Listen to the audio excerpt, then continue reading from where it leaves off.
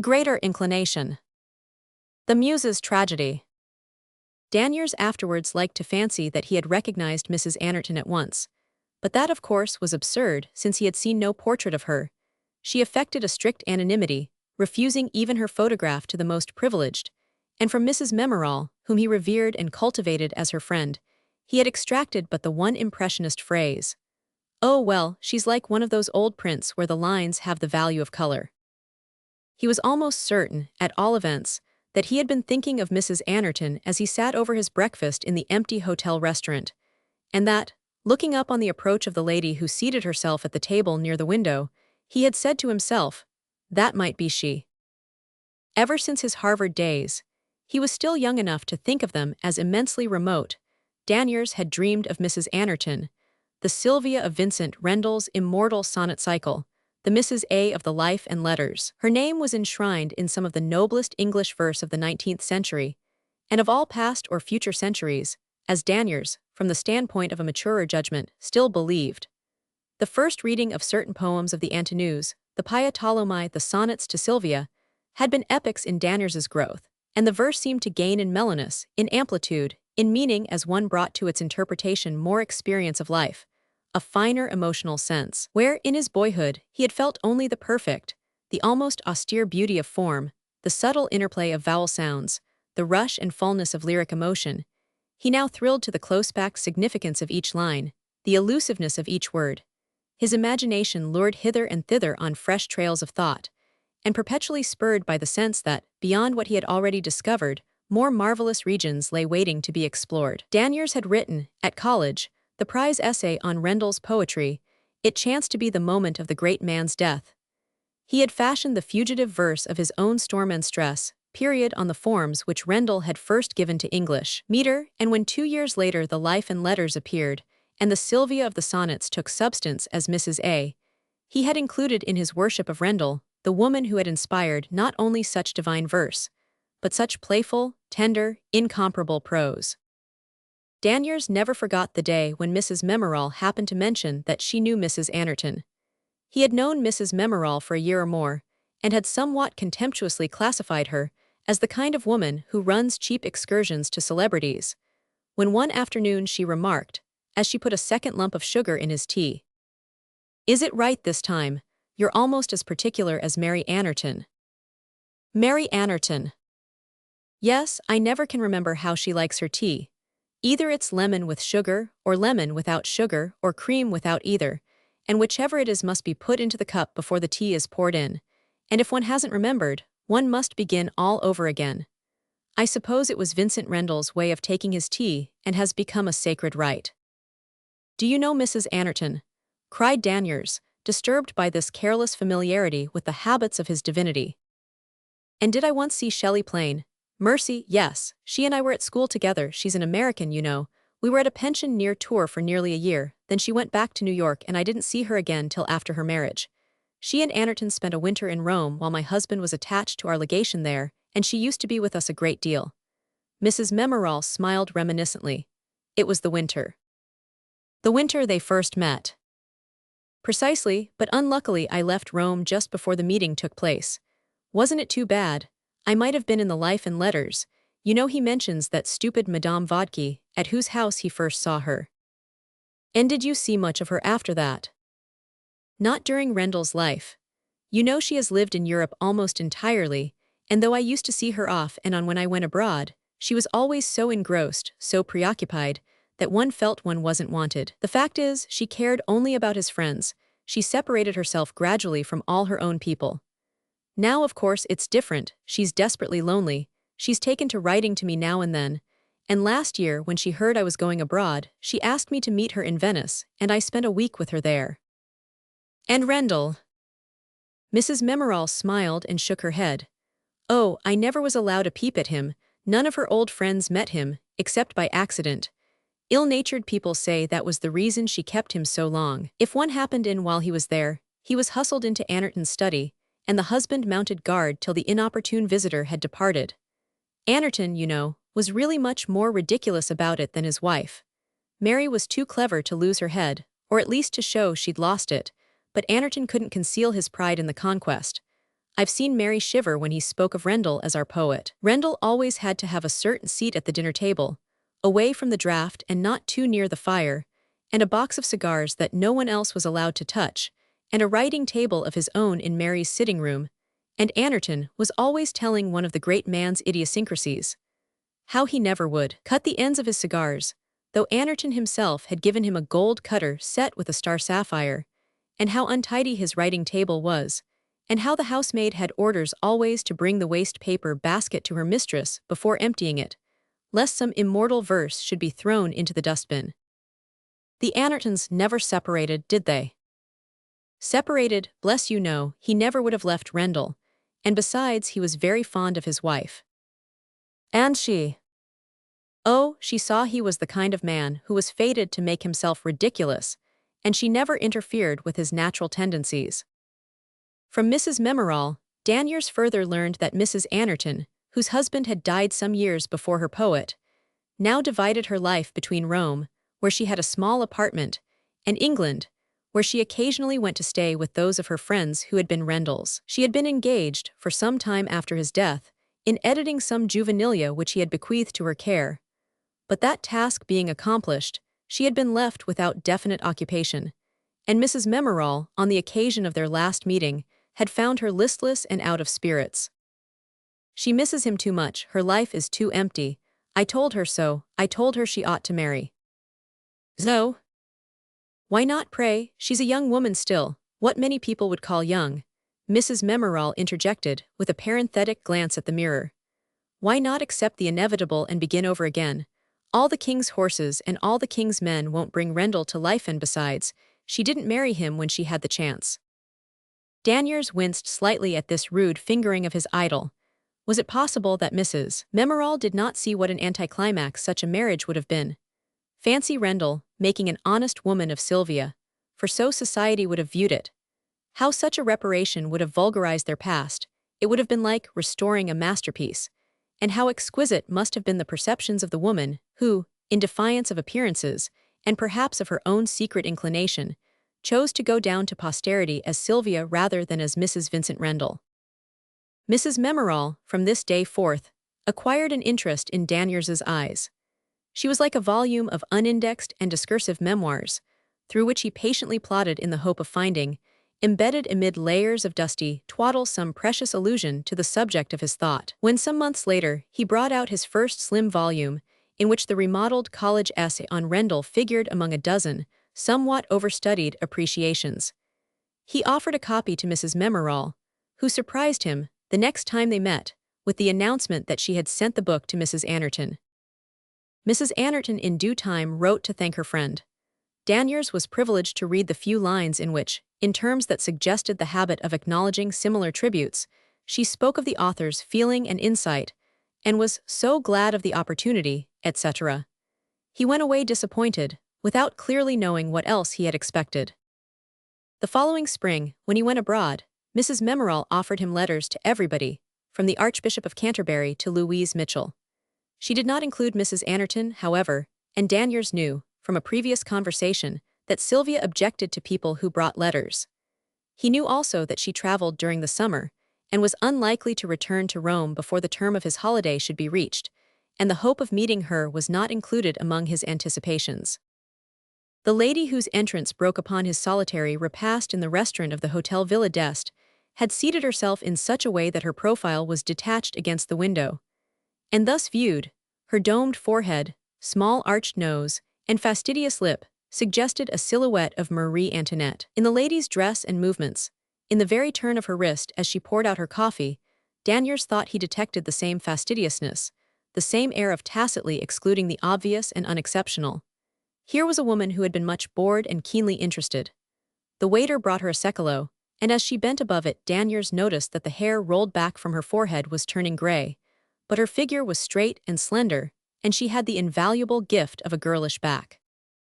The rush of Anglo-Saxon travel had not set toward the lakes, and with the exception of an Italian family or two, and a hump-backed youth with an ab, Danyers and the lady had the marble halls of the Villa d'Este to themselves. When he returned from his morning ramble among the hills, he saw her sitting at one of the little tables at the edge of the lake. She was writing, and a heap of books and newspapers lay on the table at her side. That evening, they met again in the garden. He had strolled out to smoke a last cigarette before dinner, and under the black vaulting of ilexes, near the steps leading down to the boat landing, he found her leaning on the parapet above the lake. At the sound of his approach, she turned and looked at him. She had thrown a black lace scarf over her head, and in this somber setting her face seemed thin and unhappy. He remembered afterwards that her eyes, as they met his, expressed not so much sorrow as profound discontent. To his surprise, she stepped toward him with a detaining gesture. "Mr. Louis Daniers, I believe." He bowed. "I am Mrs. Anerton. I saw your name on the visitors' list and wished to thank you for an essay on Mr. Rendell's poetry, or rather to tell you how much I appreciated it. The book was sent to me last winter by Mrs. Memorall." She spoke in even melancholy tones, as though the habit of perfunctory utterance had robbed her voice of more spontaneous accents, but her smile was charming. They sat down on a stone bench under the ilexes, and she told him how much pleasure his essay had given her. She thought it the best in the book. She was sure he had put more of himself into it than into any other. Was she not right in conjecturing that he had been very deeply influenced by Mr. Rendell's poetry? Poor comprender il faut aimer, and it seemed to her that, in some ways, he had penetrated the poet's inner meaning more completely than any other critic. There were certain problems, of course, that he had left untouched, certain aspects of that many-sided mind that he had perhaps failed to seize. "But then you are young," she concluded gently, "and one could not wish you, as yet, the experience that a fuller understanding would imply." Roman 2. She stayed a month at Villa d'Este, and Daniers was with her daily. She showed an unaffected pleasure in his society, a pleasure so obviously founded on their common veneration of Rendell, that the young man could enjoy it without fear of fatuity. At first, he was merely one more grain of frankincense on the altar of her insatiable divinity, but gradually, a more personal note crept into their intercourse. If she still liked him only because he appreciated Rendell, she at least perceptibly distinguished him from the herd of Rendell's appreciators. Her attitude toward the great man's memory struck Daniers as perfect. She neither proclaimed nor disavowed her identity. She was frankly Sylvia to those who knew and cared, but there was no trace of the Egeria in her pose. She spoke often of Rendell's books, but seldom of himself. There was no posthumous conjugality, no use of the possessive tense, in her abounding reminiscences. Of the master's intellectual life, of his habits of thought and work, she never wearied of talking. She knew the history of each poem, by what scene or episode each image had been evoked, how many times the words in a certain line had been transposed, how long a certain adjective had been sought, and what had at last suggested it. She could even explain that one impenetrable line, the torment of critics, the joy of detractors, the last line of the old Odysseus. Daniers felt that in talking of these things, she was no mere echo of Rendell's thought. If her identity had appeared to be merged in his, it was because they thought alike, not because he had thought for her. Posterity is apt to regard the women whom poets have sung as chance pegs on which they hung their garlands, but Mrs. Anerton's mind was like some fertile garden wherein, inevitably, Rendell's imagination had rooted itself and flowered. Daniers began to see how many threads of his complex mental tissue the poet had owed to the blending of her temperament with his. In a certain sense, Sylvia had herself created the sonnets to Sylvia. To be the custodian of Rendell's inner self, the door, as it were, to the sanctuary, had at first seemed to Daniers so comprehensive a privilege that he had the sense, as his friendship with Mrs. Anerton advanced, of forcing his way into a life already crowded. What room was there, among such towering memories, for so small an actuality as his? Quite suddenly, after this, he discovered that Mrs. Memorall knew better. His fortunate friend was bored as well as lonely. "You have had more than any other woman," he had exclaimed to her one day, and her smile flashed a derisive light on his blunder. Fool that he was, not to have seen that she had not had enough, that she was young still, do years count, tender, human, a woman, that the living have need of the living. After that, when they climbed the alleys of the hanging park, resting in one of the little ruined temples, or watching, through a ripple of foliage, the remote blue flash of the lake, they did not always talk of Rendell or of literature. She encouraged Daniers to speak of himself, to confide his ambitions to her. She asked him the questions which are the wise woman's substitute for advice. "You must write," she said, administering the most exquisite flattery that human lips could give. Of course he meant to write. Why not to do something great in his turn? His best, at least, with the resolve at the outset that his best should be the best. Nothing less seemed possible with that mandate in his ears. How she had divined him, lifted and disentangled his groping ambitions, laid the awakening touch on his spirit with her creative "let there be light."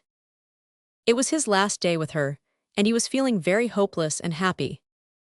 "You ought to write a book about him," she went on gently. Danyers started. He was beginning to dislike Rendell's way of walking in unannounced. "You ought to do it," she insisted. A complete interpretation, a summing up of his style, his purpose, his theory of life and art. No one else could do it as well. He sat looking at her perplexedly. Suddenly dared he guess.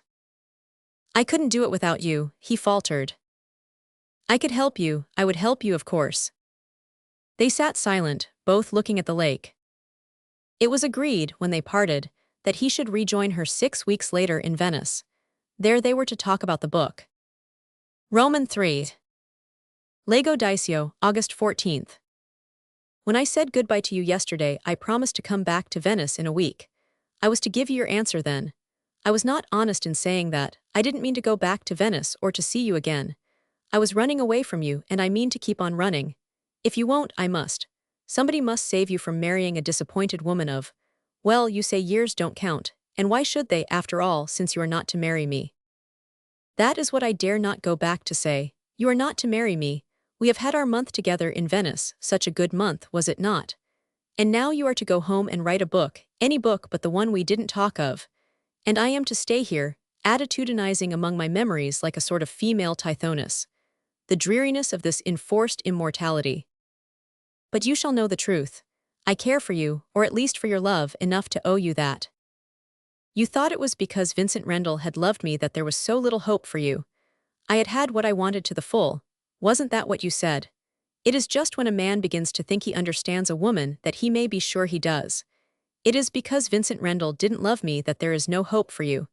I never had what I wanted, and never, never, never will I stoop to wanting anything else. Do you begin to understand? It was all a sham then, you say. No, it was all real as far as it went. You are young, you haven't learned, as you will later, the 1,000 imperceptible signs by which one gropes one's way through the labyrinth of human nature. But didn't it strike you, sometimes, that I never told you any foolish little anecdotes about him? His trick, for instance, of twirling a paper knife round and round between his thumb and forefinger while he talked. His mania for saving the backs of notes. His greediness for wild strawberries, the little pungent alpine ones. His childish delight in acrobats and jugglers. His way of always calling me you, dear you, every letter began. I never told you. Word of all that, did I? Do you suppose I could have helped telling you if he had loved me? These little things would have been mine then, a part of my life, of our life. They would have slipped out in spite of me. It's only your unhappy woman who is always reticent and dignified. But there never was any our life. It was always our lives to the end. If you knew what a relief it is to tell someone at last, you would bear with me, you would let me hurt you. I shall never be quite so lonely again, now that someone knows. Let me begin at the beginning. When I first met Vincent Rendell, I was not 25. That was 20 years ago. From that time until his death, 5 years ago, we were fast friends. He gave me 15 years, perhaps the best 15 years of his life. The world, as you know, thinks that his greatest poems were written during those years. I am supposed to have inspired them, and in a sense I did. From the first, the intellectual sympathy between us was almost complete. My mind must have been to him, I fancy, like some perfectly tuned instrument on which he was never tired of playing. Someone told me of his once saying of me that I always understood. It is the only praise I ever heard of his giving me. I don't even know if he thought me pretty, though I hardly think my appearance could have been disagreeable to him, for he hated to be with ugly people. At all events, he fell into the way of spending more and more of his time with me. He liked our house, our ways suited him. He was nervous, irritable, people bored him, and yet he disliked solitude. He took sanctuary with us. When we traveled, he went with us. In the winter, he took rooms near us in Rome. In England, or on the continent, he was always with us for a good part of the year. In small ways, I was able to help him in his work. He grew dependent on me. When we were apart, he wrote to me continually. He liked to have me share in all he was doing or thinking. He was impatient for my criticism of every new book that interested him. I was a part of his intellectual life. The pity of it was that I wanted to be something more. I was a young woman, and I was in love with him, not because he was Vincent Rendle, but just because he was himself. People began to talk, of course. I was Vincent Rendle's Mrs. Anerton. When the sonnets to Sylvia appeared, it was whispered that I was Sylvia. Wherever he went, I was invited. People made up to me in the hope of getting to know him. When I was in London, my doorbell never stopped ringing. Elderly peeresses, aspiring hostesses, lovesick girls, and struggling authors overwhelmed me with their assiduities. I hugged my success, for I knew what it meant. They thought that Rendle was in love with me. Do you know, at times, they almost made me think so too. Oh, there was no phase of folly I didn't go through. You can't imagine the excuses a woman will invent for a man, not telling her that he loves her. Pitiable arguments that she would see through at a glance if any other woman used them. But all the while, deep down, I knew he had never cared. I should have known it if he had made love to me every day of his life. I could never guess whether he knew what people said about us. He listened so little to what people said, and cared still less when he heard. He was always quite honest and straightforward with me. He treated me as one man treats another, and yet at times I felt he must see that with me it was different. If he did see, he made no sign. Perhaps he never noticed. I am sure he never meant to be cruel. He had never made love to me. It was no fault of his if I wanted more than he could give me. The sonnets to Sylvia, you say. But what are they? A cosmic philosophy, not a love poem, addressed to woman, not to a woman. But then the letters. Ah, the letters. Well, I'll make a clean breast of it. You have noticed the breaks in the letters here and there, just as they seem to be on the point of growing a little warmer. The critics, you may remember, praised the editor for his commendable delicacy and good taste, so rare in these days, in omitting from the correspondence all personal allusions, all those details in times which should be kept sacred from the public gaze. They referred, of course, to the asterisks in the letters to Mrs. A. Those letters I myself prepared for publication. That is to say, I copied them out for the editor, and every now and then I put in a line of asterisks to make it appear that something had been left out. You understand. The asterisks were a sham, there was nothing to leave out. No one but a woman could understand what I went through during those years. The moments of revolt, when I felt I must break away from it all, fling the truth in his face and never see him again. The inevitable reaction, when not to see him seemed the one unendurable thing, and I trembled lest a look or word of mine should disturb the poise of our friendship. The silly days when I hugged the delusion that he must love me, since everybody thought he did.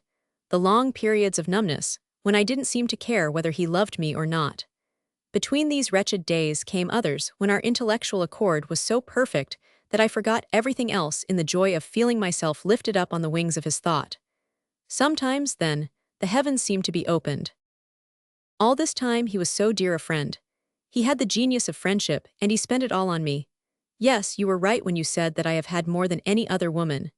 Il faut de l'adresse pour aimer, Pascal says, and I was so quiet, so cheerful, so frankly affectionate with him, that in all those years I am almost sure I never bored him. Could I have hoped as much if he had loved me? You mustn't think of him, though, as having been tied to my skirts. He came and went as he pleased, and so did his fancies. There was a girl once, I am telling you everything, a lovely being who called his poetry deep, and gave him Lucille on his birthday. He followed her to Switzerland one summer, and all the time that he was dangling after her, a little too conspicuously, I always thought, for a great man, he was writing to me about his theory of vowel combinations. Or was it his experiments in English hexameter? The letters were dated from the very places where I knew they went and sat by waterfalls together, and he thought out adjectives for her hair. He talked to me about it quite frankly afterwards. She was perfectly beautiful, and it had been a pure delight to watch her, but she would talk, and her mind, he said, was all elbows. And yet the next year when her marriage was announced, he went away alone, quite suddenly. And it was just afterwards that he published Love's Viaticum. Men are queer. After my husband died, I am putting things crudely, you see, I had a return of hope. It was because he loved me, I argued, that he had never spoken, because he had always hoped someday to make me his wife, because he wanted to spare me the reproach. Rubbish, I knew well enough in my heart of hearts that my one chance lay in the force of habit. He had grown used to me, he was no longer young, he dreaded new people and new ways. Il avait pris son pli. Would it not be easier to marry me? I don't believe he ever thought of it. He wrote me what people call a beautiful letter. He was kind, considerate, decently commiserating. Then, after a few weeks, he slipped into his old way of coming in every afternoon, and our interminable talks began again just where they had left off. I heard later that people thought I had shown such good taste in not marrying him. So we jogged on for 5 years longer.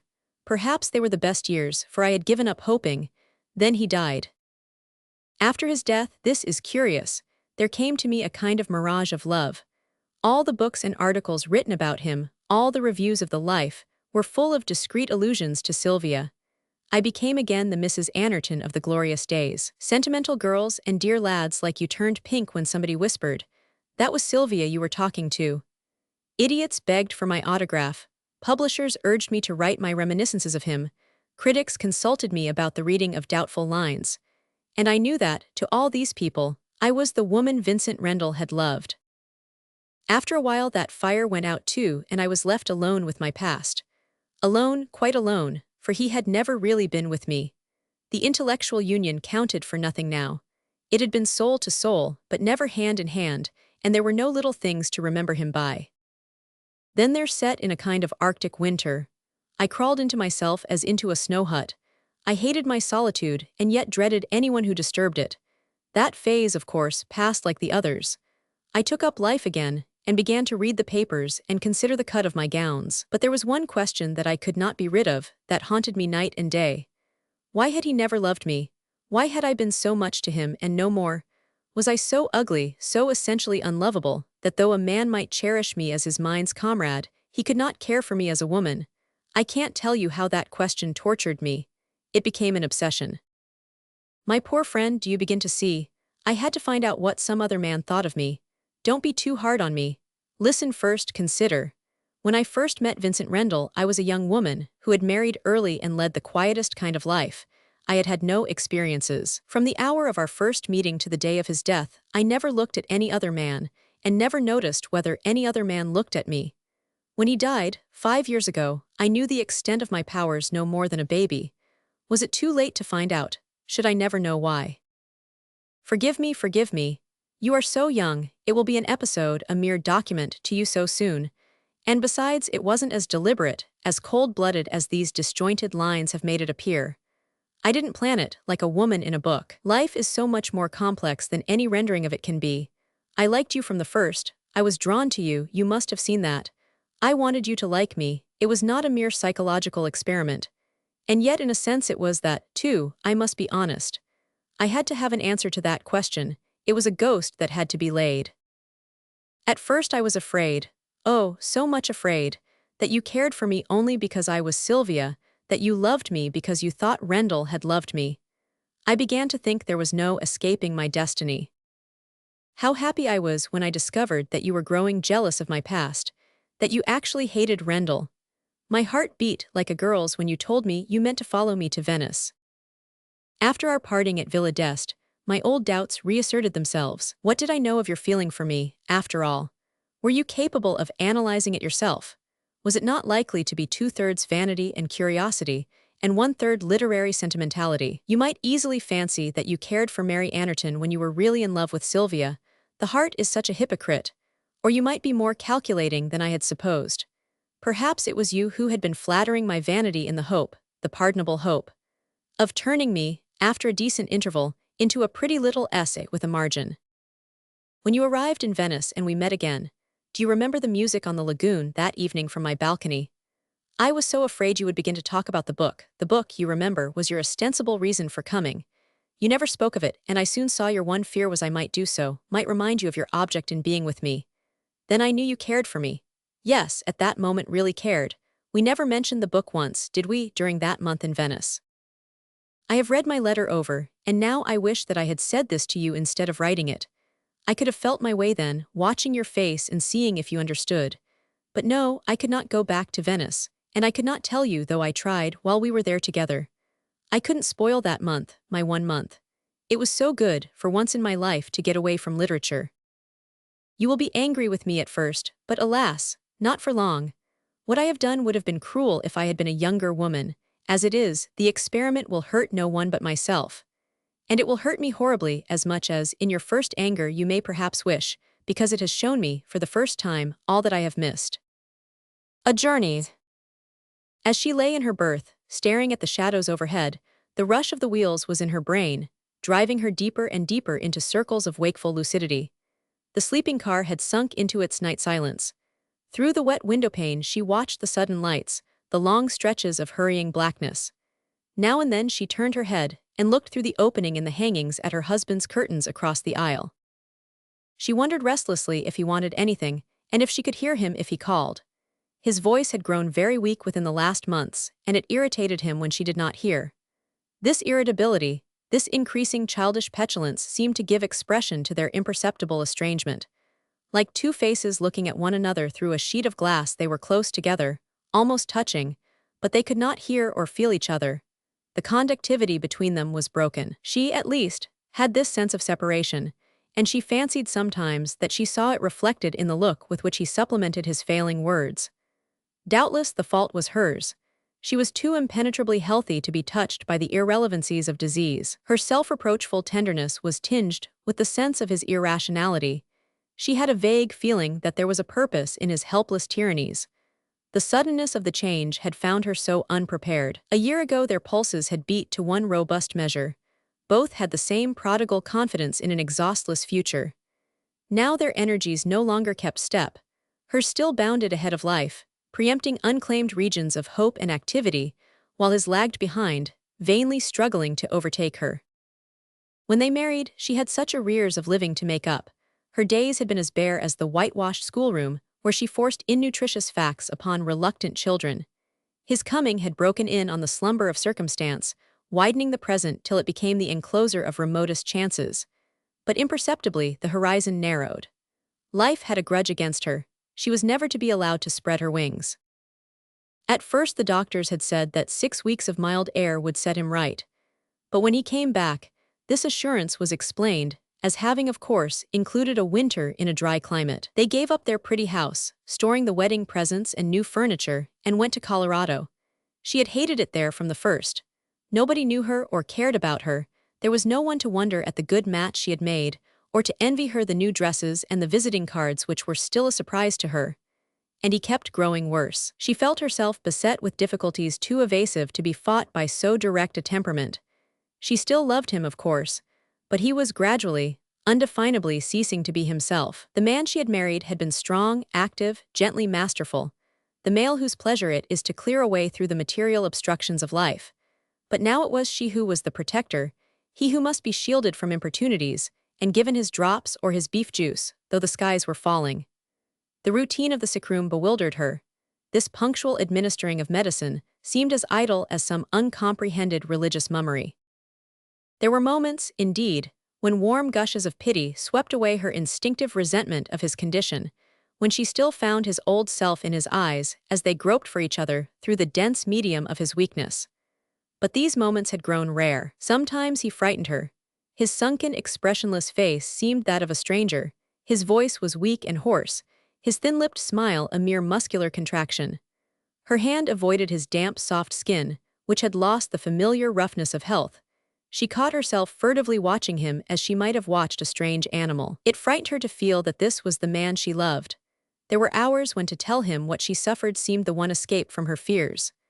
But in general, she judged herself more leniently, reflecting that she had perhaps been too long alone with him, and that she would feel differently when they were at home again, surrounded by her robust and buoyant family. How she had rejoiced when the doctors at last gave their consent to his going home. She knew, of course, what the decision meant. They both knew. It meant that he was to die, but they dressed the truth in hopeful euphuisms, and at times, in the joy of preparation, she really forgot the purpose of their journey and slipped into an eager allusion to next year's plans. At last the day of leaving came. She had a dreadful fear that they would never get away, that somehow at the last moment he would fail her, that the doctors held one of their accustomed treacheries in reserve, but nothing happened. They drove to the station. He was installed in a seat with a rug over his knees and a cushion at his back, and she hung out of the window waving unregretful farewells to the acquaintances she had really never liked till then. The first 24 hours had passed off well. He revived a little, and it amused him to look out of the window and to observe the humors of the car. The second day, he began to grow weary and to chafe under the dispassionate stare of the freckled child with the lump of chewing gum. She had to explain to the child's mother that her husband was too ill to be disturbed. A statement received by that lady with a resentment visibly supported by the maternal sentiment of the whole car.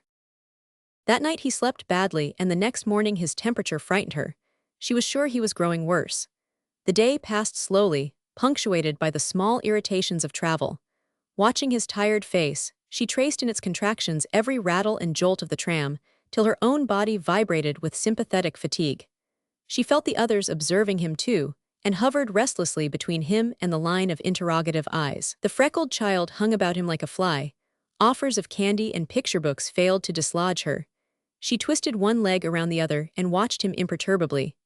The porter, as he passed, lingered with vague proffers of help, probably inspired by philanthropic passengers swelling with the sense that something ought to be done. And one nervous man in a skullcap was audibly concerned as to the possible effect on his wife's health. The hours dragged on in a dreary inoccupation. Towards dusk she sat down beside him and he laid his hand on hers. The touch startled her. He seemed to be calling her from far off. She looked at him helplessly and his smile went through her like a physical pang. "Are you very tired?" she asked. "No, not very. We'll be there soon now." "Yes, very soon. This time tomorrow." He nodded and they sat silent. When she had put him to bed and crawled into her own berth, she tried to cheer herself with the thought that in less than 24 hours they would be in New York. Her people would all be at the station to meet her. She pictured their round, unanxious faces pressing through the crowd. She only hoped they would not tell him too loudly that he was looking splendidly and would be all right in no time. The subtler sympathies developed by long contact with suffering were making her aware of a certain coarseness of texture in the family sensibilities. Suddenly she thought she heard him call. She parted the curtains and listened. No, it was only a man snoring at the other end of the car. His snores had a greasy sound as though they passed through tallow.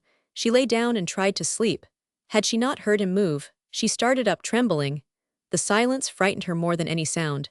He might not be able to make her hear. He might be calling her now. What made her think of such things? It was merely the familiar tendency of an overtired mind to fasten itself on the most intolerable chance within the range of its forebodings. Putting her head out, she listened, but she could not distinguish his breathing from that of the other pairs of lungs about her. She longed to get up and look at him, but she knew the impulse was a mere vent for her restlessness, and the fear of disturbing him restrained her. The regular movement of his curtain reassured her. She knew not why. She remembered that he had wished her a cheerful good night, and the sheer inability to endure her fears a moment longer made her put them from her with an effort of her whole sound, tired body. She turned on her side and slept. She sat up stiffly, staring out at the dawn. The train was rushing through a region of bare hillocks huddled against a lifeless sky. It looked like the first day of creation. The air of the car was close, and she pushed up her window to let in the keen wind. Then she looked at her watch. It was 7 o'clock, and soon the people about her would be stirring. She slipped into her clothes, smoothed her disheveled hair and crept to the dressing room. When she had washed her face and adjusted her dress, she felt more hopeful. It was always a struggle for her not to be cheerful in the morning. Her cheeks burned deliciously under the coarse towel, and the wet hair about her temples broke into strong upward tendrils. Every inch of her was full of life and elasticity, and in 10 hours they would be at home. She stepped to her husband's berth. It was time for him to take his early glass of milk. The window shade was down, and in the dusk of the curtained enclosure she could just see that he lay sideways with his face away from her. She leaned over him and drew up the shade. As she did so, she touched one of his hands. It felt cold. She bent closer, laying her hand on his arm and calling him by name. He did not move. She spoke again more loudly. She grasped his shoulder and gently shook it. He lay motionless. She caught hold of his hand again. It slipped from her limply like a dead thing. A dead thing. Her breath caught. She must see his face. She leaned forward and hurriedly, shrinkingly, with a sickening reluctance of the flesh, laid her hands on his shoulders and turned him over. His head fell back. His face looked small and smooth. He gazed at her with steady eyes. She remained motionless for a long time, holding him thus, and they looked at each other. Suddenly she shrank back. The longing to scream, to call out, to fly from him had almost overpowered her. But a strong hand arrested her. Good God! If it were known that he was dead, they would be put off the train at the next station. In a terrifying flash of remembrance, there arose before her a scene she had once witnessed in traveling, when a husband and wife, whose child had died in the train, had been thrust out at some chance station. She saw them standing on the platform with the child's body between them. She had never forgotten the dazed look with which they followed the receding train. And this was what would happen to her. Within the next hour, she might find herself on the platform of some strange station, alone with her husband's body. Anything but that. It was too horrible. She quivered like a creature at bay. As she cowered there, she felt the train moving more slowly. It was coming then, they were approaching a station. She saw again the husband and wife standing on the lonely platform, and with a violent gesture, she drew down the shade to hide her husband's face. Feeling dizzy, she sank down on the edge of the berth, keeping away from his outstretched body and pulling the curtains close so that he and she were shut into a kind of sepulchral twilight. She tried to think. At all costs she must conceal the fact that he was dead. But how? Her mind refused to act, she could not plan combine. She could think of no way but to sit there, clutching the curtains, all day long. She heard the porter making up her bed, people were beginning to move about the car, the dressing room door was being opened and shut. She tried to rouse herself. At length, with a supreme effort, she rose to her feet, stepping into the aisle of the car and drawing the curtains tight behind her. She noticed that they still parted slightly with the motion of the car, and finding a pin in her dress she fastened them together. Now she was safe. She looked round and saw the porter. She fancied he was watching her. "Ain't he awake yet?" he inquired. "No," she faltered. "I got his milk all ready when he wants it. You know you told me to have it for him by 7. She nodded silently and crept into her seat. At 8:30 the train reached Buffalo. By this time the other passengers were dressed and the berths had been folded back for the day. The porter, moving to and fro under his burden of sheets and pillows, glanced at her as he passed. At length he said, "Ain't he going to get up? You know we're ordered to make up the berths as early as we can." She turned cold with fear. They were just entering the station. "Oh, not yet," she stammered. "Not till he's had his milk. Won't you get it, please?" "All right, soon as we start again." When the train moved on, he reappeared with the milk. She took it from him and sat vaguely looking at it. Her brain moved slowly from one idea to another, as though they were stepping stones set far apart across a whirling flood. At length she became aware that the porter still hovered expectantly. "Will I give it to him?" he suggested. "Oh no," she cried, rising. He's asleep yet, I think." She waited till the porter had passed on, then she unpinned the curtains and slipped behind them. In the semi-obscurity, her husband's face stared up at her like a marble mask with agate eyes. The eyes were dreadful. She put out her hand and drew down the lids. Then she remembered the glass of milk in her other hand. What was she to do with it? She thought of raising the window and throwing it out, but to do so she would have to lean across his body and bring her face close to his. She decided to drink the milk.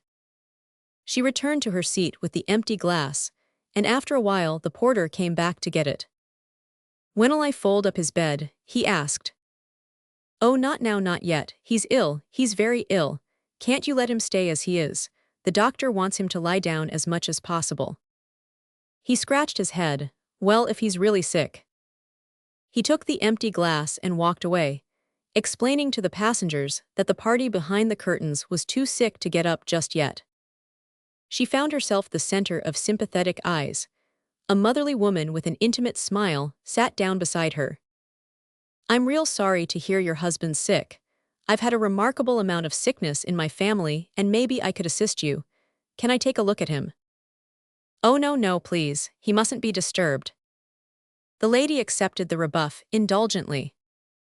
"Well, it's just as you say, of course, but you don't look to me as if you'd had much experience in sickness, and I'd have been glad to assist you. What do you generally do when your husband's taken this way?" I let him sleep." "Too much sleep ain't any too healthful either. Don't you give him any medicine?" "Why, yes." "Don't you wake him to take it?" "Yes." "When does he take the next dose?" "Not for 2 hours." The lady looked disappointed. "Well, if I was you I'd try giving it oftener, that's what I do with my folks." After that many faces seemed to press upon her. The passengers were on their way to the dining car, and she was conscious that as they passed down the aisle, they glanced curiously at the closed curtains. One lantern-jawed man with prominent eyes stood still and tried to shoot his projecting glance through the division between the folds. The freckled child, returning from breakfast, waylaid the passers with a buttery clutch, saying in a loud whisper, "He's sick." And once the conductor came by, asking for tickets. She shrank into her corner and looked out of the window at the flying trees and houses, meaningless hieroglyphs of an endlessly unrolled papyrus. Now and then the train stopped, and the newcomers on entering the car stared in turn at the closed curtains. More and more people seemed to pass. Their faces began to blend fantastically with the images surging in her brain. Later in the day, a fat man detached himself from the mist of faces. He had a creased stomach and soft, pale lips. As he pressed himself into the seat facing her, she noticed that he was dressed in black broadcloth, with a soiled white tie. "Husband's pretty bad this morning, is he?" "Yes." "Dear, dear, now that's terribly distressing, ain't it?" An apostolic smile revealed his gold-filled teeth. "Of course you know there's no such thing as sickness. Ain't that a lovely thought? Death itself is but a delusion of our grosser senses. Ani, lay yourself open to the influx of the spirit, submit yourself passively to the action of the divine force, and disease and dissolution will cease to exist for you. If you could induce your husband to read this little pamphlet."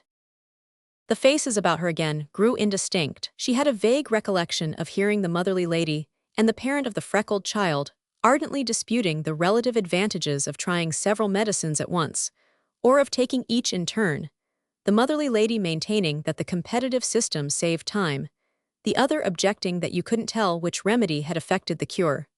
Their voices went on, like bell buoys droning through a fog. The porter came up now, and then with questions that she did not understand, but that somehow she must have answered since he went away again without repeating them. Every 2 hours, the motherly lady reminded her that her husband ought to have his drops. People left the car, and others replaced them. Her head was spinning, and she tried to steady herself by clutching at her thoughts as they swept by, but they slipped away from her like bushes on the side of a sheer precipice, down which she seemed to be falling. Suddenly, her mind grew clear again, and she found herself vividly picturing what would happen when the train reached New York. She shuddered as it occurred to her that he would be quite cold, and that someone might perceive he had been dead since morning. She thought hurriedly, "If they see I am not surprised, they will suspect something. They will ask questions, and if I tell them the truth, they won't believe me. No one would believe me. It will be terrible," and she kept repeating to herself, "I must pretend I don't know. I must pretend I don't know. When they open the curtains, I must go up to him quite naturally, and then I must scream." She had an idea that the scream would be very hard to do. Gradually new thoughts crowded upon her, vivid and urgent. She tried to separate and restrain them, but they beset her clamorously, like her school children at the end of a hot day, when she was too tired to silence them. Her head grew confused, and she felt a sick fear of forgetting her part, of betraying herself by some unguarded word or look. "I must pretend I don't know," she went on murmuring. The words had lost their significance, but she repeated them mechanically, as though they had been a magic formula, until suddenly she heard herself saying, "I can't remember, I can't remember." Her voice sounded very loud, and she looked about her in terror, but no one seemed to notice that she had spoken. As she glanced down the car, her eye caught the curtains of her husband's berth, and she began to examine the monotonous arabesques woven through their heavy folds. The pattern was intricate and difficult to trace. She gazed fixedly at the curtains, and as she did so the thick stuff grew transparent, and through it she saw her husband's face, his dead face. She struggled to avert her look, but her eyes refused to move and her head seemed to be held in a vice. At last, with an effort that left her weak and shaking, she turned away, but it was of no use. Close in front of her, small and smooth, was her husband's face. It seemed to be suspended in the air between her and the false braids of the woman who sat in front of her. With an uncontrollable gesture, she stretched out her hand to push the face away, and suddenly she felt the touch of his smooth skin. She repressed a cry and half started from her seat. The woman with the false braids looked around, and feeling that she must justify her movement in some way, she rose and lifted her traveling bag from the opposite seat. She unlocked the bag and looked into it, but the first object her hand met was a small flask of her husband's, thrust there at the last moment, in the haste of departure. She locked the bag and closed her eyes. His face was there again, hanging between her eyeballs and lids like a waxen mask against a red curtain. She roused herself with a shiver. Had she fainted or slept? Hours seemed to have elapsed, but it was still broad day, and the people about her were sitting in the same attitudes as before. A sudden sense of hunger made her aware that she had eaten nothing since morning. The thought of food filled her with disgust, but she dreaded a return of faintness, and remembering that she had some biscuits in her bag, she took one out and ate it. The dry crumbs choked her, and she hastily swallowed a little brandy from her husband's flask. The burning sensation in her throat acted as a counter-irritant, momentarily relieving the dull ache of her nerves. Then she felt a gently stealing warmth, as though a soft air fanned her, and the swarming fears relaxed their clutch, receding through the stillness that enclosed her, a stillness soothing as the spacious quietude of a summer day. She slept. Through her sleep she felt the impetuous rush of the train. It seemed to be life itself that was sweeping her on with headlong, inexorable force, sweeping her into darkness and terror, and the awe of unknown days. Now all at once everything was still, not a sound, not a pulsation. She was dead in her turn, and lay beside him with smooth, upstaring face. How quiet it was! And yet she heard feet coming, the feet of the men who were to carry them away. She could feel too, she felt a sudden, prolonged vibration, a series of hard shocks, and then another plunge into darkness. The darkness of death this time, a black whirlwind on which they were both spinning like leaves, in wild uncoiling spirals, with millions and millions of the dead. She sprang up in terror. Her sleep must have lasted a long time, for the winter day had paled and the lights had been lit. The car was in confusion, and as she regained her self-possession, she saw that the passengers were gathering up their wraps and bags. The woman with the false braids had brought from the dressing room a sickly ivy plant in a bottle, and the Christian Scientist was reversing his cuffs. The porter passed down the aisle with his impartial brush. An impersonal figure with a gold-banded cap asked for her husband's ticket. A voice shouted "Bag Gauge Express," and she heard the clicking of metal as the passengers handed over their checks. Presently her window was blocked by an expanse of sooty wall, and the train passed into the Harlem Tunnel. The journey was over. In a few minutes she would see her family pushing their joyous way through the throng at the station. Her heart dilated. The worst terror was past. "We'd better get him up now, hadn't we?" asked the porter, touching her arm. He had her husband's hat in his hand, and was meditatively revolving it under his brush. She looked at the hat and tried to speak, but suddenly the car grew dark. She flung up her arms, struggling to catch at something, and fell face downward, striking her head against the dead man's berth. The Pelicans! She was very pretty when I first knew her, with the sweet straight nose and short upper lip of the cameo brooch divinity, humanized by a dimple that flowered in her cheek, whenever anything was said possessing the outward attributes of humor without its intrinsic quality. For the dear lady was providentially deficient in humor. The least hint of the real thing clouded her lovely eye like the hovering shadow of an algebraic problem. I don't think nature had meant her to be intellectual. But what can a poor thing do, whose husband has died of drink when her baby is hardly 6 months old, and who finds her coral necklace and her grandfather's edition of the British dramatists inadequate to the demands of the creditors? Her mother, the celebrated Irene Astardi Pratt, had written a poem in blank verse on the fall of man. One of her aunts was dean of a girls' college, another had translated Euripides. With such a family, the poor child's fate was sealed in advance.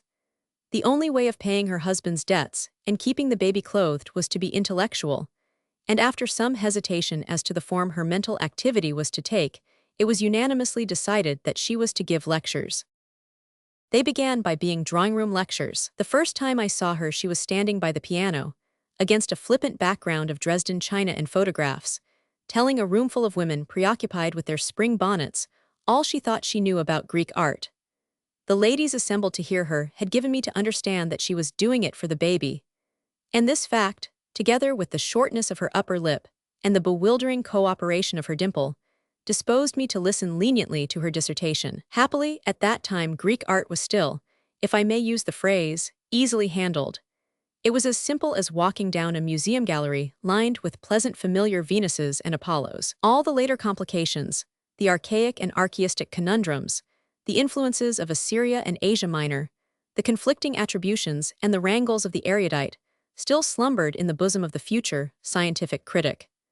Greek art in those days began with Phidias and ended with the Apollo Belvedere, and a child could travel from one to the other without danger of losing his way. Mrs. Amiot had 2 fatal gifts, a capacious but inaccurate memory and an extraordinary fluency of speech. There was nothing she did not remember wrongly, but her halting facts were swathed in so many layers of rhetoric that their infirmities were imperceptible to her friendly critics. Besides, she had been taught Greek by the aunt who had translated Euripides, and the mere sound of the Greek, eyes and Greek. Oys that she now and then not unskillfully let slip, correcting herself, of course, with a start, and indulgently mistranslating the phrase, struck awe to the hearts of ladies whose only accomplishment was French, if you didn't speak too quickly. I had then but a momentary glimpse of Mrs. Amiot, but a few months later, I came upon her again in the New England University town, where the celebrated Irene Astardi Pratt lived on the summit of a local Parnassus, with lesser muses and college professors respectfully grouped on the lower ledges of the sacred declivity. Mrs. Amiot, who, after her husband's death, had returned to the maternal roof, even during her father's lifetime the roof had been distinctively maternal. Mrs. Amiot, thanks to her upper lip, her dimple and her Greek, was already ensconced in a snug hollow of the Parnassian slope. After the lecture was over, it happened that I walked home with Mrs. Amiot. From the incensed glances of 2 or 3 learned gentlemen who were hovering on the doorstep when we emerged, I inferred that Mrs. Amiot at that period did not often walk home alone, but I doubt whether any of my discomfited rivals, whatever his claims to favor, was ever treated to so ravishing a mixture of shyness and self-abandonment, of sham erudition and real teeth and hair, as it was my privilege to enjoy. Even at the opening of her public career, Mrs. Amiot had a tender eye for strangers, as possible links with successive centers of culture to which in due course the torch of Greek art might be handed on. She began by telling me that she had never been so frightened in her life. She knew, of course, how dreadfully learned I was, and when, just as she was going to begin, her hostess had whispered to her that I was in the room, she had felt ready to sink through the floor. Then, with a flying dimple, she had remembered Emerson's line, wasn't it Emerson S? That beauty is its own excuse for seeing, and that had made her feel a little more confident, since she was sure that no one saw beauty more vividly than she. As a child she used to sit for hours gazing at an Etruscan vase on the bookcase in the library, while her sisters played with their dolls, and if seeing beauty was the only excuse one needed for talking about it, why, she was sure I would make allowances and not be too critical and sarcastic, especially if, as she thought probable, I had heard of her having lost her poor husband, and how she had to do it for the baby.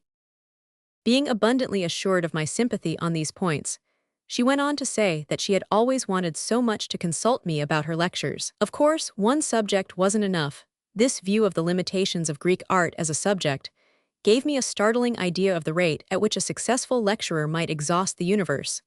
She must find others. She had not ventured on any as yet, but she had thought of Tennyson. Didn't I love Tennyson? She worshipped him so that she was sure she could help others to understand him. Or what did I think of a course on Raphael or Michelangelo, or on the heroines of Shakespeare? There were some fine steel engravings of Raphael's Madonnas, and of the Sistine ceiling in her mother's library, and she had seen Miss Cushman in several Shakespearean roles, so that on these subjects also she felt qualified to speak with authority. When we reached her mother's door, she begged me to come in and talk the matter over. She wanted me to see the baby. She felt as though I should understand her better if I saw the baby, and the dimple flashed through a tear. The fear of encountering the author of The Fall of Man, combined with the opportune recollection of a dinner engagement, made me evade this appeal with the promise of returning on the morrow. On the morrow, I left too early to redeem my promise, and for several years afterwards I saw no more of Mrs. Amiot. My calling at that time took me at irregular intervals from one to another of our larger cities, and as Mrs. Amiot was also peripatetic, it was inevitable that sooner or later we should cross each other's path.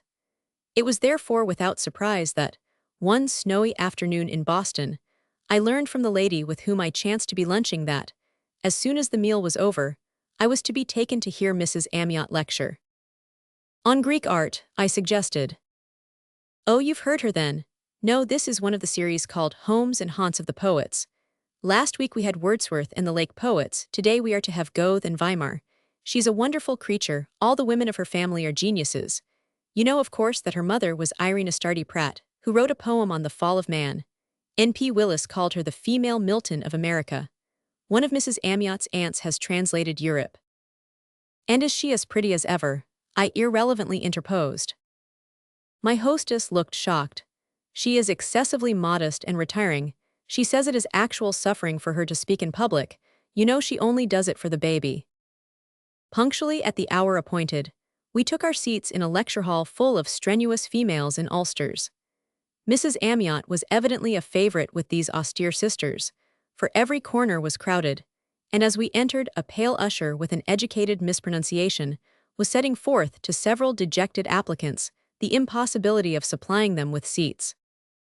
Our own were happily so near the front that when the curtains at the back of the platform parted and Mrs. Amiot appeared, I was at once able to establish a comparison between the lady, placidly dimpling to the applause of her public, and the shrinking drawing-room orator of my earlier recollections. Mrs. Amiot was as pretty as ever, and there was the same curious discrepancy between the freshness of her aspect and the stateness of her theme, but something was gone of the blushing unsteadiness with which she had fired her first random shots at Greek art. It was not that the shots were less uncertain, but that she now had an air of assuming that, for her purpose, the bull's-eye was everywhere, so that there was no need to be flustered in taking aim. This assurance had so facilitated the flow of her eloquence that she seemed to be performing a trick analogous to that of the conjurer who pulls hundreds of yards of white paper out of his mouth. From a large assortment of stock adjectives she chose, with unerring deftness and rapidity, the one that taste and discrimination would most surely have rejected, fitting out her subject with a whole wardrobe of slopshop epithets irrelevant in cut and size. To the invaluable knack of not disturbing the association of ideas in her audience, she added the gift of what may be called a confidential manner, so that her fluent generalizations about Goethe and his place in literature, the lecture was, of course, manufactured out of Luz's book, had the flavor of personal experience, of views sympathetically exchanged with her audience on the best way of knitting children's socks or of putting up preserves for the winter. It was, I am sure, to this personal accent, the moral equivalent of her dimple, that Mrs. Amiot owed her prodigious, her irrational success. It was her art of transposing second-hand ideas into first-hand emotions that so endeared her to her feminine listeners. To anyone not in search of documents, Mrs. Amiot's success was hardly of a kind to make her more interesting, and my curiosity flagged with the growing conviction that the suffering entailed on her by public speaking was at most a retrospective pang. I was sure that she had reached the point of measuring and enjoying her effects, of deliberately manipulating her public, and there must indeed have been a certain exhilaration in attaining results so considerable by means involving so little conscious effort. Mrs. Amiot's art was simply an extension of coquetry. She flirted with her audience. In this mood of enlightened skepticism, I responded, but languidly, to my hostess's suggestion that I should go with her that evening to see Mrs. Amiot. The aunt who had translated Euripides was at home on Saturday evenings, and one met thoughtful people there, my hostess explained. It was one of the intellectual centers of Boston. My mood remained distinctly resentful of any connection between Mrs. Amiot and intellectuality, and I declined to go. But the next day I met Mrs. Amiot in the street. She stopped me reproachfully. She had heard I was in Boston. Why had I not come last night? She had been told that I was at her lecture, and it had frightened her. Yes, really, almost as much as years ago in Hillbridge. She never could get over that stupid shyness, and the whole business was as distasteful to her as ever. But what could she do? There was the baby. He was a big boy now, and boys were so expensive. But did I really think she had improved the least little bit? And why wouldn't I come home with her now and see the boy and tell her frankly what I had thought of the lecture? She had plenty of flattery, people were so kind, and everyone knew that she did it for the baby. But what she felt the need of was criticism, severe, discriminating criticism like mine. Oh, she knew that I was dreadfully discriminating. I went home with her and saw the boy. In the early heat of her Tennyson worship, Mrs. Amiot had christened him Lancelot, and he looked it. Perhaps, however, it was his black velvet dress and the exasperating length of his yellow curls, together with the fact of his having been taught to recite Browning to visitors, that raised to fever heat the itching of my palms in his infant Samuel-like presence.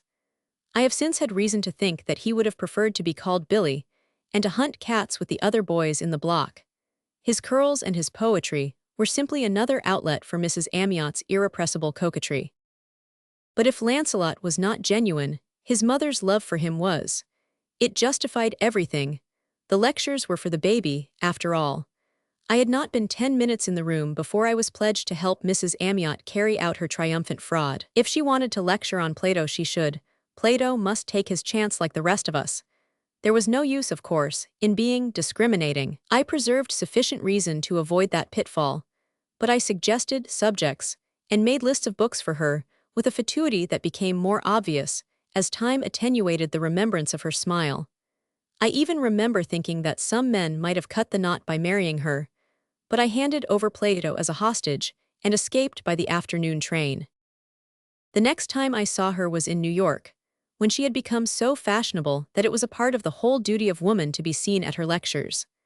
The lady who suggested that of course I ought to go and hear Mrs. Amyot was not very clear about anything except that she was perfectly lovely and had had a horrid husband, and was doing it to support her boy. The subject of the discourse, I think it was on Ruskin, was clearly of minor importance, not only to my friend, but to the throng of well-dressed and absent-minded ladies who rustled in late, dropped their muffs and pocketbooks, and undisguisedly lost themselves in the study of each other's apparel. They received Mrs. Amyot with warmth, but she evidently represented a social obligation like going to church, rather than any more personal interest. In fact, I suspect that every one of the ladies would have remained away, had they been sure that none of the others were coming. Whether Mrs. Amyot was disheartened by the lack of sympathy between herself and her hearers, or whether the sport of arousing it had become a task, she certainly imparted her platitudes with less convincing warmth than of old. Her voice had the same confidential inflections, but it was like a voice reproduced by a gramophone. The real woman seemed far away. She had grown stouter without losing her dewy freshness, and her smart gown might have been taken to show either the potentialities of a settled income or a politic concession to the taste of her hearers. As I listened, I reproached myself for ever having suspected her of self-deception in saying that she took no pleasure in her work. I was sure now that she did it only for Lancelot, and judging from the size of her audience and the price of the tickets, I concluded that Lancelot must be receiving a liberal education. I was living in New York that winter, and in the rotation of dinners, I found myself one evening at Mrs. Amyot's side. The dimple came out at my greeting as punctually as a cuckoo in a Swiss clock, and I detected the same automatic quality in the tone in which she made her usual pretty demand for advice. She was like a musical box charged with popular airs. They succeeded one another with breathless rapidity, but there was a moment after each when the cylinders scraped and whizzed. Mrs. Amyot, as I found when I called on her, was living in a sunny flat, with a sitting room full of flowers and a tea table that had the air of expecting visitors. She owned that she had been ridiculously successful. It was delightful, of course, on Lancelot's account. Lancelot had been sent to the best school in the country, and if things went well and people didn't tire of his silly mother, he was to go to Harvard afterwards. During the next 2 or 3 years, Mrs. Amyot kept her flat in New York and radiated art and literature upon the suburbs. I saw her now and then, always stouter, better dressed, more successful and more automatic. She had become a lecturing machine. I went abroad for a year or two, and when I came back she had disappeared. I asked several people about her, but life had closed over her. She had been last heard of as lecturing, still lecturing, but no one seemed to know when or where. It was in Boston that I found her at last, forlornly swaying to the oscillations of an overhead strap in a crowded trolley car. Her face had so changed that I lost myself in a startled reckoning of the time that had elapsed since our parting. She spoke to me shyly, as though aware of my hurried calculation, and conscious that in 5 years she ought not to have altered so much as to upset my notion of time. Then she seemed to set it down to her dress, for she nervously gathered her cloak over a gown that asked only to be concealed, and shrank into a seat behind the line of prehensile bipeds blocking the aisle of the car. It was perhaps because she so obviously avoided me that I felt for the first time that I might be of use to her, and when she left the car, I made no excuse for following her. She said nothing of needing advice, and did not ask me to walk home with her, concealing, as we talked, her transparent preoccupations under the guise of a sudden interest in all I had been doing since she had last seen me. Of what concerned her, I learned only that Lancelot was well, and that for the present she was not lecturing. She was tired and her doctor had ordered her to rest. On the doorstep of a shabby house she paused and held out her hand. She had been so glad to see me, and perhaps if I were in Boston again, the tired dimple, as it were, bowed me out and closed the door on the conclusion of the phrase. 2 or 3 weeks later, at my club in New York, I found a letter from her. In it she owned that she was troubled, that of late she had been unsuccessful, and that, if I chanced to be coming back to Boston and could spare her a little of that invaluable advice which, A few days later, the advice was at her disposal. She told me frankly what had happened. Her public had grown tired of her. She had seen it coming on for some time and was shrewd enough in detecting the causes. She had more rivals than formerly. Younger women, she admitted, with a smile that could still afford to be generous. And then her audiences had grown more critical and consequently more exacting. Lecturing, as she understood it, used to be simple enough. You chose your topic, Raphael, Shakespeare, Gothic architecture, or some such big familiar subject, and read up about it for a week or so at the Athenaeum or the Astor Library, and then told your audience what you had read. Now, it appeared, that simple process was no longer adequate. People had tired of familiar subjects. It was the fashion to be interested in things that one hadn't always known about: natural selection, animal magnetism, sociology, and comparative folklore. While in literature, the demand had become equally difficult to meet, since Matthew Arnold had introduced the habit of studying the influence of one author on another. She had tried lecturing on influences, and had done very well as long as the public was satisfied with the tracing of such obvious influences as that of Turner on Ruskin, of Schiller on Goethe, of Shakespeare on English literature. But such investigations had soon lost all charm for her too sophisticated audiences, who now demanded either that the influence or the influenced should be quite unknown, or that there should be no perceptible connection between the two. The zest of the performance lay in the measure of ingenuity with which the lecturer established a relation between two people who had probably never heard of each other, much less read each other's works. A pretty Miss Williams with red hair had, for instance, been lecturing with great success on the influence of the Rosicrucians upon the poetry of Keats, while somebody else had given a course on the influence of St. Thomas Aquinas upon Professor Huxley. Mrs. Amiot, warmed by my participation in her distress, went on to say that the growing demand for evolution was what most troubled her. Her grandfather had been a pillar of the Presbyterian ministry, and the idea of her lecturing on Darwin or Herbert Spencer was deeply shocking to her mother and aunts. In one sense, the family had staked its literary, as well as its spiritual hopes on the literal inspiration of Genesis. What became of the fall of man, in the light of modern exegesis? The upshot of it was that she had ceased to lecture because she could no longer sell tickets enough to pay for the hire of a lecture hall, and as for the managers, they wouldn't look at her. She had tried her luck all through the eastern states and as far south as Washington, but it was of no use, and unless she could get hold of some new subjects, or, better still, of some new audiences, she must simply go out of the business. That would mean the failure of all she had worked for, since Lancelot would have to leave Harvard. She paused, and wept some of the unbecoming tears that spring from real grief. Lancelot, it appeared, was to be a genius. He had passed his opening examinations brilliantly. He had literary gifts. He had written beautiful poetry, much of which his mother had copied out, in reverentially slanting characters, in a velvet-bound volume which she drew from a locked drawer. Lancelot's verse struck me as nothing more alarming than growing pains, but it was not to learn this that she had summoned me. What she wanted was to be assured that he was worth working for, an assurance which I managed to convey by the simple stratagem of remarking that the poems reminded me of Swinburne. And so they did, as well as of Browning, Tennyson, Rossetti, and all the other poets who supply young authors with original inspirations. This point being established, it remained to be decided by what means his mother was, in the French phrase, to pay herself the luxury of a poet. It was clear that this indulgence could be bought only with counterfeit coin, and that the one way of helping Mrs. Amiot was to become a party to the circulation of such currency. My fetish of intellectual integrity went down like a ninepin before the appeal of a woman, no longer young and distinctly foolish, but full of those dear contradictions and irrelevancies that will always make flesh and blood prevail against a syllogism. When I took leave of Mrs. Amiot, I had promised her a dozen letters to Western universities, and had half pledged myself to sketch out a lecture on the reconciliation of science and religion.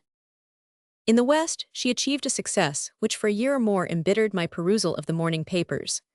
The fascination that lures the murderer back to the scene of his crime drew my eye to every paragraph celebrating Mrs. Amiot's last brilliant lecture on the influence of something upon somebody. And her own letters. She overwhelmed me with them, spared me no detail of the entertainment given in her honor by the Palimpsest Club of Omaha, or of her reception at the University of Leadville. The college professors were especially kind. She assured me that she had never before met with such discriminating sympathy. I winced at the adjective, which cast a sudden light on the vast machinery of fraud that I had set in motion. All over my native land, men of hitherto unblemished integrity were conniving with me in urging their friends to go and hear Mrs. Amiot lecture on the reconciliation of science and religion. My only hope was that, somewhere among the number of my accomplices, Mrs. Amiot might find one who would marry her in the defense of his convictions. None, apparently, resorted to such heroic measures. For about 2 years later, I was startled by the announcement that Mrs. Amiot was lecturing in Trenton, New Jersey, on modern theosophy in the light of the Vedas. The following week she was at Newark, discussing Schopenhauer in the light of recent psychology. The week after that, I was on the deck of an ocean steamer, reconsidering my share in Mrs. Amiot's triumphs with the impartiality with which one views an episode that is being left behind at the rate of 20 knots an hour. After all, I had been helping a mother to educate her son. The next 10 years of my life were spent in Europe, and when I came home, the recollection of Mrs. Amiot had become as inoffensive as one of those pathetic ghosts who are said to strive in vain to make themselves visible to the living. I did not even notice the fact that I no longer heard her spoken of. She had dropped like a dead leaf from the bough of memory. A year or two after my return, I was condemned to one of the worst punishments a worker can undergo, an enforced holiday. The doctors who pronounced the inhuman sentence decreed that it should be worked out in the South, and for a whole winter I carried my cough, my thermometer, and my idleness from one fashionable orange grove to another. In the vast and melancholy sea of my disoccupation, I clutched like a drowning man at any human driftwood within reach. I took a critical and depreciatory interest in the coughs, the thermometers, and the idleness of my fellow sufferers. But to the healthy, the occupied, the transient I clung with undiscriminating enthusiasm. In no other way can I explain, as I look back on it, the importance I attached to the leisurely confidences of a new arrival with a brown beard, who, tilted back at my side on a hotel veranda hung with roses, imparted to me one afternoon the simple annals of his past. There was nothing in the tale to kindle the most inflammable imagination, and though the man had a pleasant frank face, and a voice differing agreeably from the shrill inflections of our fellow lodgers, it is probable that under different conditions, his discursive history of successful business ventures in a western city would have affected me somewhat in the manner of a lullaby. Even at the tune, I was not sure I liked his agreeable voice. It had a self-importance out of keeping with the humdrum nature of his story, as though a breeze engaged in shaking out a tablecloth should have fancied itself inflating a banner. But this criticism may have been a mere mark of my own fastidiousness, for the man seemed a simple fellow, satisfied with his middling fortunes, and already, he was not much past 30, deep sunk in conjugal content.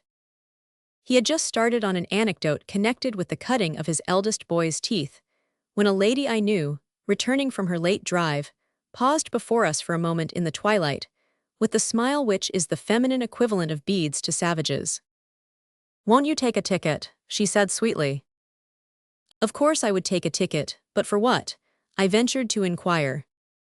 "Oh, that's so good of you for the lecture this evening. You needn't go, you know, we're none of us going. Most of us have been through it already at Aiken and at St. Augustine and at Palm Beach. I've given away my tickets to some new people who have just come from the north, and some of us are going to send our maids, just to fill up the room. And may I ask to whom you are going to pay this delicate attention?" "Oh, I thought you knew, to poor Mrs. Amiot. She's been lecturing all over the South this winter. She simply haunted me ever since I left New York, and we had 6 weeks of her at Bar Harbor last summer. One has to take tickets, you know, because she's a widow and does it for her son to pay for his education.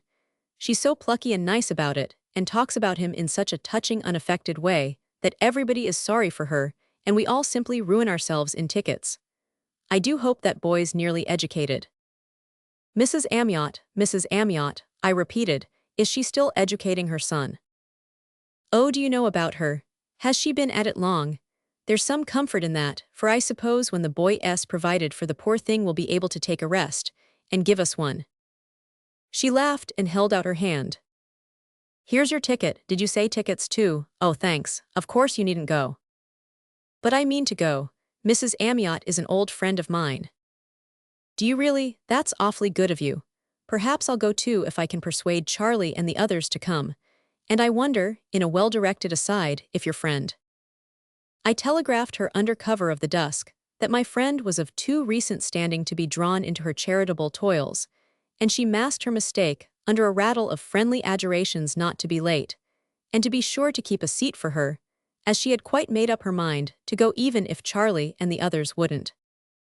The flutter of her skirts subsided in the distance, and my neighbor, who had half turned away to light a cigar, made no effort to reopen the conversation. At length, fearing he might have overheard the allusion to himself, I ventured to ask if he were going to the lecture that evening. "Much obliged, I have a ticket," he said abruptly.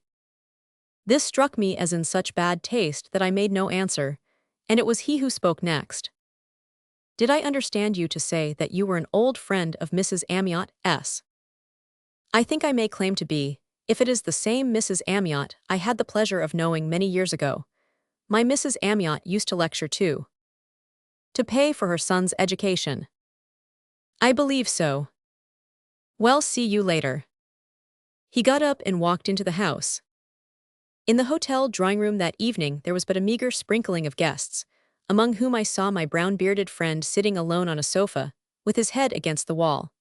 It could not have been curiosity to see Mrs. Amiot that had impelled him to attend the performance, for it would have been impossible for him, without changing his place, to command the improvised platform at the end of the room. When I looked at him, he seemed lost in contemplation of the chandelier.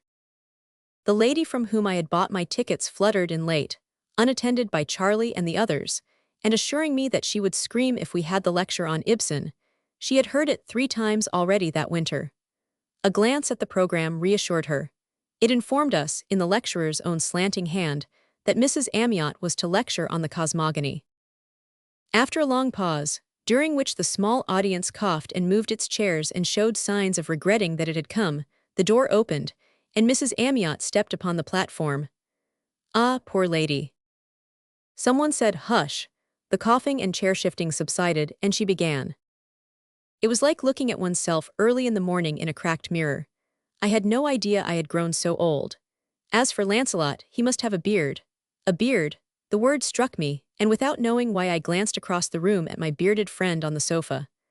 Oddly enough, he was looking at me with a half-defiant, half-sullen expression, and as our glances crossed, and his fell, the conviction came to me that he was Lancelot. I don't remember a word of the lecture, and yet there were enough of them to have filled a good-sized dictionary. The stream of Mrs. Amiot's eloquence had become a flood. One had the despairing sense that she had sprung a leak, and that, until the plumber came, there was nothing to be done about it. The plumber came at length, in the shape of a clock striking 10. My companion, with a sigh of relief, drifted away in search of Charlie and the others. The audience scattered with the precipitation of people who had discharged a duty, and without surprise, I found the brown-bearded stranger at my elbow. We stood alone in the bare-floored room, under the flaring chandelier. "I think you told me this afternoon that you were an old friend of Mrs. Amiot's," he began awkwardly. I assented. "Will you come in and see her?" "Now, I shall be very glad to if—" "She's ready, she's expecting you," he interposed. He offered no further explanation, and I followed him in silence. He led me down the long corridor and pushed open the door of a sitting room. "Mother," he said, closing the door after we had entered, "here's the gentleman who says he used to know you." Mrs. Amiot, who sat in an easy chair stirring a cup of bouillon, looked up with a start. She had evidently not seen me in the audience, and her son's description had failed to convey my identity. I saw a frightened look in her eyes, then, like a frost flower on a window pane, the dimple expanded on her wrinkled cheek, and she held out her hand. "I'm so glad," she said, "so glad." She turned to her son, who stood watching us. "You must have told Lancelot all about me, you've known me so long." "I haven't had time to talk to your son, since I knew he was your son," I explained. Her brow cleared. "Then you haven't had time to say anything very dreadful," she said with a laugh. "It is he who has been saying dreadful things," I returned, trying to fall in with her tone. I saw my mistake. "What things?" she faltered. "Making me feel how old I am by telling me about his children." "My grandchildren," she exclaimed with a blush. "Well, if you choose to put it so." She laughed again, vaguely, and was silent. I hesitated a moment and then put out my hand. I see you are tired. I shouldn't have ventured to come in at this hour if your son. The son stepped between us. Yes, I asked him to come, he said to his mother in his clear self-assertive voice. I haven't told him anything yet, but you've got to now, that's what I brought him for. His mother straightened herself, but I saw her eye waver. Lancelot, she began. Mr. Amiot, I said, turning to the young man, if your mother will let me come back tomorrow, I shall be very glad. He struck his hand hard against the table, on which he was leaning. No, sir, it won't take long, but it's got to be said now. He moved nearer to his mother, and I saw his lip twitch under his beard. After all, he was younger and less sure of himself than I had fancied. See here, mother, he went on, there's something here that's got to be cleared up, and as you say this gentleman is an old friend of yours, it had better be cleared up in his presence. Maybe he can help explain it, and if he can't, it's got to be explained to him. Mrs. Amiot's lips moved, but she made no sound. She glanced at me helplessly and sat down. My early inclination to thrash Lancelot was beginning to reassert itself. I took up my hat and moved toward the door. Mrs. Amiot is under no obligation to explain anything whatever to me, I said curtly. Well, she's under an obligation to me then, to explain something in your presence. He turned to her again. Do you know what the people in this hotel are saying?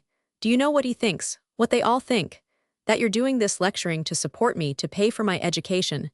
They say you go round telling them so. That's what they buy the tickets for, they do it out of charity. Ask him if it isn't what they say, ask him if they weren't joking about it on the piazza before dinner. The others think I'm a little boy, but he's known you for years, and he must have known how old I was. He must have known it wasn't to pay for my education. He stood before her with his hands clenched, the veins beating in his temples. She had grown very pale, and her cheeks looked hollow. When she spoke, her voice had an odd click in it. If these ladies and gentlemen have been coming to my lectures out of charity, I see nothing to be ashamed of in that, she faltered. If they've been coming out of charity to me, he retorted, don't you see you've been making me a party to a fraud? Isn't there any shame in that? His forehead reddened. Mother, can't you see the shame of letting people think I was a beat who sponged on you for my keep, let alone making us both the laughingstock of every place you go to? I never did that, Lancelot. Did what? Made you a laughingstock. He stepped close to her and caught her wrist. Will you look me in the face and swear you never told people you were doing this lecturing business to support me? There was a long silence. He dropped her wrist and she lifted a limp handkerchief to her frightened eyes. I did do it to support you, to educate you, she sobbed. We're not talking about what you did when I was a boy. Everybody who knows me knows I've been a grateful son. Have I ever taken a penny from you since I left college 10 years ago? I never said you had. How can you accuse your mother of such wickedness, Lancelot? Have you never told anybody in this hotel, or anywhere else in the last 10 years, that you were lecturing to support me? Answer me that. How can you, she wept, before a stranger? Haven't you said such things about me to strangers? He retorted. Lancelot. Well, answer me then, say you haven't, mother. His voice broke unexpectedly and he took her hand with a gentler touch. I'll believe anything you tell me, he said almost humbly.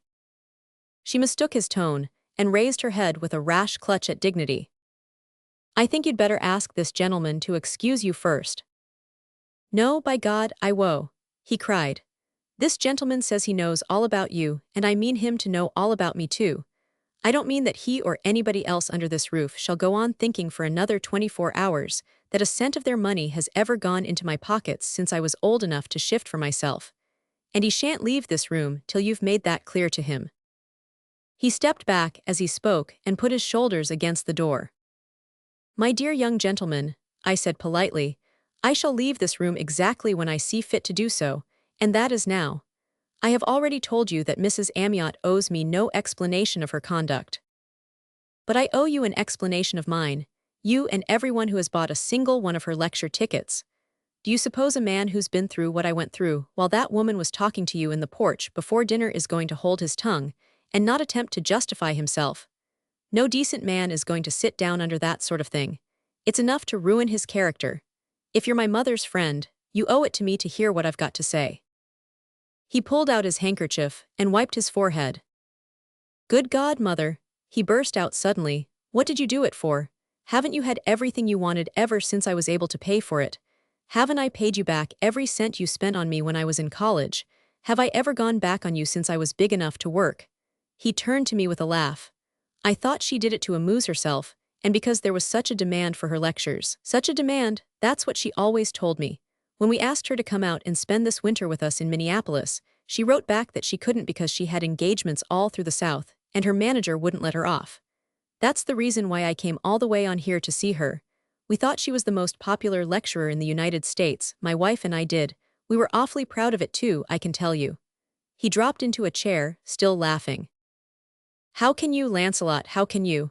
His mother, forgetful of my presence, was clinging to him with tentative caresses. "When you didn't need the money any longer, I spent it all on the children, you know I did." Yes, on lace christening dresses and life-size rocking horses with real Monets, the kind of thing children can't do without. "Oh, Lancelot, Lancelot, I loved them so. How can you believe such falsehoods about me?" "What falsehoods about you?"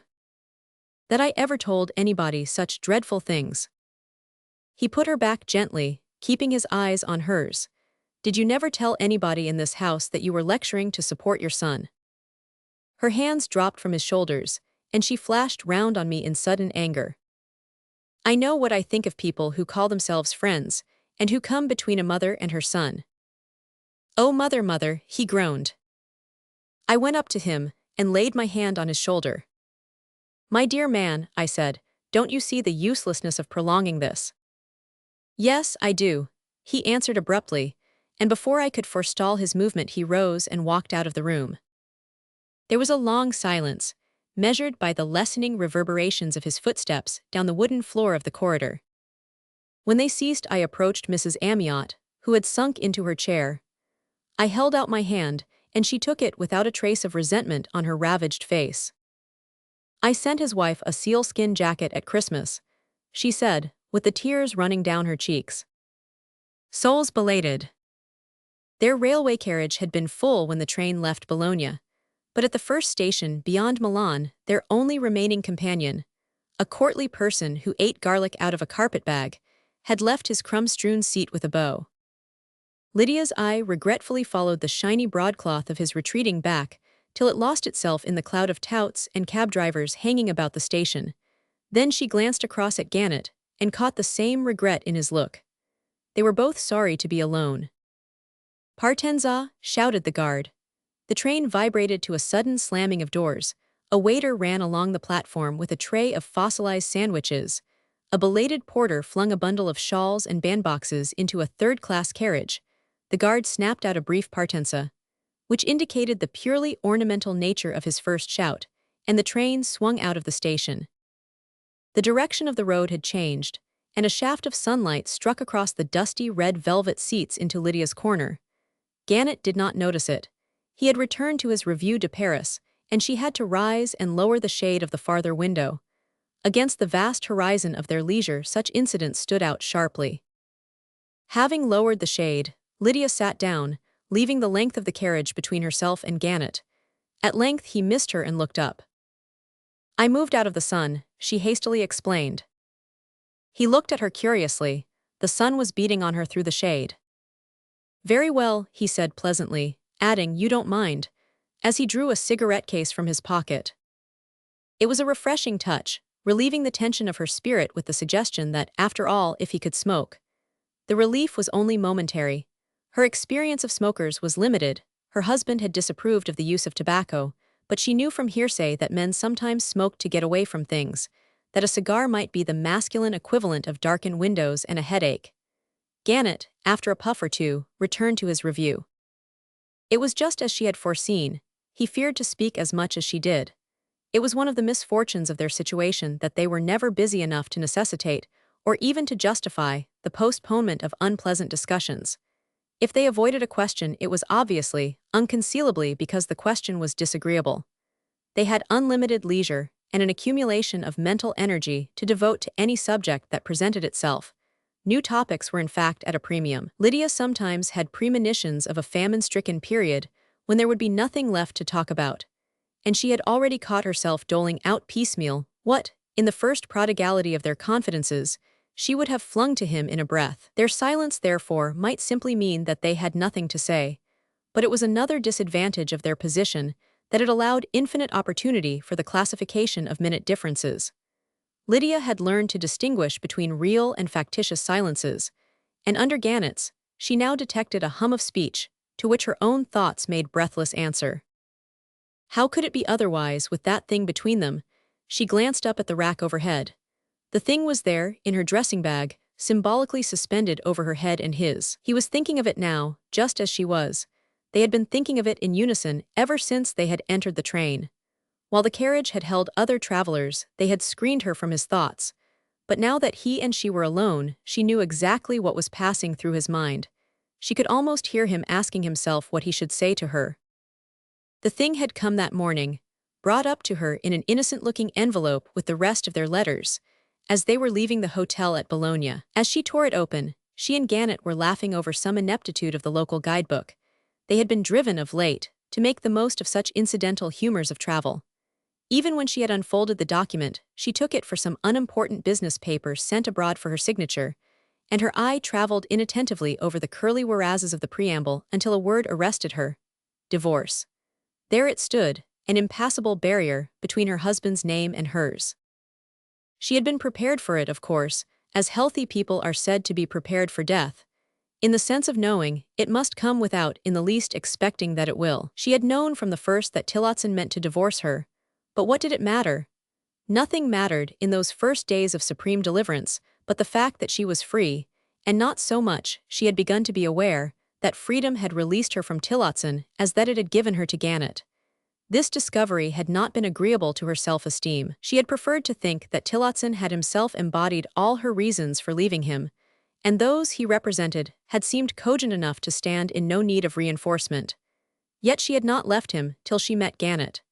It was her love for Gannett that had made life with Tillotson so poor and incomplete a business. If she had never, from the first, regarded her marriage as a full cancelling of her claims upon life, she had at least, for a number of years, accepted it as a provisional compensation.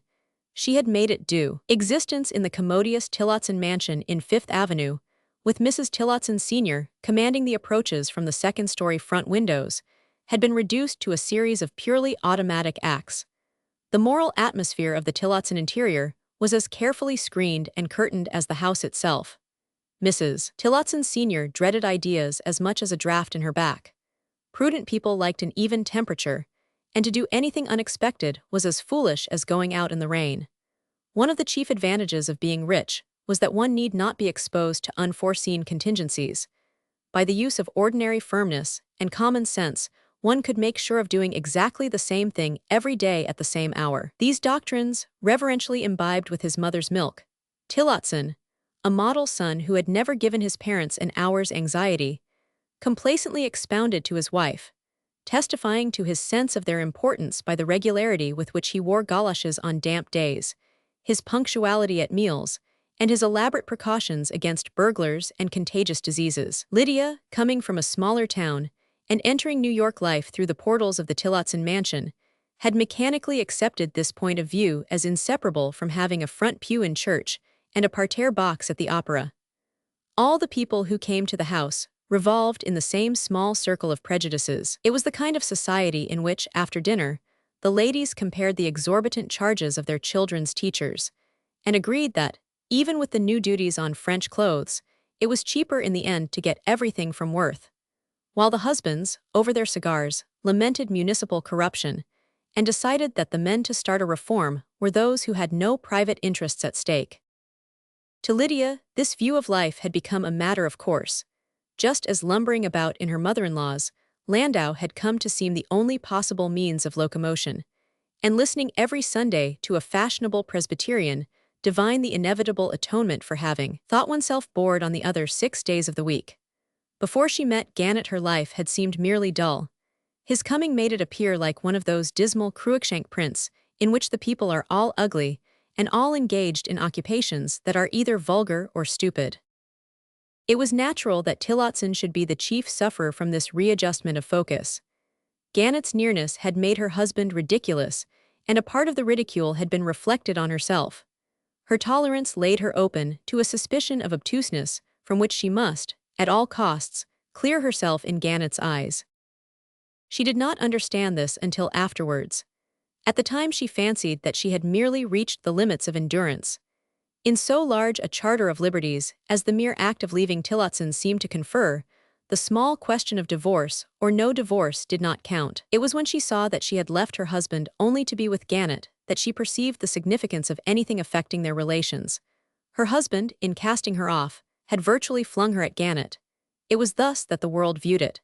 The measure of alacrity with which Gannett would receive her would be the subject of curious speculation over afternoon tea tables and in club corners. She knew what would be said, she had heard it so often of others. The recollection bathed her in misery. The men would probably back Gannett to do the decent thing, but the ladies' eyebrows would emphasize the worthlessness of such enforced fidelity, and after all, they would be right. She had put herself in a position where Gannett owed her something, where, as a gentleman, he was bound to stand the damage. The idea of accepting such compensation had never crossed her mind. The so-called rehabilitation of such a marriage had always seemed to her the only real disgrace. What she dreaded was the necessity of having to explain herself, of having to combat his arguments, of calculating, in spite of herself, the exact measure of insistence with which he pressed them. She knew not whether she most shrank from his insisting too much or too little. In such a case, the nicest sense of proportion might be at fault, and how easy to fall into the error of taking her resistance for a test of his sincerity. Whichever way she turned, an ironical implication confronted her. She had the exasperated sense of having walked into the trap of some stupid practical joke. Beneath all these preoccupations lurked the dread of what he was thinking. Sooner or later, of course, he would have to speak, but that, in the meantime, he should think, even for a moment, that there was any use in speaking, seemed to her simply unendurable. Her sensitiveness on this point was aggravated by another fear, as yet barely on the level of consciousness, the fear of unwillingly involving Gannett in the trammels of her dependence, to look upon him as the instrument of her liberation, to resist in herself the least tendency to a wifely taking possession of his future, had seemed to Lydia the one way of maintaining the dignity of their relation. Her view had not changed, but she was aware of a growing inability to keep her thoughts fixed on the essential point, the point of parting with Gannett. It was easy to face as long as she kept it sufficiently far off. But what was this act of mental postponement but a gradual encroachment on his future? What was needful was the courage to recognize the moment when, by some word or look, their voluntary fellowship should be transformed into a bondage, the more wearing that it was based on none of those common obligations, which make the most imperfect marriage in some sort a center of gravity. When the porter at the next station threw the door open, Lydia drew back, making way for the hoped-for intruder, but none came, and the train took up its leisurely progress through the spring wheat fields and budding copses.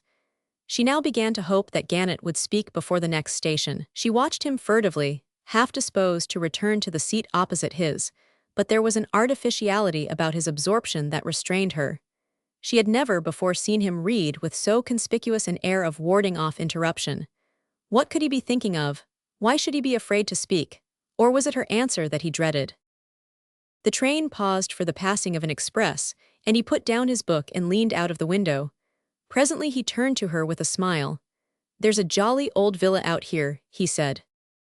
His easy tone relieved her, and she smiled back at him as she crossed over to his corner. Beyond the embankment, through the opening in a mossy wall, she caught sight of the villa, with its broken balustrades, its stagnant fountains, and the stone satyr closing the perspective of a dusky grasswalk. "How should you like to live there?" he asked as the train moved on. "There. In some such place, I mean.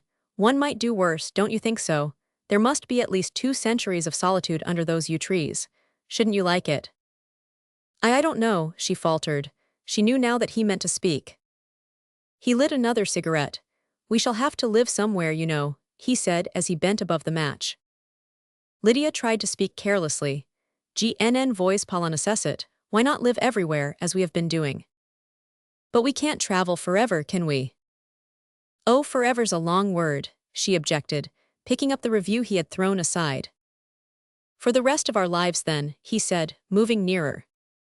She made a slight gesture, which caused his hand to slip from hers. Why should we make plans? I thought you agreed with me that it's pleasanter to drift. He looked at her hesitatingly. It's been pleasant, certainly, but I suppose I shall have to get at my work again someday.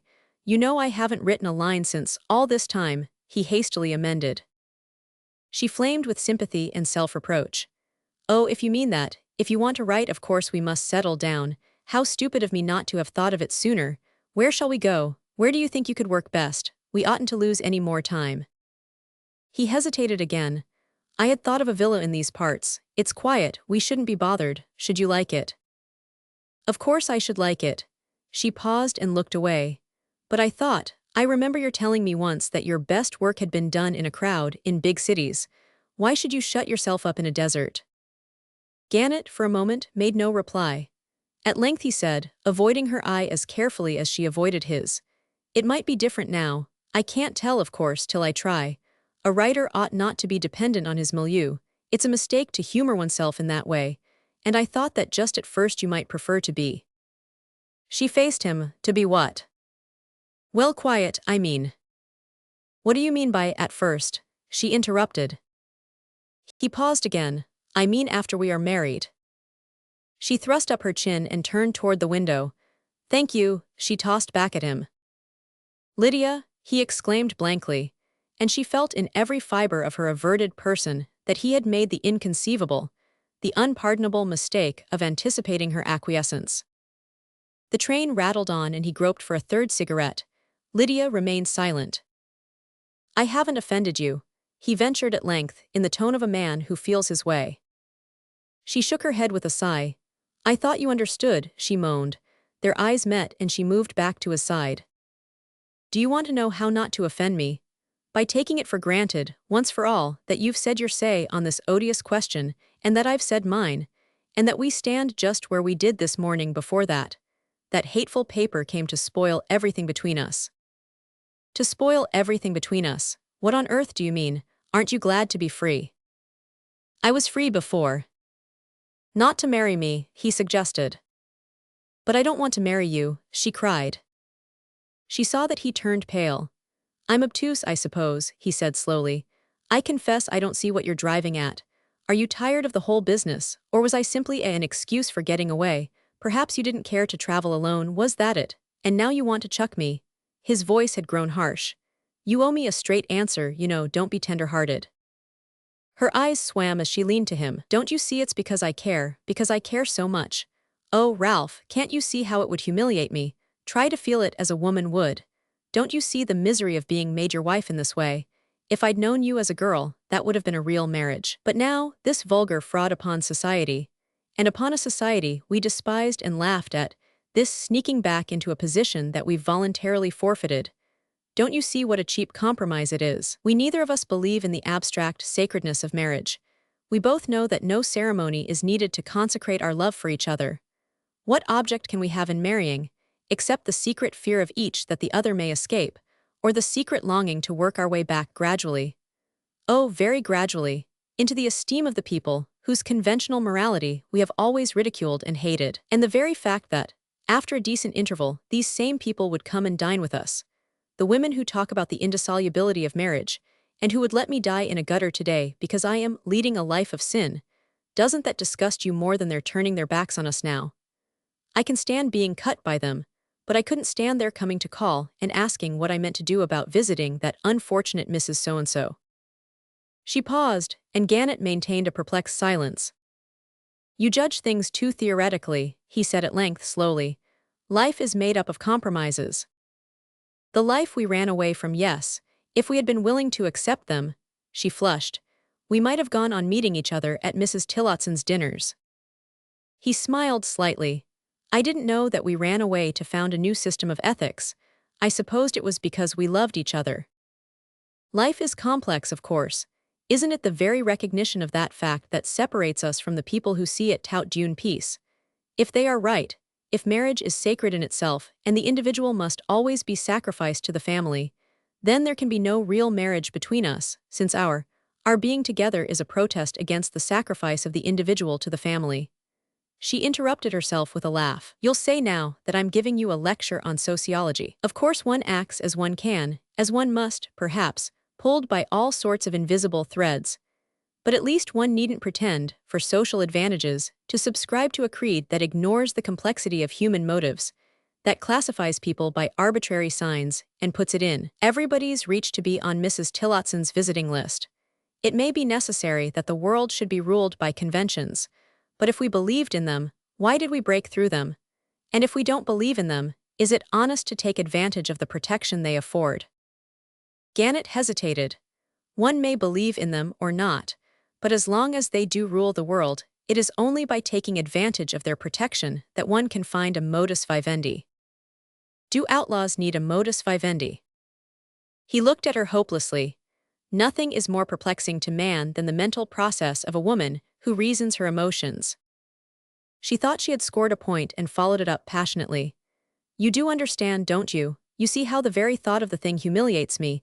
We are together today because we choose to be. Don't let us look any farther than that. She caught his hands. Promise me you'll never speak of it again. Promise me you'll never think of it even, she implored, with a tearful prodigality of italics.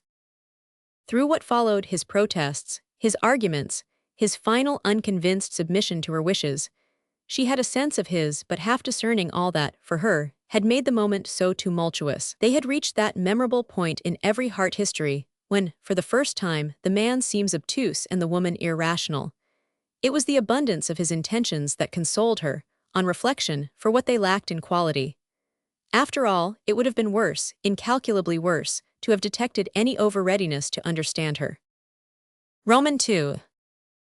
When the train at nightfall brought them to their journey's end at the edge of one of the lakes, Lydia was glad that they were not, as usual, to pass from one solitude to another. Their wanderings during the year had indeed been like the flight of outlaws. Through Sicily, Dalmatia, Transylvania and southern Italy they had persisted in their tacit avoidance of their kind. Isolation, at first, had deepened the flavor of their happiness, as night intensifies the scent of certain flowers. But in the new phase on which they were entering, Lydia's chief wish was that they should be less abnormally exposed to the action of each other's thoughts. She shrank, nevertheless, as the brightly looming bulk of the fashionable Anglo-American hotel on the water's brink began to radiate toward their advancing boat its vivid suggestion of social order, visitors' lists, church services, and the bland inquisition of the table d'hôte. The mere fact that in a moment or two she must take her place on the hotel register, as Mrs. Gannett seemed to weaken the springs of her resistance.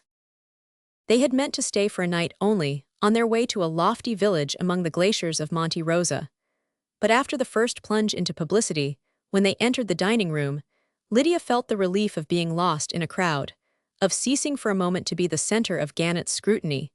And in his face, she caught the reflection of her feeling. After dinner, when she went upstairs, he strolled into the smoking room, and an hour or two later, sitting in the darkness of her window, she heard his voice below and saw him walking up and down the terrace with a companion cigar at his side. When he came up, he told her he had been talking to the hotel chaplain, a very good sort of fellow. Queer little microcosms, these hotels. Most of these people live here all summer and then migrate to Italy or the Riviera. The English are the only people who can lead that kind of life with dignity. Those soft-voiced old ladies in Shetland shawls somehow carry the British Empire under their caps. Civis Romanus sum. It's a curious study. There might be some good things to work up here. He stood before her with the vivid, preoccupied stare of the novelist on the trail of a subject. With a relief that was half painful, she noticed that, for the first time since they had been together, he was hardly aware of her presence. Do you think you could write here? Here, I don't know. His stare dropped. After being out of things so long, one's first impressions are bound to be tremendously vivid, you know. I see a dozen threads already that one might follow. He broke off with a touch of embarrassment. Then follow them, we'll stay, she said with sudden decision. Stay here. He glanced at her in surprise, and then, walking to the window, looked out upon the dusky slumber of the garden. Why not? She said at length, in a tone of veiled irritation. The place is full of old cats in caps who gossip with the chaplain. Shall you like? I mean, it would be different if... She flamed up. Do you suppose I care? It's none of their business. Of course not, but you won't get them to think so. They may think what they please. He looked at her doubtfully. It's for you to decide. We'll stay, she repeated. Gannett, before they met, had made himself known as a successful writer of short stories and of a novel which had achieved the distinction of being widely discussed. The reviewers called him promising, and Lydia now accused herself of having too long interfered with the fulfillment of his promise. There was a special irony in the fact, since his passionate assurances that only the stimulus of her companionship could bring out his latent faculty had almost given the dignity of a vocation to her course. There had been moments when she had felt unable to assume, before posterity, the responsibility of thwarting his career. And after all, he had not written a line since they had been together. His first desire to write had come from renewed contact with the world. Was it all a mistake then? Must the most intelligent choice work more disastrously than the blundering combinations of chance? Or was there a still more humiliating answer to her perplexities? His sudden impulse of activity so exactly coincided with her own wish to withdraw, for a time, from the range of his observation, that she wondered if he too were not seeking sanctuary from intolerable problems. "You must begin tomorrow," she cried, hiding a tremor under the laugh with which she added, "I wonder if there's any ink in the inkstand." Whatever else they had at the Hotel Bellascardo, they had, as Miss Pinsent said, a certain tone. It was to Lady Susan Condit that they owed this inestimable benefit, an advantage ranking in Miss Pinsent's opinion above even the lawn tennis courts and the resident chaplain. It was the fact of Lady Susan's annual visit that made the hotel what it was. Miss Pinsent was certainly the last to underrate such a privilege. "It's so important, my dear, forming as we do a little family, that there should be someone to give the tone, and no one could do it better than Lady Susan, an earl's daughter and a person of such determination. Dear Mrs. Anger now, who really ought, when Lady Susan's away, absolutely refuses to assert herself." Miss Pinsent sniffed derisively. "A bishop's niece. My dear, I saw her once actually give in to some South Americans, and before us all. She gave up her seat at table to oblige them, such a lack of dignity. Lady Susan spoke to her very plainly about it afterwards." Miss Pinsent glanced across the lake and adjusted her auburn front. "But of course I don't deny that the stand Lady Susan takes is not always easy to live up to for the rest of us, I mean. Monsieur Grossart, our good proprietor, finds it trying at times, I know. He has said as much, privately, to Mrs. Anger and me. After all, the poor man is not to blame for wanting to fill his hotel, is he? And Lady Susan is so difficult, so very difficult about new people. One might almost say that she disapproves of them beforehand on principle. And yet she's had warnings. She very nearly made a dreadful mistake once with the Duchess of Levens, who dyed her hair and, well, swore and smoked. One would have thought that might have been a lesson to Lady Susan." Miss Pinsent resumed her knitting with a sigh. "There are exceptions, of course. She took at once to you, and Mr. Gannett. It was quite remarkable, really." "Oh, I don't mean that either, of course not. It was perfectly natural. We all thought you so charming and interesting from the first day. We knew at once that Mr. Gannett was intellectual by the magazines you took in. But you know what I mean. Lady Susan is so very, well, I won't say prejudiced, as Mrs. Anger does, but so prepared not to like new people, that her taking to you in that way was a surprise to us all, I confess."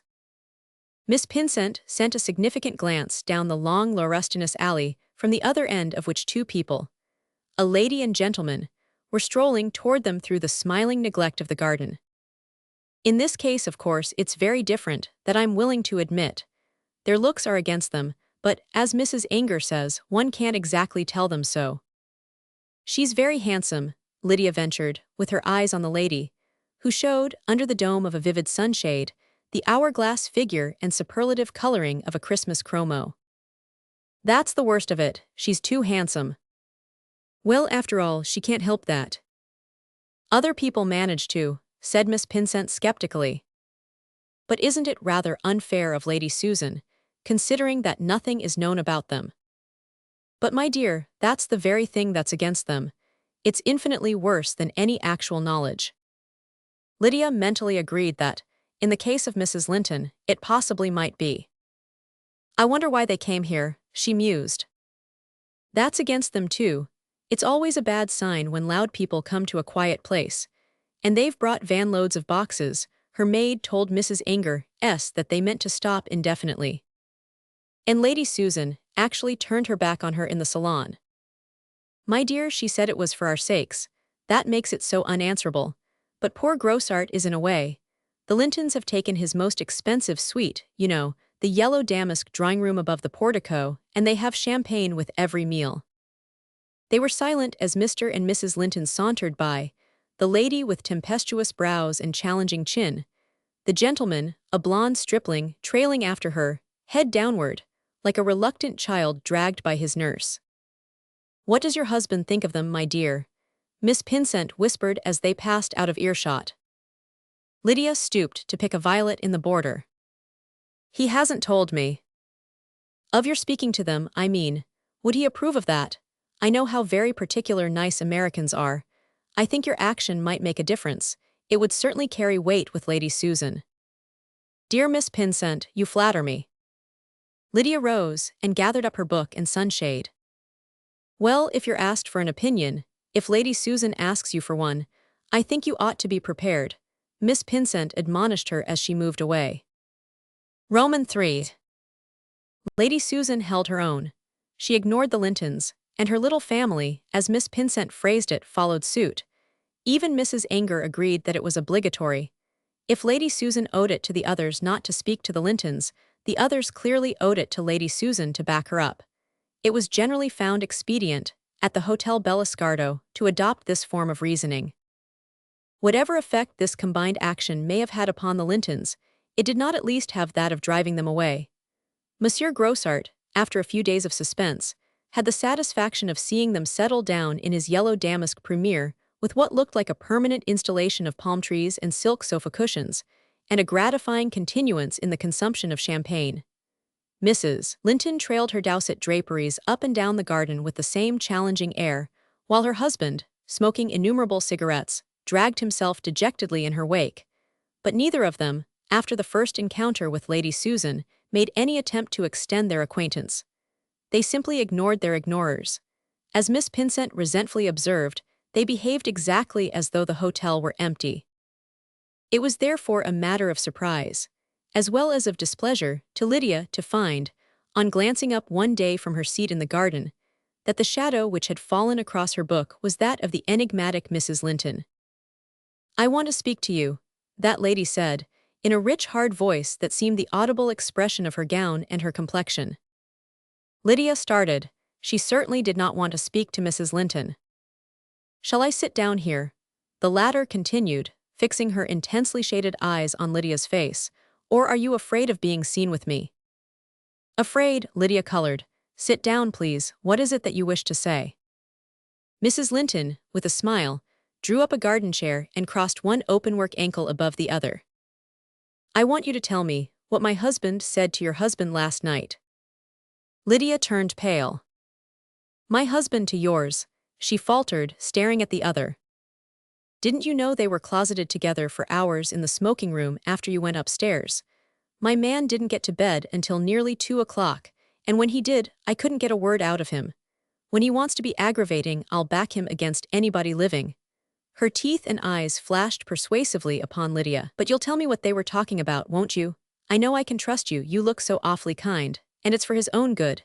He's such a precious donkey, and I'm so afraid he's got into some beastly scrape or other. If he'd only trust his own old woman, but they're always writing to him and setting him against me, and I've got nobody to turn to." She laid her hand on Lydia's with a rattle of bracelets. "You'll help me, won't you?" Lydia drew back from the smiling fierceness of her brows. "I'm sorry, but I don't think I understand. My husband has said nothing to me of yours." The great black crescents, above Mrs. Linton's eyes, met angrily. "I say, is that true?" she demanded. Lydia rose from her seat. "Oh, look here, I didn't mean that, you know, you mustn't take one up so. Can't you see how rattled I am?" Lydia saw that, in fact, her beautiful mouth was quivering beneath softened eyes. "I'm beside myself," the splendid creature wailed, dropping into her seat. "I'm so sorry," Lydia repeated, forcing herself to speak kindly. "But how can I help you?" Mrs. Linton raised her head sharply. "By finding out, there's a darling." "Finding what out?" "What Trevenna told him." "Trevenna," Lydia echoed in bewilderment. Mrs. Linton clapped her hand to her mouth. "Oh Lord, there, it's out. What a fool I am. But I supposed of course you knew, I supposed everybody knew. She dried her eyes and bridled. Didn't you know that he's Lord Trevenna? I'm Mrs. Cope. Lydia recognized the names. They had figured in a flamboyant elopement, which had thrilled fashionable London some 6 months earlier. Now you see how it is, you understand, don't you? Mrs. Cope continued on a note of appeal. I knew you would, that's the reason I came to you. I suppose he felt the same thing about your husband. He's not spoken to another soul in the place. Her face grew anxious again. He's awfully sensitive, generally. He feels our position, he says, as if it wasn't my place to feel that. But when he does get talking, there's no knowing what he'll say. I know he's been brooding over something lately, and I must find out what it is. It's to his interest that I should. I always tell him that I think only of his interest if he'd only trust me. But he's been so odd lately, I can't think what he's plotting. You will help me, dear. Lydia, who had remained standing, looked away uncomfortably. If you mean by finding out what Lord Trevenna has told my husband, I'm afraid it's impossible. Why impossible? Because I infer that it was told in confidence. Mrs. Cope stared incredulously. Well, what of that? Your husband looks such a dear, anyone can see he's awfully gone on you. What's to prevent your getting it out of him? Lydia flushed. I'm not a spy, she exclaimed. A spy, how dare you? Mrs. Cope flamed out. Oh, I don't mean that either, don't be angry with me, I'm so miserable. She essayed a softer note. Do you call that spying for one woman to help out another? I do need help so dreadfully, I'm at my wits' end with Trevenna, I am indeed. He's such a boy, a mere baby, you know, he's only 22. She dropped her orbed lids. He's younger than me, only fancy, a few months younger. I tell him he ought to listen to me as if I was his mother. Oughtn't he now? But he won't, he won't. All his people are at him, you see. Oh, I know their little game.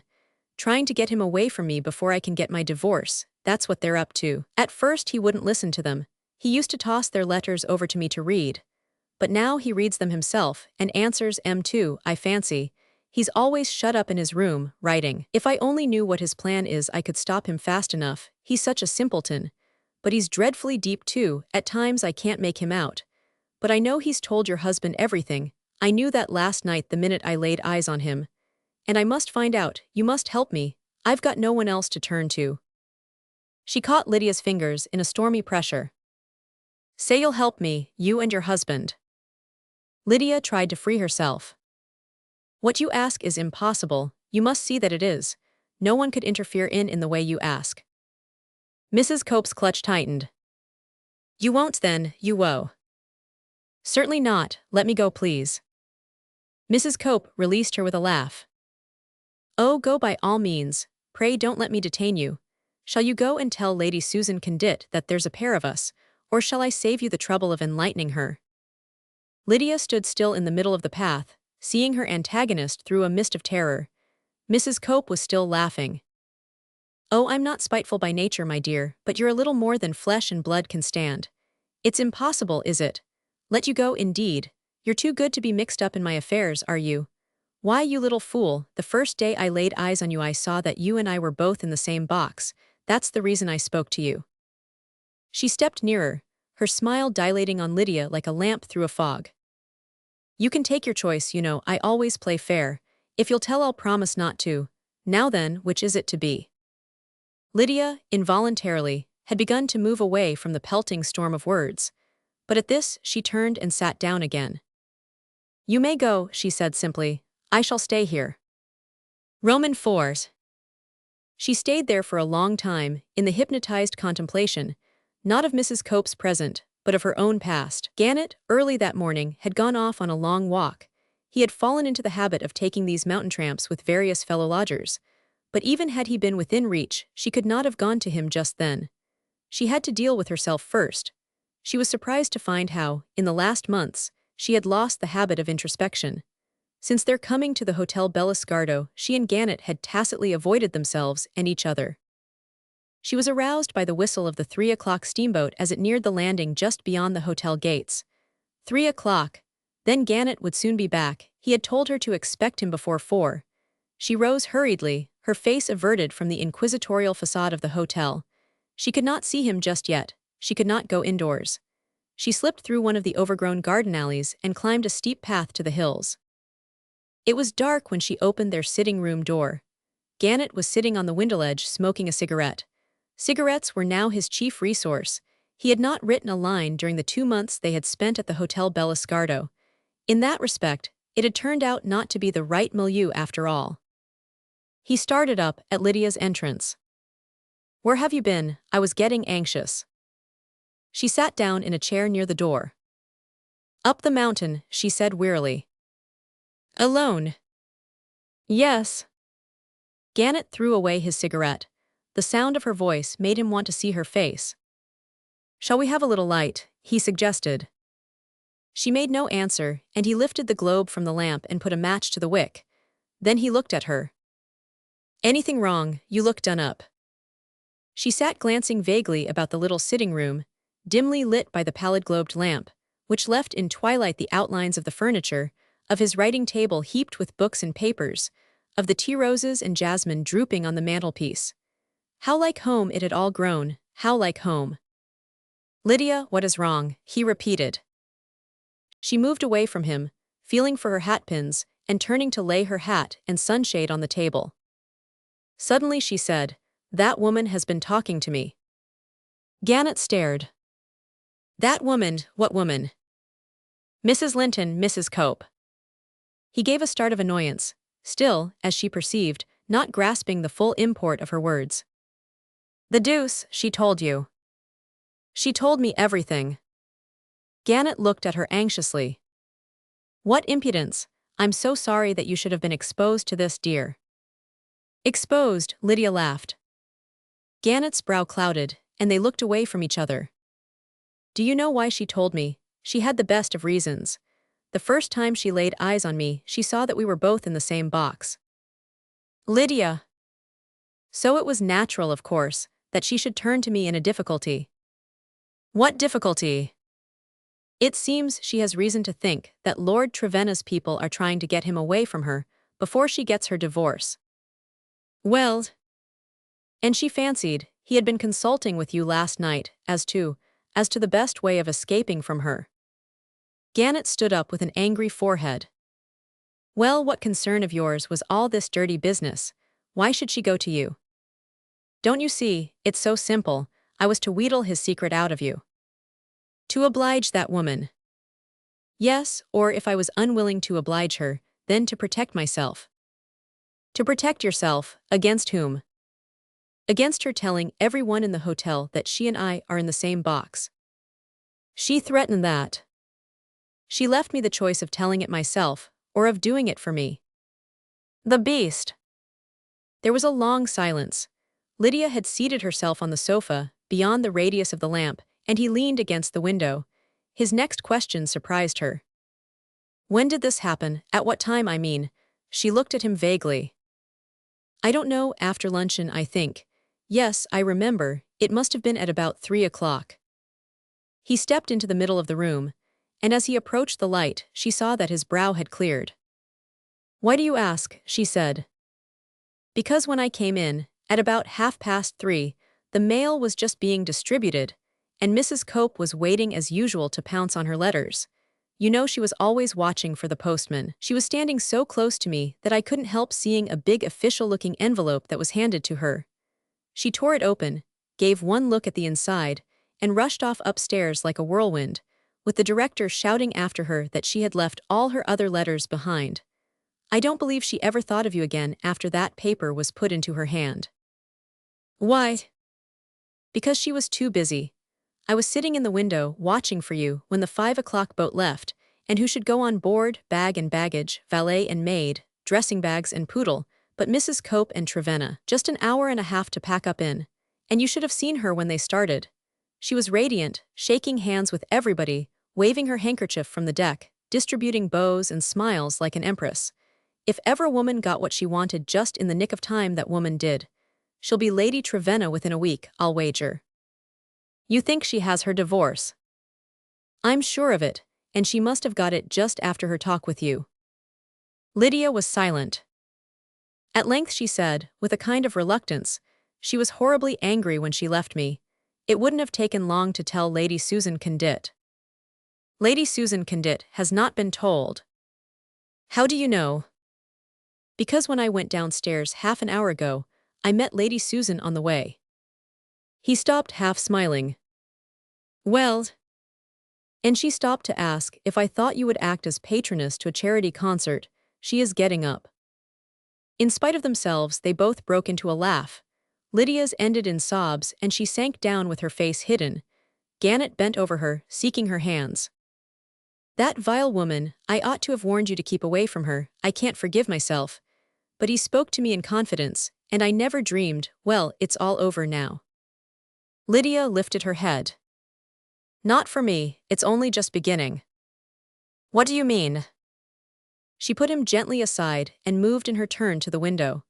Then she went on, with her face turned toward the shimmering blackness of the lake. You see, of course, that it might happen again at any moment. What? This risk of being found out. And we could hardly count again on such a lucky combination of chances, could we? He sat down with a groan. Still keeping her face toward the darkness, she said, I want you to go and tell Lady Susan and the others. Gannett, who had moved towards her, paused a few feet off. Why do you wish me to do this? He said at length, with less surprise in his voice than she had been prepared for. Because I've behaved basely, abominably, since we came here, letting these people believe we were married, lying with every breath I drew. Yes, I've felt that too, Gannett exclaimed with sudden energy. The words shook her like a tempest. All her thoughts seemed to fall about her in ruins. You've felt so. Of course I have. He spoke with low-voiced vehemence. Do you suppose I like playing the sneak any better than you do? It's damnable. He had dropped on the arm of a chair, and they stared at each other like blind people who suddenly see. But you have liked it here, she faltered. Oh, I've liked it, he moved impatiently. Haven't you? Yes, she burst out. That's the worst of it, that's what I can't bear. I fancied it was for your sake that I insisted on staying, because you thought you could write here, and perhaps just at first that really was the reason. But afterwards I wanted to stay myself, I loved it. She broke into a laugh. Oh, do you see the full derision of it? These people, the very prototypes of the bores you took me away from, with the same fenced, in view of life, the same keep-off-the-grass morality, the same little cautious virtues and the same little frightened vices. Well, I've clung to them, I've delighted in them, I've done my best to please them. I've toadied Lady Susan, I've gossiped with Miss Pinsent, I've pretended to be shocked with Mrs. Anger. Respectability, it was the one thing in life that I was sure I didn't care about, and it's grown so precious to me that I've stolen it because I couldn't get it in any other way. She moved across the room and returned to his side with another laugh. I who used to fancy myself unconventional, I must have been born with a card case in my hand. You should have seen me with that poor woman in the garden. She came to me for help, poor creature, because she fancied that, having sinned, as they call it, I might feel some pity for others who had been tempted in the same way. Not I, she didn't know me. Lady Susan would have been kinder because Lady Susan wouldn't have been afraid. I hated the woman, my one thought was not to be seen with her. I could have killed her for guessing my secret. The one thing that mattered to me at that moment was my standing with Lady Susan. Gannett did not speak. And you've felt it too, she broke out accusingly. You've enjoyed being with these people as much as I have. You've let the chaplain talk to you by the hour about the reign of law and Professor Drummond. When they asked you to hand the plate in church, I was watching you, you wanted to accept. She stepped close, laying her hand on his arm. Do you know, I begin to see what marriage is for. It's to keep people away from each other. Sometimes I think that two people who love each other can be saved from madness only by the things that come between them. Children, duties, visits, bores, relations. The things that protect married people from each other. We've been too close together, that has been our sin. We've seen the nakedness of each other's souls. She sank again on the sofa, hiding her face in her hands. Gannett stood above her perplexedly. He felt as though she were being swept away by some implacable current, while he stood helpless on its bank. At length he said, Lydia, don't think me a brute, but don't you see yourself that it won't do? Yes, I see it won't do, she said without raising her head. His face cleared. Then we'll go tomorrow. Go where? To Paris, to be married. For a long time she made no answer. Then she asked slowly, would they have us here if we were married?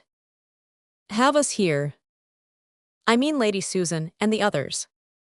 Have us here, of course they would. Not if they knew, at least, not unless they could pretend not to know. He made an impatient gesture. We shouldn't come back here, of course, and other people need know, no one need know. She sighed. Then it's only another form of deception and a meaner one, don't you see that? I see that we're not accountable to any Lady Susans on earth. Then why are you ashamed of what we're doing here? Because I'm sick of pretending that you're my wife when you're not, when you won't be. She looked at him sadly. If I were your wife, you'd have to go on pretending. You'd have to pretend that I'd never been anything else, and our friends would have to pretend that they believed what you pretended. Gannett pulled off the sofa tassel and flung it away. You're impossible, he groaned. It's not I, it's our being together that's impossible. I only want you to see that marriage won't help it. What will help it then? She raised her head. My leaving you. You're leaving me. He sat motionless, staring at the tassel which lay at the other end of the room. At length some impulse of retaliation for the pain she was inflicting made him say deliberately, "And where would you go if you left me?" "Oh," she cried. He was at her side in an instant. "Lydia, Lydia, you know I didn't mean it, I couldn't mean it. But you've driven me out of my senses, I don't know what I'm saying. Can't you get out of this labyrinth of self-torture? It's destroying us both. That's why I must leave you." "How easily you say it." He drew her hands down and made her face him. "You're very scrupulous about yourself and others, but have you thought of me? You have no right to leave me unless you've ceased to care." "It's because I care." "Then I have a right to be heard. If you love me, you can't leave me." Her eyes defied him. "Why not?" He dropped her hands and rose from her side. "Can you?" he said sadly. The hour was late, and the lamp flickered and sank. She stood up with a shiver and turned toward the door of her room. V. At daylight a sound in Lydia's room woke Gannett from a troubled sleep. He sat up and listened. She was moving about softly, as though fearful of disturbing him. He heard her push back one of the creaking shutters, then there was a moment's silence, which seemed to indicate that she was waiting to see if the noise had roused him. Presently she began to move again. She had spent a sleepless night, probably, and was dressing to go down to the garden for a breath of air. Gannett rose also, but some undefinable instinct made his movements as cautious as hers. He stole to his window and looked out through the slats of the shutter. It had rained in the night, and the dawn was gray and lifeless. The cloud-muffled hills across the lake were reflected in its surface, as in a tarnished mirror. In the garden, the birds were beginning to shake the drops from the motionless laurustinus boughs. An immense pity for Lydia filled Gannett's soul. Her seeming intellectual independence had blinded him for a time to the feminine cast of her mind. He had never thought of her as a woman who wept and clung. There was a lucidity in her intuitions that made them appear to be the result of reasoning. Now he saw the cruelty he had committed in detaching her from the normal conditions of life. He felt, too, the insight with which she had hit upon the real cause of their suffering. Their life was impossible, as she had said, and its worst penalty was that it had made any other life impossible for them. Even had his love lessened, he was bound to her now by 100 ties of pity and self-reproach. And she, poor child, must turn back to him as Ladud returned to his cell. A new sound startled him. It was the stealthy closing of Lydia's door. He crept to his own and heard her footsteps passing down the corridor. Then he went back to the window and looked out. A minute or two later, he saw her go down the steps of the porch and enter the garden. From his post of observation, her face was invisible, but something about her appearance struck him. She wore a long traveling cloak, and under its folds he detected the outline of a bag or bundle. He drew a deep breath and stood watching her. She walked quickly down the laurustinus alley toward the gate. There she paused a moment, glancing about the little shady square. The stone benches under the trees were empty, and she seemed to gather resolution from the solitude about her, for she crossed the square to the steamboat landing, and he saw her pause before the ticket office at the head of the wharf. Now she was buying her ticket. Gannett turned his head a moment to look at the clock. The boat was due in 5 minutes. He had time to jump into his clothes and overtake her. He made no attempt to move, an obscure reluctance restrained him.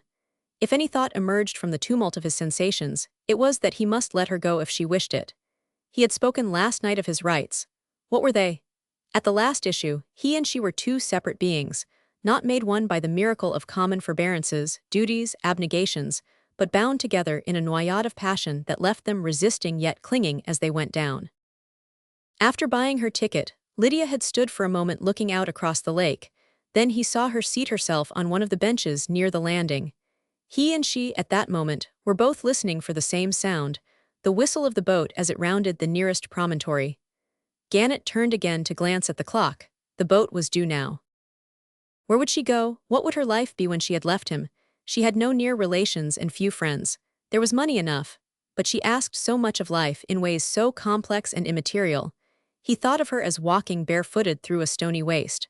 No one would understand her, no one would pity her, and he, who did both, was powerless to come to her aid. He saw that she had risen from the bench and walked toward the edge of the lake. She stood looking in the direction from which the steamboat was to come. Then she turned to the ticket office, doubtless to ask the cause of the delay. After that, she went back to the bench and sat down with bent head. What was she thinking of? The whistle sounded, she started up, and Gannett involuntarily made a movement toward the door. But he turned back and continued to watch her. She stood motionless, her eyes on the trail of smoke that preceded the appearance of the boat. Then the little craft rounded the point, a dead white object on the leaden water. A minute later it was puffing and backing at the wharf. The few passengers who were waiting, 2 or 3 peasants and a snuffy priest, were clustered near the ticket office. Lydia stood apart under the trees. The boat lay alongside now. The gangplank was run out and the peasants went on board with their baskets of vegetables, followed by the priest. Still Lydia did not move. A bell began to ring querulously. There was a shriek of steam, and someone must have called to her that she would be late, for she started forward as though in answer to a summons. She moved waveringly, and at the edge of the wharf she paused. Gannett saw a sailor beckon to her. The bell rang again and she stepped upon the gangplank. Halfway down the short incline to the deck she stopped again, then she turned and ran back to the land. The gangplank was drawn in, the bell ceased to ring, and the boat backed out into the lake. Lydia, with slow steps, was walking toward the garden. As she approached the hotel she looked up furtively and Gannett drew back into the room. He sat down beside a table. A Bradshaw lay at his elbow, and mechanically, without knowing what he did, he began looking out the trains to Paris. A coward. My daughter Irene, said Mrs. Carstyle, she made it rhyme with terrine, has had no social advantages, but if Mr. Carstyle had chosen. She paused significantly and looked at the shabby sofa on the opposite side of the fireplace as though it had been Mr. Carstyle. Vibart was glad that it was not. Mrs. Carstyle was one of the women who make refinement vulgar. She invariably spoke of her husband as Mr. Carstyle, and though she had but one daughter, was always careful to designate the young lady by name. At luncheon, she had talked a great deal of elevating influences and ideals, and had fluctuated between apologies for the overdone mutton and affected surprise that the bewildered maidservant should have forgotten to serve the coffee and liqueurs as usual. Vibart was almost sorry that he had come. Miss Carstyle was still beautiful, almost as beautiful as when, 2 days earlier, against the leafy background of a June garden party, he had seen her for the first time, but her mother's expositions and elucidations cheapened her beauty as signposts vulgarize a woodland solitude. Mrs. Carstyle's eye was perpetually plying between her daughter and Vibart, like an empty cab in quest of a fare. Miss Carstyle, the young man decided, was the kind of girl whose surroundings rub off on her, or was it rather that Mrs. Carstyle's idiosyncrasies were of a nature to color everyone within reach? Vibart, looking across the table as this consolatory alternative occurred to him, was sure that they had not colored Mr. Carstyle, but that, perhaps, was only because they had bleached him instead. Mr. Carstyle was quite colorless. It would have been impossible to guess his native tint. His wife's qualities, if they had affected him at all, had acted negatively. He did not apologize for the mutton, and he wandered off after luncheon without pretending to wait for the diurnal coffee and liqueurs, while the few remarks that he had contributed to the conversation during the meal had not been in the direction of abstract conceptions of life. As he strayed away, with his vague oblique step, and the stoop that suggested the habit of dodging missiles, Vibart, who was still in the age of formulas, found himself wondering what life could be worth to a man who had evidently resigned himself to traveling with his back to the wind. So that Mrs. Carstyle's allusion to her daughter's lack of advantages, imparted, while Irene searched the house for an undiscoverable cigarette, had an appositeness unintended by the speaker. If Mr. Carstyle had chosen, that lady repeated, we might have had our city home. She never used so small a word as town, and Irene could have mixed in the society to which I myself was accustomed at her age. Her sigh pointed unmistakably to a past when young men had come to luncheon to see her. The sigh led Vibart to look at her, and the look led him to the unwelcome conclusion that Irene took after her mother. It was certainly not from the sapless paternal stock that the girl had drawn her warm bloom. Mrs. Carstyle had contributed the highlights to the picture. Mrs. Carstyle caught his look and appropriated it with the complacency of a vicarious beauty. She was quite aware of the value of her appearance as guaranteeing Irene's development into a fine woman. But perhaps, she continued, taking up the thread of her explanation, you have heard of Mr. Carstyle's extraordinary hallucination. Mr. Carstyle knows that I call it so, as I tell him, it is the most charitable view to take. She looked coldly at the threadbare sofa, and indulgently at the young man who filled a corner of it. You may think it odd, Mr. Vibart, that I should take you into my confidence in this way after so short an acquaintance, but somehow I can't help regarding you as a friend already. I believe in those intuitive sympathies, don't you? They have never misled me. Her lids drooped retrospectively. And besides, I always tell Mr. Carstyle that on this point I will have no false pretenses. Where truth is concerned, I am inexorable, and I consider it my duty to let our friends know that our restricted way of living is due entirely to choice, to Mr. Carstyle's choice. When I married Mr. Carstyle, it was with the expectation of living in New York and of keeping my carriage, and there is no reason for our not doing so. There is no reason, Mr. Vibart, why my daughter Irene should have been denied the intellectual advantages of foreign travel. I wish that to be understood. It is owing to her father's deliberate choice that Irene and I have been imprisoned in the narrow limits of Millbrook society. For myself, I do not complain. If Mr. Carstyle chooses to place others before his wife, it is not for his wife to repine. His course may be noble, quixotic. I do not allow myself to pronounce judgment on it, though others have thought that in sacrificing his own family to strangers, he was violating the most sacred obligations of domestic life. This is the opinion of my pastor and of other valued friends, but as I have always told them, for myself I make no claims. Where my daughter Irene is concerned, it is different. It was a relief to Vibart when, at this point, Mrs. Carstyle's discharge of her duty was cut short by her daughter's reappearance. Irene had been unable to find a cigarette for Mr. Vibart, and her mother, with beaming irrelevance, suggested that in that case she had better show him the garden. The Carstyle house stood but a few yards back from the brick-paved Millbrook Street, and the garden was a very small place, and less measured, as Mrs. Carstyle probably intended that it should be, by the extent of her daughter's charms. These were so considerable that Vibart walked back and forward half a dozen times between the porch and the gate, before he discovered the limitations of the Carstyle domain. It was not till Irene had accused him of being sarcastic, and had confided in him that the girls were furious with her for letting him talk to her so long at his aunt's garden party, that he awoke to the exiguity of his surroundings. And then it was with a touch of irritation that he noticed Mr. Carstyle's inconspicuous profile bent above a newspaper in one of the lower windows. Vibart had an idea that Mr. Carstyle, while ostensibly reading the paper, had kept count of the number of times that his daughter had led her companion up and down between the syringa bushes, and for some undefinable reason, he resented Mr. Carstyle's unperturbed observation more than his wife's zealous self-effacement. To a man who is trying to please a pretty girl, there are moments when the proximity of an impartial spectator is more disconcerting than the most obvious connivance, and something about Mr. Carstyle's expression conveyed his good-humored indifference to Irene's processes. When the garden gate closed behind Vibart, he had become aware that his preoccupation with the Carstyles had shifted its center from the daughter to the father. But he was accustomed to such emotional surprises, and skilled in seizing any compensations they might offer. Roman II. The Carstyles belonged to the all-the-year-round Millbrook of paper mills, cable cars, brick pavements, and church sociables, while Mrs. Vance, the aunt with whom Vibart lived, was an ornament of the summer colony whose big country houses dotted the surrounding hills. Mrs. Vance had, however, no difficulty in appeasing the curiosity which Mrs. Carstyle's enigmatic utterances had aroused in the young man. Mrs. Carstyle's relentless veracity vented itself mainly on the summer people, as they were called. She did not propose that anyone within 10 miles of Millbrook should keep a carriage, without knowing that she was entitled to keep one too. Mrs. Vance remarked with a sigh that Mrs. Carstyle's annual demand to have her position understood came in as punctually as the taxes and the water rates. "My dear, it's simply this. When Andrew Carstyle married her years ago, heaven knows why he did. He's one of the Albany Carstyles, you know, and she was a daughter of old Deacon Ash of South Millbrook. Well, when he married her, he had a tidy little income, and I suppose the bride expected to set up an establishment in New York and be hand in glove with the whole Carstyle clan.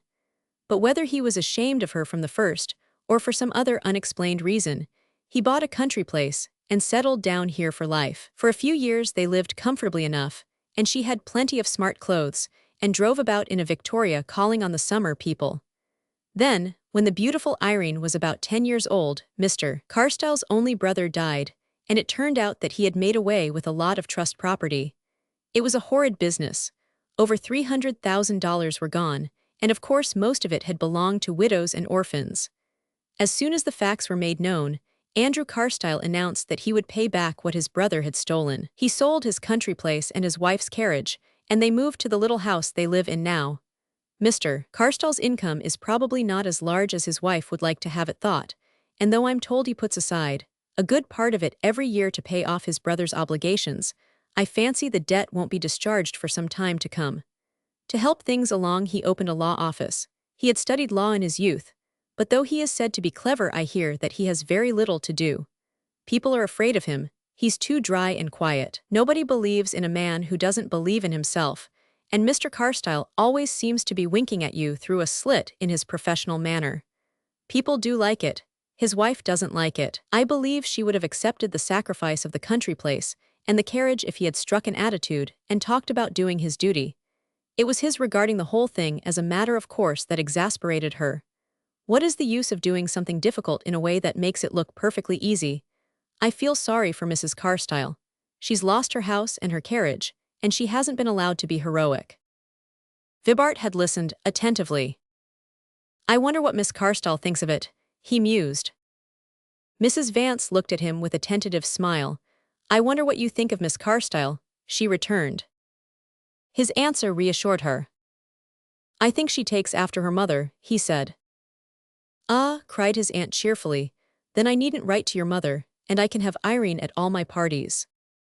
Miss Carstyle was an important factor in the restricted social combinations of a Millbrook hostess. A local beauty is always a useful addition to a Saturday to Monday house party, and the beautiful Irene was served up as a perennial novelty to the jaded guests of the summer colony. As Vibart's aunt remarked, she was perfect till she became playful, and she never became playful till the third day. Under these conditions, it was natural that Vibart should see a good deal of the young lady, and before he was aware of it, he had drifted into the anomalous position of paying court to the daughter in order to ingratiate himself with the father. Miss Carstyle was beautiful, Vibart was young, and the days were long in his aunt's spacious and distinguished house. But it was really the desire to know something more of Mr. Carstyle that led the young man to partake so often of that gentleman's overdone mutton. Vibart's imagination had been touched by the discovery that this little huddled-up man, instead of traveling with the wind, was persistently facing a domestic gale of considerable velocity. That he should have paid off his brother's debt at one stroke was to the young man a conceivable feat, but that he should go on methodically and uninterruptedly accumulating the needed amount, under the perpetual accusation of Irene's inadequate frocks and Mrs. Carstyle's apologies for the mutton, seemed to Vibart proof of unexampled heroism. Mr. Carstyle was as inaccessible as the average American parent, and led a life so detached from the preoccupations of his womankind that Vibart had some difficulty in fixing his attention. To Mr. Carstyle, Vibart was simply the inevitable young man who had been hanging about the house ever since Irene had left school, and Vibart's efforts to differentiate himself from this enamored abstraction were hampered by Mrs. Carstyle's cheerful assumption that he was the young man, and by Irene's frank appropriation of his visits. In this extremity, he suddenly observed a slight but significant change in the manner of the two ladies. Irene, instead of charging him with being sarcastic and horrid, and declaring herself unable to believe a word he said, began to receive his remarks with the impersonal smile which he had seen her accord to the married men of his aunt's house parties, while Mrs. Carstyle, talking over his head to an invisible but evidently sympathetic and intelligent listener, debated the propriety of Irene's accepting an invitation to spend the month of August at Narragansett. When Vibart, rashly trespassing on the rights of this unseen oracle, remarked that a few weeks at the seashore would make a delightful change for Miss Carstyle, the ladies looked at him and then laughed. It was at this point that Vibart, for the first time, found himself observed by Mr. Carstyle.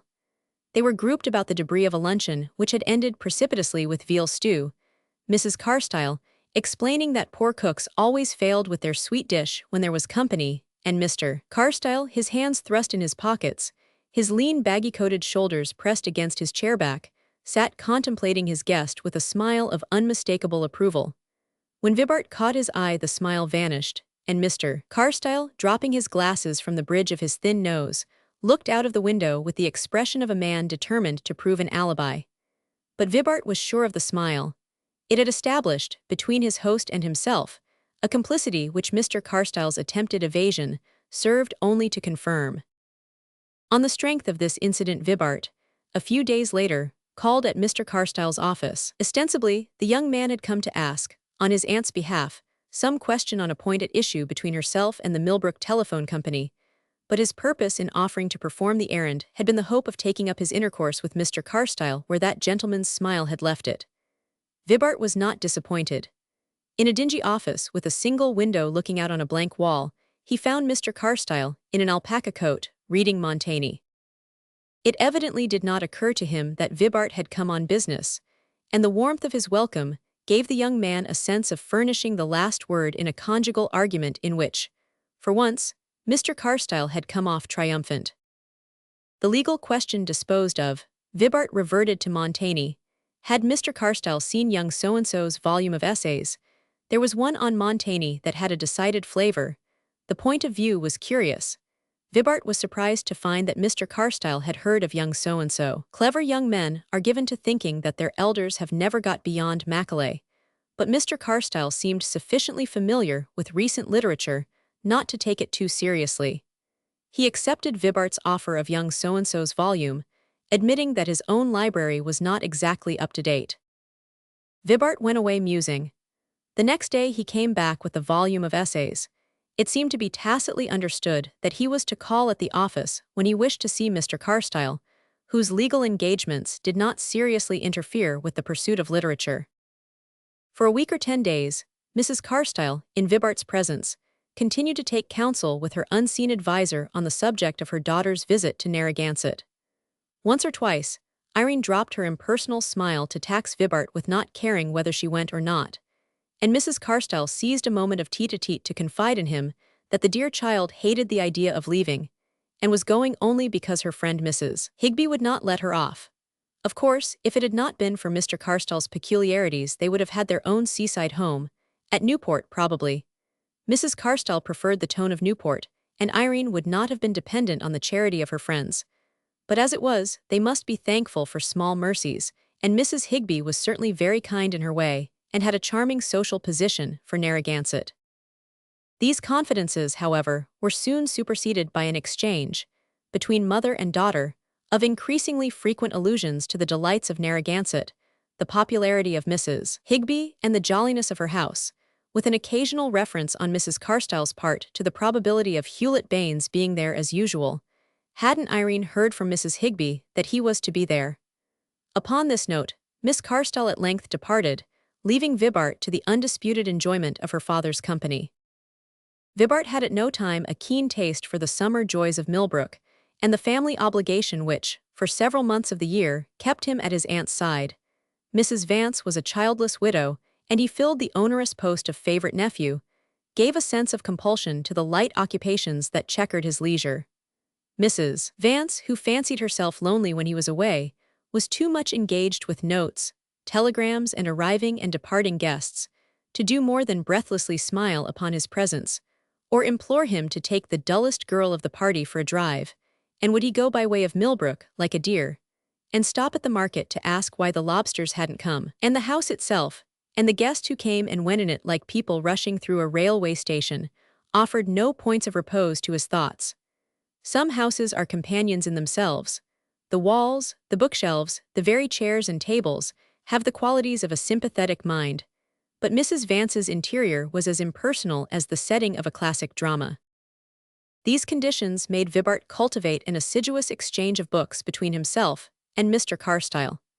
The young man went down almost daily to the little house in the town, where Mrs. Carstyle, who had now an air of receiving him in curl papers, and of not always immediately distinguishing him from the piano tuner, made no effort to detain him on his way to her husband's study. Roman 3. Now and then, at the close of one of Vibart's visits, Mr. Carstyle put on a mildewed Panama hat and accompanied the young man for a mile or two on his way home. The road to Mrs. Vance's lay through one of the most amiable suburbs of Millbrook, and Mr. Carstyle, walking with his slow, uneager step, his hat pushed back, and his stick dragging behind him, seemed to take a philosophically pleasure in the aspect of the trim lawns and opulent gardens. Vibart could never induce his companion to prolong his walk as far as Mrs. Vance's drawing-room. But one afternoon, when the distant hills lay blue beyond the twilight of overarching elms, the two men strolled on into the country past that lady's hospitable gate-posts. It was a still day, the road was deserted, and every sound came sharply through the air. Mr. Carstyle was in the midst of a disquisition on Diderot when he raised his head and stood still. "What's that?" he said. "Listen." Vibart listened and heard a distant storm of hoofbeats. A moment later, a buggy drawn by a pair of trotters swung round the turn of the road. It was about 30 yards off, coming toward them at full speed. The man who drove was leaning forward with outstretched arms. Beside him sat a girl. Suddenly Vibart saw Mr. Carstyle jump into the middle of the road, in front of the buggy. He stood there immovable, his arms extended, his legs apart, in an attitude of indomitable resistance. Almost at the same moment, Vibart realized that the man in the buggy had his horses in hand. "They're not running," Vibart shouted, springing into the road and catching Mr. Carstyle's alpaca sleeve. The older man looked around vaguely. He seemed dazed. "Come away, sir, come away," cried Vibart, gripping his arm. The buggy swept past them, and Mr. Carstyle stood in the dust, gazing after it. At length he drew out his handkerchief and wiped his forehead. He was very pale, and Vibart noticed that his hand shook. "That was a close call, sir, wasn't it? I suppose you thought they were running." "Yes," said Mr. Carstyle slowly, "I thought they were running. It certainly looked like it for a minute. Let's sit down, shall we? I feel rather breathless myself." Vibart saw that his friend could hardly stand.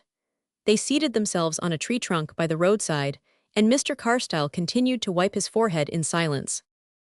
At length he turned to Vibart and said abruptly, "I made straight for the middle of the road, didn't I?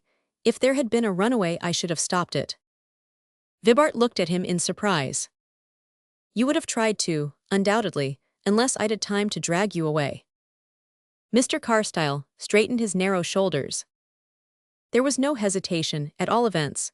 I showed no signs of avoiding it." "I should say not, sir. It was I who funked it for you." Mr. Carstyle was silent. His head had dropped forward, and he looked like an old man. "It was just my cursed luck again," he exclaimed suddenly in a loud voice. For a moment, Vibart thought that he was wandering, but he raised his head and went on speaking in more natural tones. "I dare say I appeared ridiculous enough to you just now, eh? Perhaps you saw all along that the horses weren't running. Your eyes are younger than mine, and then you're not always looking out for runaways, as I am. Do you know that in 30 years I've never seen a runaway?" "You're fortunate," said Vibart, still bewildered. "Fortunate? Good God, man, I've prayed to see one. Not a runaway especially, but any bad accident, anything that endangered people's lives. There are accidents happening all the time all over the world. Why shouldn't I ever come across one? It's not for want of trying. At one time I used to haunt the theaters in the hope of a fire. Fires in theaters are so apt to be fatal. Well, will you believe it? I was in the Brooklyn Theater the night before it burned down. I left the old Madison Square Garden half an hour before the walls fell in. And it's the same way with street accidents. I always miss them. I'm always just too late. Last year there was a boy knocked down by a cable car at our corner. I got to my gate just as they were carrying him off on a stretcher. And so it goes. If anybody else had been walking along this road, those horses would have been running away. And there was a girl in the buggy, too, a mere child. Mr. Carstyle's head sank again. "You're wondering what this means," he began after another pause. I was a little confused for a moment, must have seemed incoherent. His voice cleared, and he made an effort to straighten himself. "Well, I was a damned coward once, and I've been trying to live it down ever since." Vibart looked at him incredulously, and Mr. Carstyle caught the look with a smile. "Why not? Do I look like a Hercules?" He held up his loose-skinned hand and shrunken wrist. "Not built for the part, certainly, but that doesn't count, of course. Man's unconquerable soul and all the rest of it. Well, I was a coward every inch of me, body and soul." He paused and glanced up and down the road. There was no one in sight. "It happened when I was a young chap just out of college. I was traveling round the world with another youngster of my own age and an older man, Charles Meriton, who has since made a name for himself. You may have heard of him. Meriton, the archaeologist, the man who discovered those ruined African cities the other day. That's the man. He was a college tutor then, and my father, who had known him since he was a boy and who had a very high opinion of him, had asked him to make the tour with us. We both, my friend Collies and I, had an immense admiration for Meriton. He was just the fellow to excite a boy's enthusiasm. Cool, quick, imperturbable. The kind of man whose hand is always on the hilt of action. His explorations had led him into all sorts of tight places, and he'd shown an extraordinary combination of calculating patience and reckless courage. He never talked about his doings. We picked them up from various people on our journey. He'd been everywhere, he knew everybody, and everybody had something stirring to tell about him. I dare say this account of the man sounds exaggerated. Perhaps it is. I've never seen him since. But at that time he seemed to me a tremendous fellow, a kind of scientific Ajax. He was a capital traveling companion, at any rate. Good-tempered, cheerful, easily amused, with none of the been-there-before superiority so irritating to youngsters. He made us feel as though it were all as new to him as to us. He never chilled our enthusiasms or took the bloom off our surprises. There was nobody else whose good opinion I cared as much about. He was the biggest thing in sight. On the way home, Collies broke down with diphtheria. We were in the Mediterranean, cruising about the Sporades in a felucca. He was taken ill at Chios. The attack came on suddenly, and we were afraid to run the risk of taking him back to Athens in the felucca. We established ourselves in the inn at Chios, and there the poor fellow lay for weeks. Luckily, there was a fairly good doctor on the island, and we sent to Athens for a sister to help with the nursing. Poor Collies was desperately bad. The diphtheria was followed by partial paralysis. The doctor assured us that the danger was past. He would gradually regain the use of his limbs, but his recovery would be slow. The sister encouraged us too. She had seen such cases before, and he certainly did improve a shade each day. Meriton and I had taken turns with the sister in nursing him, but after the paralysis had set in there wasn't much to do, and there was nothing to prevent Meriton's leaving us for a day or two. He had received word from some place on the coast of Asia Minor that a remarkable tomb had been discovered somewhere in the interior. He had not been willing to take us there, as the journey was not a particularly safe one. But now that we were tied up at Chios, there seemed no reason why he shouldn't go and take a look at the place. The expedition would not take more than 3 days. Collies was convalescent. The doctor and nurse assured us that there was no cause for uneasiness, and so Meriton started off one evening at sunset. I walked down to the quay with him and saw him rowed off to the felucca. I would have given a good deal to be going with him. The prospect of danger allured me. "You'll see that Collies is never left alone, won't you?" he shouted back to me as the boat pulled out into the harbor. I remembered I rather resented the suggestion. I walked back to the inn and went to bed. The nurse sat up with Collies at night. The next morning I relieved her at the usual hour. It was a sultry day with a queer coppery-looking sky. The air was stifling. In the middle of the day the nurse came to take my place while I dined. When I went back to Collies's room, she said she would go out for a breath of air. I sat down by Collies's bed and began to fan him with the fan the sister had been using. The heat made him uneasy, and I turned him over in bed, for he was still helpless. The whole of his right side was numb. Presently he fell asleep, and I went to the window and sat looking down on the hot deserted square, with a bunch of donkeys and their drivers asleep in the shade of the convent wall across the way. I remember noticing the blue beads about the donkeys' necks. Were you ever in an earthquake? No, I'd never been in one either. It's an indescribable sensation. There's a day of judgment feeling in the air. It began with the donkeys waking up and trembling. I noticed that and thought it queer.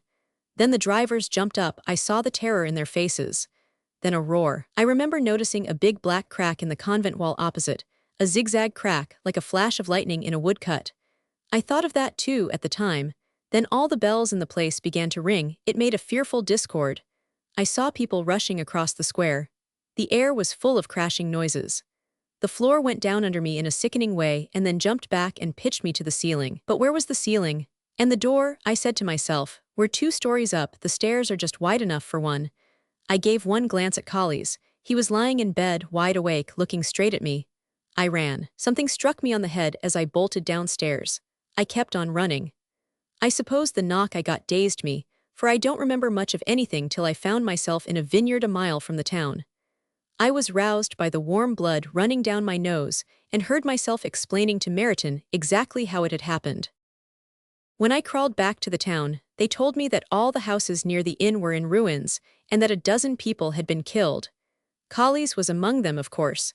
The ceiling had come down on him. Mr. Carstyle wiped his forehead. Vibart sat looking away from him. 2 days later, Meriton came back. I began to tell him the story, but he interrupted me. There was no one with him at the time then. You'd left him alone. No, he wasn't alone. Who was with him? You said the sister was out. I was with him. You were with him. I shall never forget Meriton's look. I believe I had meant to explain, to accuse myself, to shout out my agony of soul, but I saw the uselessness of it. A door had been shut between us. Neither of us spoke another word. He was very kind to me on the way home. He looked after me in a motherly way that was a good deal harder to stand than his open contempt. I saw the man was honestly trying to pity me, but it was no good. He simply couldn't. Mr. Carstyle rose slowly, with a certain stiffness. Shall we turn toward home? Perhaps I'm keeping you. They walked on a few steps in silence. Then he spoke again. That business altered my whole life. Of course I oughtn't to have allowed it to, that was another form of cowardice. But I saw myself only with Meriton's eyes. It is one of the worst miseries of youth that one is always trying to be somebody else. I had meant to be a Meriton. I saw I'd better go home and study law. It's a childish fancy, a survival of the primitive savage, if you like. But from that hour to this, I've hankered day and night for a chance to retrieve myself, to set myself right with the man I meant to be. I want to prove to that man that it was all an accident, an unaccountable deviation from my normal instincts, that having once been a coward doesn't mean that a man's cowardly. And I can't. Mr. Carstyle's tone had passed insensibly from agitation to irony. He had got back to his usual objective standpoint. Why, I'm a perfect olive branch, he concluded, with his dry, indulgent laugh. The very babies stop crying at my approach. I carry a sort of millennium about with me. I'd make my fortune as an agent of the Peace Society. I shall go to the grave leaving that other man unconvinced. Vibart walked back with him to Millbrook. On her doorstep they met Mrs. Carstyle, flushed and feathered, with a card case and dusty boots. I don't ask you in, she said plaintively to Vibart, because I can't answer for the food this evening. My maid-of-all-work tells me that she's going to a ball, which is more than I've done in years. And besides, it would be cruel to ask you to spend such a hot evening in our stuffy little house. The air is so much cooler at Mrs. Vance's. Remember me to Mrs. Vance, please, and tell her how sorry I am that I can no longer include her in my round of visits. When I had my carriage, I saw the people I liked, but now that I have to walk, my social opportunities are more limited. I was not obliged to do my visiting on foot when I was younger, and my doctor tells me that to persons accustomed to a carriage no exercise is more injurious than walking. She glanced at her husband, with a smile of unforgiving sweetness. Fortunately, she concluded, it agrees with Mr. Carstyle. The twilight of the god. A Newport drawing room. Tapestries, flowers, bric-a-brac. Through the windows, a geranium-edged lawn, the cliffs and the sea. Isabel Warland sits reading. Lucius Warland enters in flannels and a yachting cap. Isabel, back already. Warland, the wind dropped, it turned into a drifting race. Langham took me off the yacht on his launch. What time is it? 2 o'clock. Where's Mrs. Rayner? Isabel, on her way to New York. Warland, to New York. Isabel, precisely. The boat must be just leaving. She started an hour ago and took Laura with her. In fact, I'm alone in the house, that is, until this evening. Some people are coming then. Warland, but what in the world? Isabel, her aunt, Mrs. Griscom, has had a fit. She has them constantly. They're not serious. At least they wouldn't be if Mrs. Griscom were not so rich and childless. Naturally, under the circumstances, Marian feels a peculiar sympathy for her. Her position is such a sad one. There's positively no one to care whether she lives or dies except her heirs. Of course, they all rush to Newburgh whenever she has a fit. It's hard on Marian, for she lives the farthest away. But she has come to an understanding with the housekeeper, who always telegraphs her first, so that she gets a start of several hours. She will be at Newburgh tonight at 10, and she has calculated that the others can't possibly arrive before midnight. Warland, you have a delightful way of putting things. I suppose you talk of me like that. Isabel, oh no, it's too humiliating to doubt one's husband's disinterestedness.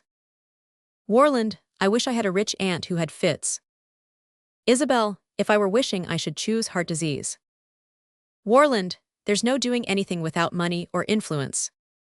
Isabel, picking up her book, have you heard from Washington? Warland, yes, that's what I was going to speak of when I asked for Mrs. Rayner. I wanted to bid her goodbye. Isabel, you're going. Warland, by the 5 train. Fagot has just wired me that the ambassador will be in Washington on Monday. He hasn't named his secretaries yet, but there isn't much hope for me. He has a nephew. Isabel, they always have, like the popes. Warland, well, I'm going all the same. You'll explain to Mrs. Rayner if she gets back before I do. Are there to be people at dinner? I don't suppose it matters. You can always pick up an extra man on a Saturday. Isabel, by the way, that reminds me that Marian left me a list of the people who are arriving this afternoon. My novel is so absorbing that I forgot to look at it. Where can it be? Ah, here, let me see. The Jack Marringtons, Adelaide Clinton, Ned Lender, all from New York by 7 p.m. train. Louis Darley tonight by Fall River boat. John Oberville from Boston at 5 p.m. Why, I didn't know. Warland excitedly. John Oberville, here, today at 5 o'clock. Let me see, let me look at the list. Are you sure you're not mistaken? Why, she never said a word. Why the deuce didn't you tell me? Isabel, I didn't know. Warland, Oberville. Isabel, why, what difference does it make? Warland, what difference? What difference? Don't look at me as if you didn't understand English. Why, if Oberville's coming, a pause, look here, Isabel, didn't you know him very well at one time? Isabel, very well, yes. Warland, I thought so, of course. I remember now. I heard all about it before I met you. Let me see, didn't you and your mother spend a winter in Washington when he was Under-Secretary of State? Isabel, that was before the deluge. Warland, I remember, it all comes back to me. I used to hear it said that he admired you tremendously. There was a report that you were engaged. Don't you remember? Why, it was in all the papers. By Jove, Isabel, what a match that would have been. Isabel, you are disinterested. Warland, well, I can't help thinking. Isabel, that I paid you a handsome compliment. Warland, preoccupied. Yes, exactly. What was I saying? Oh, about the report of your engagement. Playfully. He was awfully gone on you, wasn't he? Isabel, it's not for me to diminish your triumph. Warland, by Jove, I can't think why Mrs. Rayner didn't tell me he was coming. A man like that, one doesn't take him for granted, like the piano tuner. I wonder I didn't see it in the papers. Isabel, is he grown such a great man? Warland, Oberville, great. John Oberville. I'll tell you what he is, the power behind the throne, the Black Pope, the Kingmaker, and all the rest of it. Don't you read the papers? Of course I'll never get on if you won't interest yourself in politics. And to think you might have married that man. Isabel, and got you your secretaryship. Warland, Oberville has them all in the hollow of his hand. Isabel, well, you'll see him at 5 o'clock. Warland, I don't suppose he's ever heard of me, worse luck. A silence. Isabel, look here, I never ask questions, do I? But it was so long ago, and Oberville almost belongs to history. He will one of these days at any rate. Just tell me, did he want to marry you? Isabel, since you answer for his immortality. After a pause, I was very much in love with him. Warland, then of course he did. Another pause, but what in the world? Isabel, musing. As you say, it was so long ago, I don't see why I shouldn't tell you. There was a married woman who had, what is the correct expression? Made sacrifices for him. There was only one sacrifice she objected to making, and he didn't consider himself free. It sounds rather rococo, doesn't it? It was odd that she died the year after we were married. Warland, Hugh. Isabel, following her own thoughts. I've never seen him since, it must be 10 years ago. I'm certainly 32 and I was just 22 then. It's curious to talk of it. I had put it away so carefully. How it smells of camphor, and what an old-fashioned cut it has. Rising. Where's the list, Lucius? You wanted to know if there were to be people at dinner tonight. Warland, here it is, but never mind. Isabel, silence, Isabel. Isabel, well. Warland, it's odd he never married. Isabel, the comparison is to my disadvantage. But then I met you. Warland, don't be so confoundedly sarcastic. I wonder how he'll feel about seeing you. Oh, I don't mean any sentimental rot, of course. But you're an uncommonly agreeable woman. I dare say he'll be pleased to see you again. You're 50 times more attractive than when I married you. Isabel, I wish your other investments had appreciated at the same rate. Unfortunately, my charms won't pay the butcher. Warland, damn the butcher. Isabel, I happened to mention him because he's just written again, but I might as well have said the baker or the candlestick maker. The candlestick maker, I wonder what he is, by the way. He must have more faith in human nature than the others, for I haven't heard from him yet. I wonder if there is a creditor's polite letter writer which they all consult. Their style is so exactly alike. I advise you to pass through New York incognito on your way to Washington. Their attentions might be oppressive. Warland, confoundedly oppressive. What a dog's life it is, my poor Isabel. Isabel, don't pity me. I didn't marry you for a home. Warland, after a pause. What did you marry me for if you cared for Oberville? Another pause. Isabel, don't make me regret my confidence. Warland, I beg your pardon. Isabel, oh, it was only a subterfuge to conceal the fact that I have no distinct recollection of my reasons. The fact is, a girl's motives in marrying are like a passport, apt to get mislaid. One is so seldom asked for either. But mine certainly couldn't have been mercenary. I never heard a mother praise you to her daughters. Warland, no, I never was much of a match. Isabel, you impugn my judgment. Warland, if I only had a head for business, now I might have done something by this time, but I'd sooner break stones in the road. Isabel, it must be very hard to get an opening in that profession. So many of my friends have aspired to it, and yet I never knew anyone who actually did it. Warland, if I could only get the secretaryship. How that kind of life would suit you. It's as much for you that I want it. Isabel, and almost as much for the butcher. Don't belittle the circle of your benevolence. She walks across the room. 3 o'clock already, and Marian asked me to give orders about the carriages. Let me see, Mr. Oberville is the first arrival. If you'll ring, I will send word to the stable. I suppose you'll stay now. Warland, stay. Isabel, not go to Washington. I thought you spoke as if he could help you. Warland, he could settle the whole thing in 5 minutes. The president can't refuse him anything. But he doesn't know me, he may have a candidate of his own.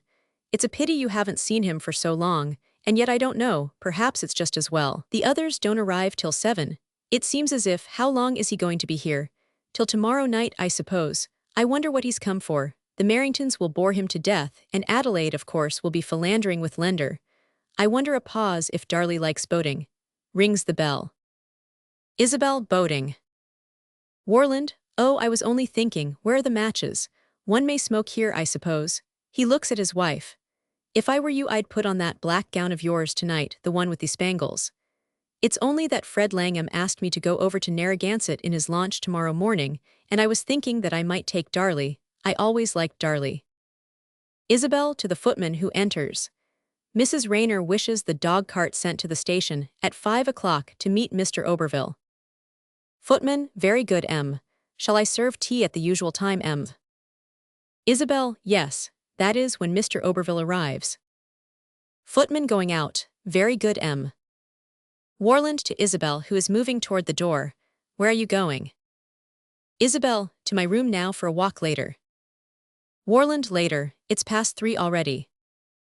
Isabel, I've no engagement this afternoon. Warland, oh, I didn't know. As she reaches the door, you'll be back, I suppose. Isabel, I have no intention of eloping. Warland, for tea, I mean. Isabel, I never take tea. Warland shrugs his shoulders. Roman 2. The same drawing room. Isabel enters from the lawn in hat and gloves. The tea table is set out, and the footman just lighting the lamp under the kettle. Isabel, you may take the tea things away. I never take tea. Footman, very good, M. He hesitates. I understood, M, that Mr. Oberville was to have tea. Isabel, Mr. Oberville, but he was to arrive long ago. What time is it? Footman, only 5:15, M. Isabel, 5:15. She goes up to the clock. Surely you're mistaken, I thought it was long after 6, to herself. I walked and walked, I must have walked too fast. To the footman. I'm going out again. When Mr. Oberville arrives, please give him his tea without waiting for me. I shall not be back till dinner time. Footman, very good, M. Here are some letters, M. Isabel, glancing at them with a movement of disgust. You may send them up to my room. Footman, I beg pardon, M, but one is a note from Mme. Fanferluche, and the man who brought it is waiting for an answer. Isabel, didn't you tell him I was out? Footman, yes, M. But he said he had orders to wait till you came in. Isabel, let me see. She opens the note. Yes, a pause. Please say that I am on my way now to Mme. Fanferluche's to give her the answer in person. You may tell the man that I have already started. Do you understand? Already started. Footman, yes, M. Isabel, and wait, with an effort. You may tell me when the man has started. I shall wait here till then. Be sure you let me know. Footman, yes, M. He goes out. Isabel, sinking into a chair and hiding her face. After a moment she rises, taking up her gloves and sunshade, and walks toward the window which opens on the lawn. I'm so tired. She hesitates and turns back into the room. Where can I go to? She sits down again by the tea table and bends over the kettle. The clock strikes 5:30. Isabel, picking up her sunshade, walks back to the window. If I must meet one of them. Oberville speaking in the hall, thanks, I'll take tea first. He enters the room and pauses doubtfully on seeing Isabel. Isabel, stepping towards him with a smile. It's not that I've changed, of course, but only that I happen to have my back to the light. Isn't that what you are going to say? Oberville, Mrs. Warland. Isabel, so you really have become a great man. They always remember people's names. Oberville, were you afraid I was going to call you Isabel? Isabel, bravo, crescendo. Oberville, but you have changed all the same. Isabel, you must indeed have reached a dizzy eminence, since you can indulge yourself by speaking the truth. Oberville, it's your voice. I knew it at once, and yet it's different. Isabel, I hope it can still convey the pleasure I feel in seeing an old friend. She holds out her hand, he takes it. You know, I suppose, that Mrs. Rayner is not here to receive you. She was called away this morning very suddenly by her aunt's illness. Oberville, yes, she left a note for me. Absently, I'm sorry to hear of Mrs. Griscom's illness. Isabel, oh, Mrs. Griscom's illnesses are less alarming than her recoveries, but I am forgetting to offer you any tea. She hands him a cup. I remember you liked it very strong. Oberville, what else do you remember? Isabel, a number of equally useless things. My mind is a storeroom of obsolete information. Oberville, why obsolete, since I am providing you with a use for it? Isabel, at any rate, it's open to question whether it was worth storing for that length of time, especially as there must have been others more fitted, by opportunity, to undertake the duty. Oberville, the duty. Isabel, of remembering how you like your tea. Oberville, with a change of tone. Since you call it a duty, I may remind you that it's one I have never asked anyone else to perform. Isabel, as a duty, but as a pleasure. Oberville, do you really want to know? Isabel, oh, I don't require and charge you. Oberville, you dislike as much as ever having the I's dotted. Isabel, with a handwriting I know as well as yours. Oberville, recovering his lightness of manner, accomplished woman, he examines her approvingly. I'd no idea that you were here, I never was more surprised. Isabel, I hope you like being surprised. To my mind it's an overrated pleasure. Oberville, is it? I'm sorry to hear that. Isabel, why? Have you a surprise to dispose of? Oberville, I'm not sure that I haven't.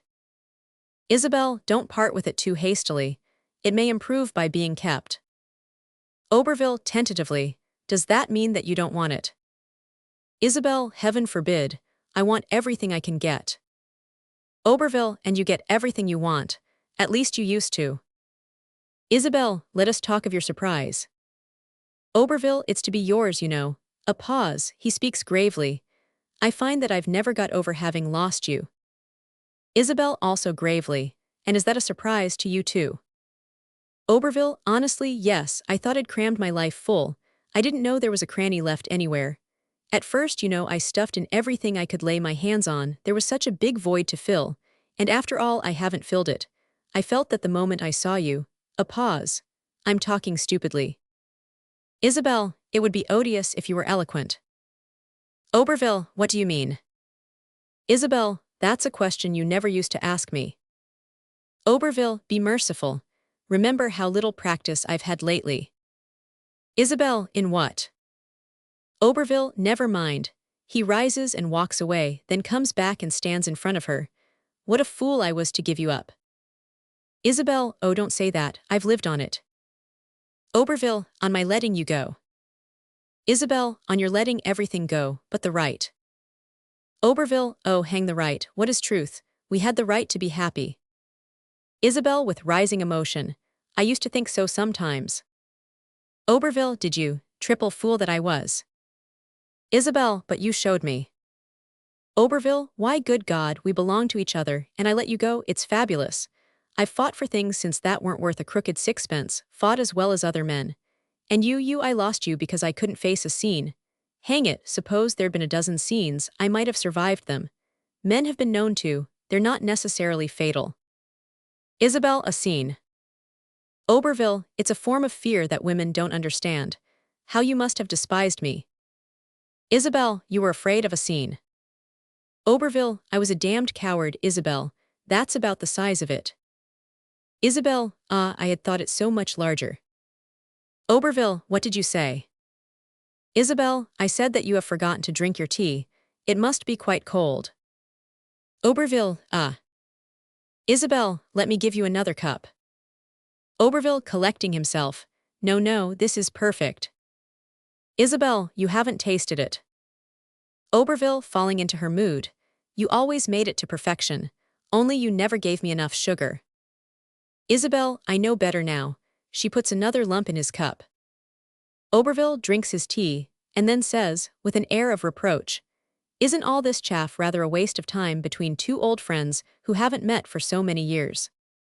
Isabel, lightly, oh, it's only a hors d'oeuvre, the tuning of the instruments. I'm out of practice too. Oberville, let us come to the grand air then. Sits down near her.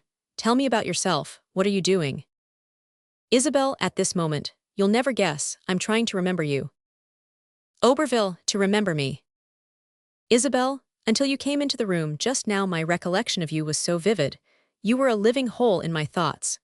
Now I am engaged in gathering up the fragments, in laboriously reconstructing you.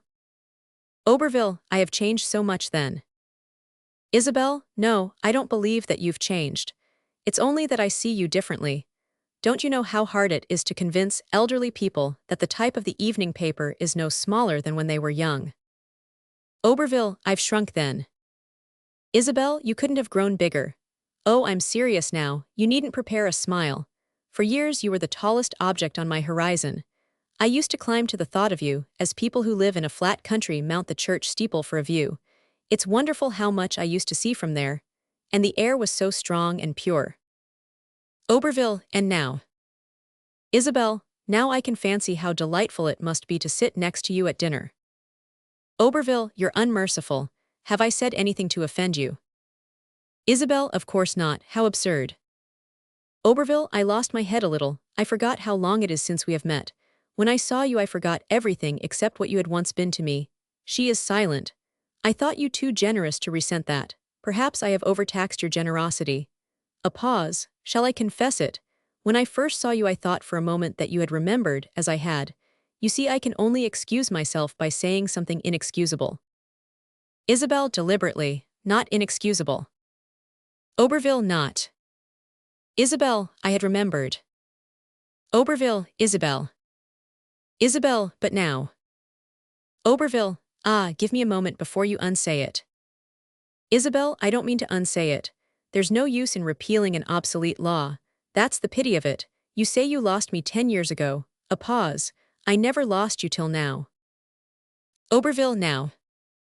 Isabel, only this morning you were my Supreme Court of Justice. There was no appeal from your verdict. Not an hour ago you decided a case for me against myself. And now. And the worst of it is that it's not because you've changed. How do I know if you've changed? You haven't said 100 words to me. You haven't been an hour in the room. And the years must have enriched you. I dare say you've doubled your capital. You've been in the thick of life, and the metal you're made of brightens with use.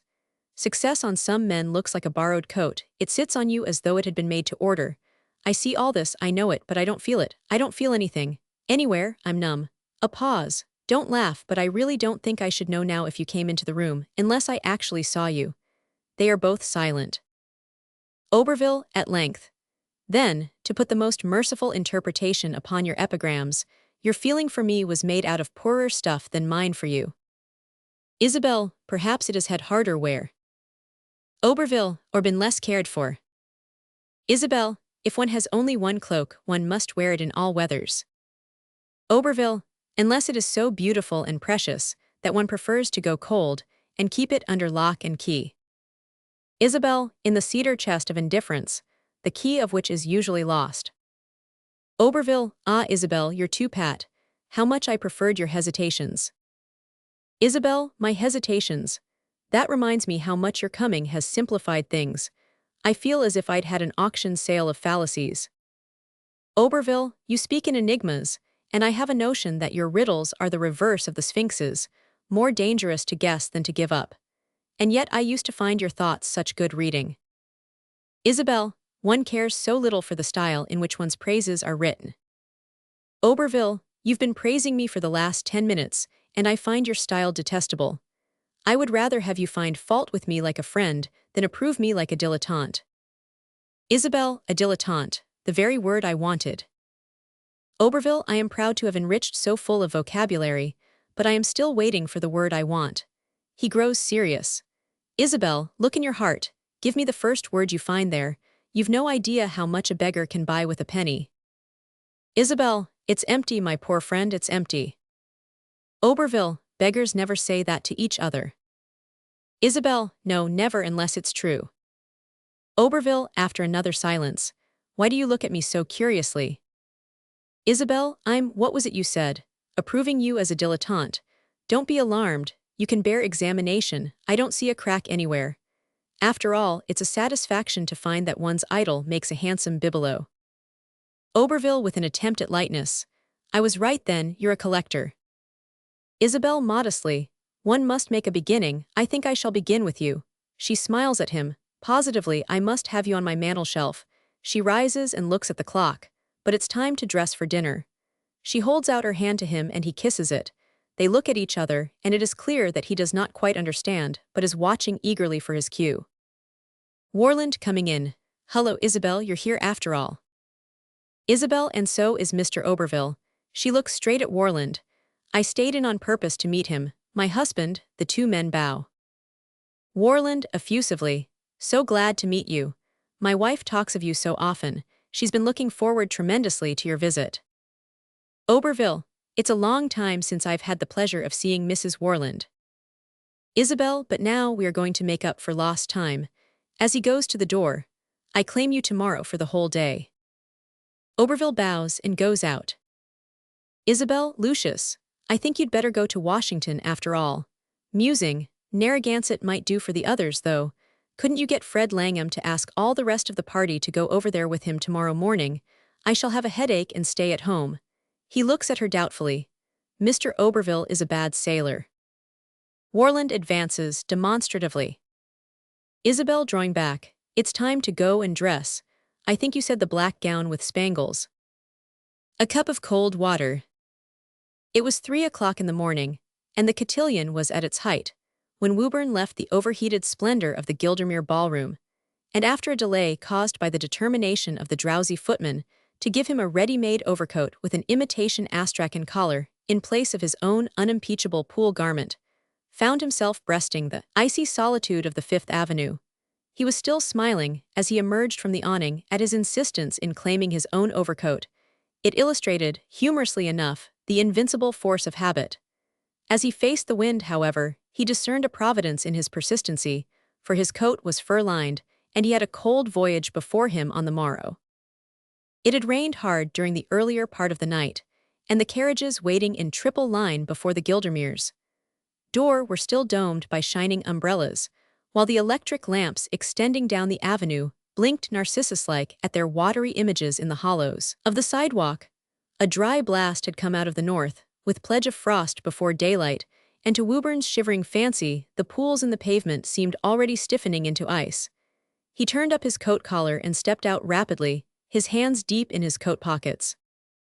As he walked, he glanced curiously up at the ladder-like doorsteps, which may well suggest to the future archaeologist that all the streets of New York were once canals, at the spectral tracery of the trees about St. Luke's, the fretted mass of the cathedral, and the mean vista of the long side streets. The knowledge that he was perhaps looking at it all for the last time caused every detail to start out like a challenge to memory, and lit the brownstone house fronts with the glamour of sword-barred Edens. It was an odd impulse that had led him that night to the Gildermere ball, but the same change in his condition, which made him stare wonderingly at the houses in the Fifth Avenue, gave the thrill of an exploit to the tame business of ball-going. Who would have imagined, Woburn mused, that such a situation as his would possess the priceless quality of sharpening the blunt edge of habit? It was certainly curious to reflect, as he leaned against the doorway of Mrs. Gildermere's ballroom, enveloped in the warm atmosphere of the accustomed, that 24 hours later the people brushing by him with looks of friendly recognition would start at the thought of having seen him and slur over the recollection of having taken his hand. And the girl he had gone there to see, what would she think of him? He knew well enough that her trenchant classifications of life admitted no overlapping of good and evil, made no allowance for that incalculable interplay of motives that justifies the subtlest casuistry of compassion. Miss Talcott was too young to distinguish the intermediate tints of the moral spectrum, and her judgments were further simplified by a peculiar concreteness of mind. Her bringing up had fostered this tendency, and she was surrounded by people who focused life in the same way. To the girls in Miss Talcott's set, the attentions of a clever man who had to work for his living had the zest of a forbidden pleasure, but to marry such a man would be as unpardonable as to have one's carriage seen at the door of a cheap dressmaker. Poverty might make a man fascinating, but a settled income was the best evidence of stability of character. If there were anything in heredity, how could a nice girl trust a man whose parents had been careless enough to leave him unprovided for? Neither Miss Talcott nor any of her friends could be charged with formulating these views, but they were implicit in the slope of every white shoulder and in the ripple of every yard of imported tulle dappling the foreground of Mrs. Gildermere's ballroom. The advantages of line and color in veiling the crudities of a creed are obvious to emotional minds. And besides, Woburn was conscious that it was to the cheerful materialism of their parents that the young girls he admired owed that fine distinction of outline in which their skillfully rippled hair and skillfully hung draperies cooperated with the slimness and erectness that came of participating in the most expensive sports, eating the most expensive food, and breathing the most expensive air. Since the process which had produced them was so costly, how could they help being costly themselves? Woburn was too logical to expect to give no more for a piece of old Sevres than for a bit of kitchen crockery. He had no faith in wonderful bargains, and believed that one got in life just what one was willing to pay for. He had no mind to dispute the taste of those who preferred the rustic simplicity of the earthen crock, but his own fancy inclined to the piece of pate tender, which must be kept in a glass case and handled as delicately as a flower. It was not merely by the external grace of these drawing-room ornaments that Woburn's sensibilities were charmed. His imagination was touched by the curious exoticism of view resulting from such conditions. He had always enjoyed listening to Miss Talcott, even more than looking at her. Her ideas had the brilliant bloom and audacious irrelevance of those tropical orchids which strike root in air. Miss Talcott's opinions had no connection with the actual. Her very materialism had the grace of artificiality. Woburn had been enchanted once by seeing her helpless before a smoking lamp. She had been obliged to ring for a servant because she did not know how to put it out. Her supreme charm was the simplicity that comes of taking it for granted that people are born with carriages and country places. It never occurred to her that such congenital attributes could be matter for self-consciousness, and she had none of the nouveau rich prudery, which classes poverty with the nude in art, and is not sure how to behave in the presence of either. The conditions of Woburn's own life had made him peculiarly susceptible to those forms of elegance, which are the flower of ease. His father had lost a comfortable property through sheer inability to go over his agent's accounts, and this disaster, coming at the outset of Woburn's school days, had given a new bent to the family temperament. The father characteristically died when the effort of living might have made it possible to retrieve his fortunes, and Woburn's mother and sister, embittered by this final evasion, settled down to a vindictive war with circumstances. They were the kind of women who think that it lightens the burden of life to throw over the amenities, as a reduced housekeeper puts away her knickknacks to make the dusting easier. They fought mean conditions meanly, but Woburn, in his resentment of their attitude, did not allow for the suffering which had brought it about. His own tendency was to overcome difficulties by conciliation rather than by conflict. Such surroundings threw into vivid relief the charming figure of Miss Talcott. Woburn instinctively associated poverty with bad food, ugly furniture, complaints and recriminations. It was natural that he should be drawn toward the luminous atmosphere where life was a series of peaceful and good-humored acts, unimpeded by petty obstacles. To spend one's time in such society gave one the illusion of unlimited credit, and also, unhappily, created the need for it. It was here, in fact, that Woburn's difficulties began. To marry Miss Talcott, it was necessary to be a rich man. Even to dine out in her set involved certain minor extravagances. Woburn had determined to marry her sooner or later, and in the meanwhile to be with her as much as possible. As he stood leaning in the doorway of the Gildermere ballroom, watching her pass him in the waltz, he tried to remember how it had begun. First, there had been the tailor's bill. The fur-lined overcoat with cuffs and collar of Alaska sable had alone cost more than he had spent on his clothes for 2 or 3 years previously. Then there were theater tickets, cab fares, florists' bills, tips to servants at the country houses where he went because he knew that she was invited, the Omar Khayyam bound by Sullivan that he sent her at Christmas, the contributions to her pet charities, the reckless purchases at fairs where she had a stall. His whole way of life had imperceptibly changed, and his year's salary was gone before the second quarter was due. He had invested the few $1,000s, which had been his portion of his father's shrunken estate. When his debts began to pile up, he took a flyer in stocks, and after a few months of varying luck, his little patrimony disappeared. Meanwhile, his courtship was proceeding at an inverse ratio to his financial ventures. Miss Talcott was growing tender, and he began to feel that the game was in his hands. The nearness of the goal exasperated him. She was not the girl to wait, and he knew that it must be now or never. A friend lent him $5,000 on his personal note, and he bought railway stocks on margin. They went up and he held them for a higher rise. They fluctuated, dragged, dropped below the level at which he had bought, and slowly continued their uninterrupted descent. His broker called for more margin. He could not respond and was sold out. What followed came about quite naturally. For several years he had been cashier in a well-known banking house. When the note he had given his friend became due, it was obviously necessary to pay it, and he used the firm's money for the purpose. To repay the money thus taken, he increased his debt to his employers and bought more stocks, and on these operations he made a profit of $10,000. Miss Talcott rode in the park, and he bought a smart hack for $700, paid off his tradesmen, and went on speculating with the remainder of his profits. He made a little more, but failed to take advantage of the market and lost all that he had staked, including the amount taken from the firm. He increased his overdraft by another $10,000 and lost that. He overdrew a farther sum and lost again. Suddenly, he woke to the fact that he owed his employers $50,000 and that the partners were to make their semi-annual inspection in 2 days. He realized then that within 48 hours, what he had called borrowing would become theft. There was no time to be lost. He must clear out and start life over again somewhere else. The day that he reached this decision, he was to have met Miss Talcott at dinner. He went to the dinner, but she did not appear. She had a headache, his hostess explained. Well, he was not to have a last look at her after all. better so perhaps. He took leave early and on his way home stopped at a florist's and sent her a bunch of violets. The next morning he got a little note from her. The violets had done her head so much good, she would tell him all about it that evening at the Gildermere ball. Wharton laughed and tossed the note into the fire. That evening, he would be on board ship. The examination of the books was to take place the following morning at 10. Wharton went down to the bank as usual.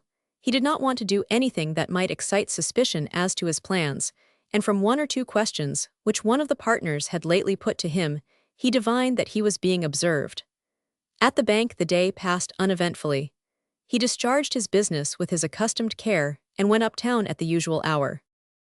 In the first flush of his successful speculations, he had set up bachelor lodgings, moved by the temptation to get away from the dismal atmosphere of home, from his mother's struggles with the cook and his sister's curiosity about his letters. He had been influenced also by the wish for surroundings more adapted to his tastes. He wanted to be able to give little teas, to which Miss Talcott might come with a married friend. She came once or twice, and pronounced it all delightful. She thought it so nice to have only a few Whistler etchings on the walls and the simplest crushed levant for all one's books. To these rooms, Wharton returned on leaving the bank. His plans had taken definite shape. He had engaged passage on a steamer sailing for Halifax early the next morning, and there was nothing for him to do before going on board but to pack his clothes and tear up a few letters. He threw his clothes into a couple of portmanteaus, and when these had been called for by an expressman, he emptied his pockets and counted up his ready money. He found that he possessed just $50.75, but his passage to Halifax was paid, and once there he could pawn his watch and rings. This calculation completed, he unlocked his writing table drawer and took out a handful of letters. They were notes from Miss Talcott. He read them over and threw them into the fire. On his table stood her photograph. He slipped it out of its frame and tossed it on top of the blazing letters. Having performed this rite, he got into his dress clothes and went to a small French restaurant to dine. He had meant to go on board the steamer immediately after dinner, but a sudden vision of introspective hours in a silent cabin made him call for the evening paper and run his eye over the list of theaters. It would be as easy to go on board at midnight as now. He selected a new vaudeville and listened to it with surprising freshness of interest.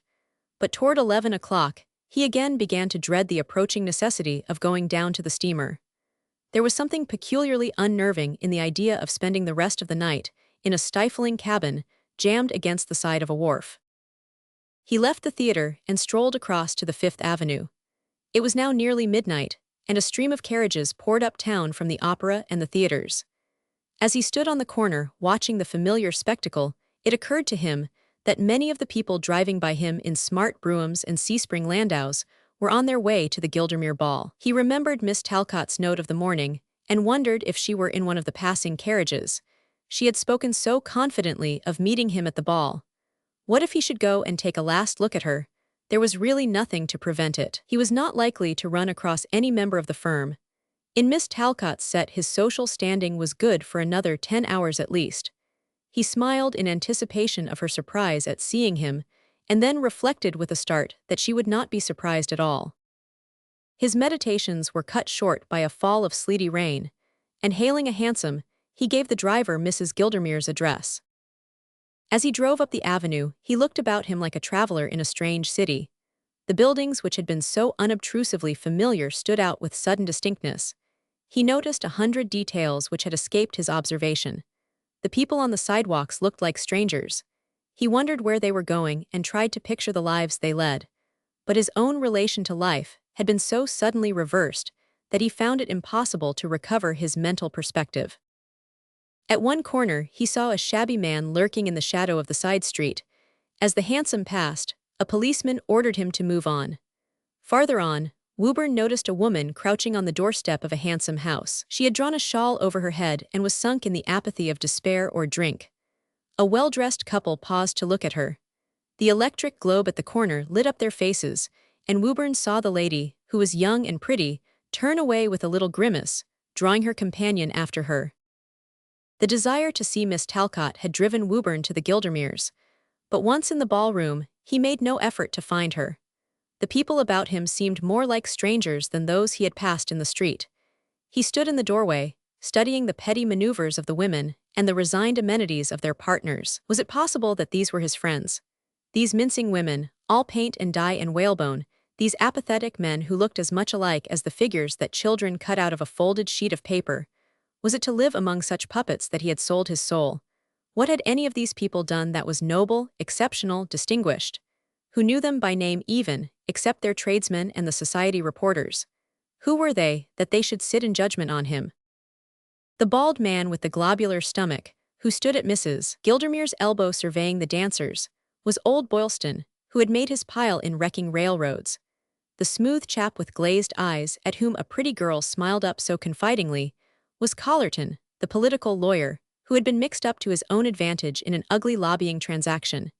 Near him stood Bryce Lindham, whose recent failure had ruined his friends and associates, but had not visibly affected the welfare of his large and expensive family. The slim fellow dancing with Miss Gildermere was Alec Vance, who lived on a salary of $5,000 a year, but whose wife was such a good manager that they kept a brougham in Victoria and always put in their season at Newport and their spring trip to Europe. The little ferret-faced youth in the corner was Rijai Colby, who wrote the intranews paragraphs in the Social Searchlight. The women were charming to him, and he got all the financial tips he wanted from their husbands and fathers. And the women, well, the women knew all about the men, and flattered them and married them and tried to catch them for their daughters. It was a domino party at which the guests were forbidden to unmask, though they all saw through each other's disguises. And these were the people who, within 24 hours, would be agreeing that they had always felt there was something wrong about Woburn. They would be extremely sorry for him, of course, poor devil. But there are certain standards, after all. What would society be without standards? His new friends, his future associates, were the suspicious-looking man whom the policeman had ordered to move on, and the drunken woman asleep on the doorstep. To these he was linked by the Freemasonry of failure. Miss Talcott passed him on Collerton's arm. She was giving him one of the smiles of which Woburn had fancied himself sole owner. Collerton was a sharp fellow. He must have made a lot in that last deal. Probably she would marry him. How much did she know about the transaction? She was a shrewd girl, and her father was in Wall Street. If Woburn's luck had turned the other way, she might have married him instead. And if he had confessed his sin to her one evening, as they drove home from the opera in their new brougham, she would have said that really it was of no use to tell her, for she never could understand about business, but that she did entreat him in future to be nicer to Rijai Colby. Even now, if he made a big strike somewhere, and came back in 10 years with a beard and a steam yacht, they would all deny that anything had been proved against him, and Mrs. Collerton might blush and remind him of their friendship. Well, why not? Was not all morality based on a convention? What was the stanchest code of ethics but a trunk with a series of false bottoms? Now and then one had the illusion of getting down to absolute right or wrong, but it was only a false bottom, a removable hypothesis, with another false bottom underneath. There was no getting beyond the relative. The cotillion had begun. Miss Talcott sat nearly opposite him. She was dancing with young Boylston and giving him a Woburn Collerton smile. So young Boylston was in the syndicate too. Presently Woburn was aware that she had forgotten young Boylston and was glancing absently about the room. She was looking for someone, and meant the someone to know it. He knew that lost chord look in her eyes. A new figure was being formed. The partners circled about the room, and Miss Talcott's flying tulle drifted close to him as she passed. Then the favors were distributed. White skirts wavered across the floor like thistledown on summer air. Men rose from their seats and fresh couples filled the shining parquet. Miss Talcott, after taking from the basket a Legion of Honor in red enamel, surveyed the room for a moment. Then she made her way through the dancers and held out the favor to Woburn. He fastened it in his coat, and emerging from the crowd of men about the doorway, slipped his arm about her. Their eyes met. Hers were serious and a little sad. How fine and slender she was. He noticed the little tendrils of hair about the pink convolution of her ear. Her waist was firm and yet elastic. She breathed calmly and regularly, as though dancing were her natural motion. She did not look at him again, and neither of them spoke. When the music ceased, they paused near her chair.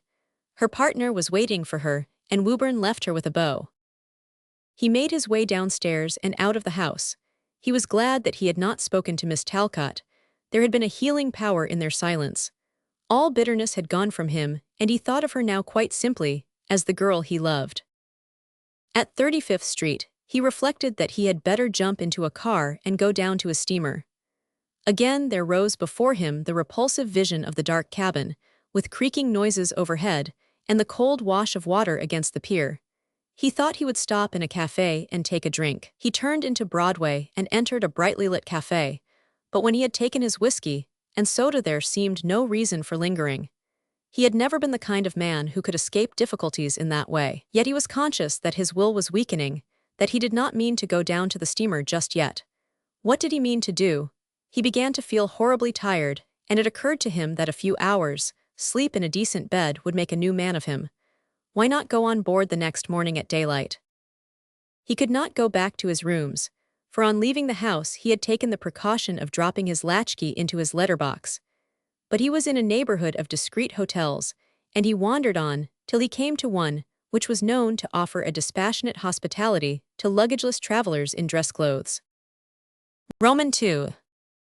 He pushed open the swinging door and found himself in a long corridor with a tessellated floor, at the end of which, in a brightly lit enclosure of plate glass and mahogany, the night clerk dozed over a copy of the Police Gazette. The air in the corridor was rich in reminiscences of yesterday's dinners, and a bronzed radiator poured a wave of dry heat into Wooburn's face. The night clerk, roused by the swinging of the door, sat watching Wooburn's approach with the unexpectant eye of one who has full confidence in his capacity for digesting surprises. Not that there was anything surprising in Wooburn's appearance, but the night clerk's callers were given to such imaginative flights in explaining their luggageless arrival in the small hours of the morning that he fared habitually on fictions which would have staggered a less experienced stomach. The night clerk, whose unwrinkled bloom showed that he throve on this high-season diet, had a fancy for classifying his applicants before they could frame their explanations. "This one's been locked out," he said to himself as he mustered Woburn. Having exercised his powers of divination with his accustomed accuracy, he listened without stirring an eyelid to Woburn's statement, merely replying, when the latter asked the price of a room, $250. "Very well," said Woburn, pushing the money under the brass lattice. "I'll go up at once, and I want to be called at 7. To this, the night clerk proffered no reply, but stretching out his hand to press an electric button, returned apathetically to the perusal of the Police Gazette. His summons was answered by the appearance of a man in shirt sleeves, whose rumpled head indicated that he had recently risen from some kind of makeshift repose. To him, the night clerk tossed a key, with the brief comment, 97. And the man, after a sleepy glance at Woburn, turned on his heel and lounged toward the staircase at the back of the corridor. Woburn followed, and they climbed 3 flights in silence. At each landing Woburn glanced down, the long passageway lit by a lowered gas jet, with a double line of boots before the doors, waiting, like yesterday's deeds, to carry their owners so many miles farther on the morrow's destined road. On the 3rd landing the man paused, and after examining the number on the key, turned to the left and slouching past 3 or 4 doors, finally unlocked one and preceded Woburn into a room lit only by the upward gleam of the electric globes in the street below. The man felt in his pockets, then he turned to Woburn. "Got a match?" he asked. Woburn politely offered him one, and he applied it to the gas fixture, which extended its jointed arm above an ash dressing table with a blurred mirror fixed between 2 standards. Having performed this office with an air of detachment designed to make Woburn recognize it as an act of supererogation, he turned without a word and vanished down the passageway. Woburn, after an indifferent glance about the room, which seemed to afford the amount of luxury generally obtainable for $2.50 in a fashionable quarter of New York, locked the door and sat down at the ink-stained writing table in the window. Far below him lay the pallidly lit depths of the forsaken thoroughfare. Now and then he heard the jingle of a horse car and the ring of hoofs on the freezing pavement, or saw the lonely figure of a policeman eclipsing the illumination of the plate-glass windows on the opposite side of the street. He sat thus for a long time, his elbows on the table, his chin between his hands, till at length the contemplation of the abandoned sidewalks, above which the electric globes kept stylites-like vigil, became intolerable to him, and he drew down the window shade and lit the gas fixture beside the dressing table. Then he took a cigar from his case and held it to the flame. The passage from the stinging freshness of the night to the stale, overheated atmosphere of the Haslemere Hotel had checked the preternaturally rapid working of his mind, and he was now scarcely conscious of thinking at all. His head was heavy, and he would have thrown himself on the bed had he not feared to oversleep the hour fixed for his departure.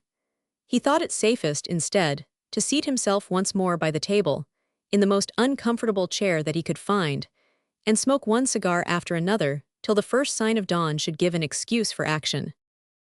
He had laid his watch on the table before him, and was gazing at the hour hand, and trying to convince himself by so doing that he was still wide awake, when a noise in the adjoining room suddenly straightened him in his chair and banished all fear of sleep.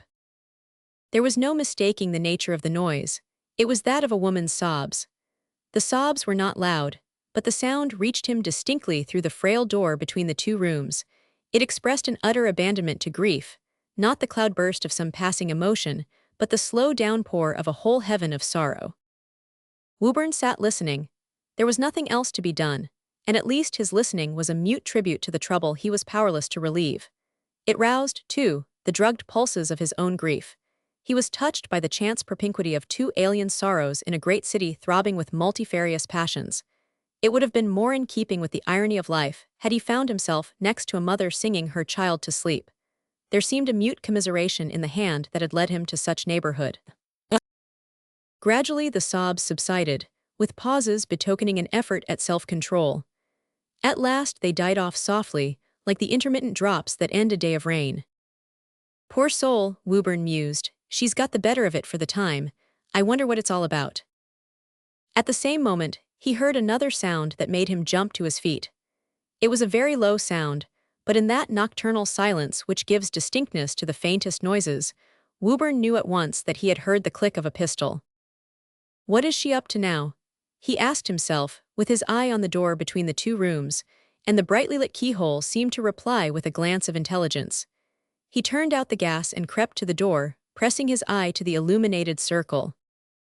After a moment or two of adjustment, during which he seemed to himself to be breathing like a steam engine, he discerned a room like his own, with the same dressing table flanked by gas fixtures, and the same table in the window. This table was directly in his line of vision, and beside it stood a woman with a small revolver in her hands. The lights being behind her, Wharton could only infer her youth from her slender silhouette and the nimbus of fair hair defining her head. Her dress seemed dark and simple, and on a chair under one of the gas jets lay a jacket edged with cheap fur and a small traveling bag. He could not see the other end of the room, but something in her manner told him that she was alone. At length she put the revolver down and took up a letter that lay on the table. She drew the letter from its envelope and read it over 2 or 3 times. Then she put it back, sealing the envelope and placing it conspicuously against the mirror of the dressing table. There was so grave a significance in this dumb show that Wharton felt sure that her next act would be to return to the table and take up the revolver. But he had not reckoned on the vanity of woman. After putting the letter in place, she still lingered at the mirror, standing a little sideways, so that he could now see her face, which was distinctly pretty, but of a small and unelastic mold, inadequate to the expression of the larger emotions. For some moments she continued to study herself with the expression of a child looking at a playmate who has been scolded. Then she turned to the table and lifted the revolver to her forehead. A sudden crash made her arm drop and sent her darting backward to the opposite side of the room. Wharton had broken down the door and stood torn and breathless in the breach. "Oh," she gasped, pressing closer to the wall. "Don't be frightened," he said. "I saw what you were going to do and I had to stop you." She looked at him for a moment in silence, and he saw the terrified flutter of her breast. Then she said, "No one can stop me for long. And besides, what right have you?" "Every one has the right to prevent a crime," he returned, the sound of the last word sending the blood to his forehead. "I deny it," she said passionately. "Everyone who has tried to live and failed has the right to die." "Failed in what?" "In everything," she replied. They stood looking at each other in silence. At length he advanced a few steps. "You've no right to say you've failed," he said, "while you have breath to try again." He drew the revolver from her hand. Try again, try again. I tell you I've tried 70 times 7. What have you tried?" She looked at him with a certain dignity. "I don't know," she said, "that you've any right to question me or to be in this room at all." And suddenly she burst into tears. The discrepancy between her words and actions struck the chord which, in a man's heart, always responds to the touch of feminine unreason. She dropped into the nearest chair, hiding her face in her hands, while Woburn watched the course of her weeping. At last she lifted her head, looking up between drenched lashes. "Please go away," she said in childish entreaty. "How can I?" he returned. "It's impossible that I should leave you in this state. Trust me, let me help you. Tell me what has gone wrong, and let's see if there's no other way out of it." Woburn had a voice full of sensitive inflections, and it was now trembling with profoundest pity. Its note seemed to reassure the girl, for she said, with a beginning of confidence in her own tones, "But I don't even know who you are." Woburn was silent. The words startled him. He moved nearer to her and went on in the same quieting tone. "I am a man who has suffered enough to want to help others. I don't want to know any more about you than will enable me to do what I can for you. I've probably seen more of life than you have, and if you're willing to tell me your troubles, perhaps together we may find a way out of them." She dried her eyes and glanced at the revolver. "That's the only way out," she said. "How do you know? Are you sure you've tried every other?"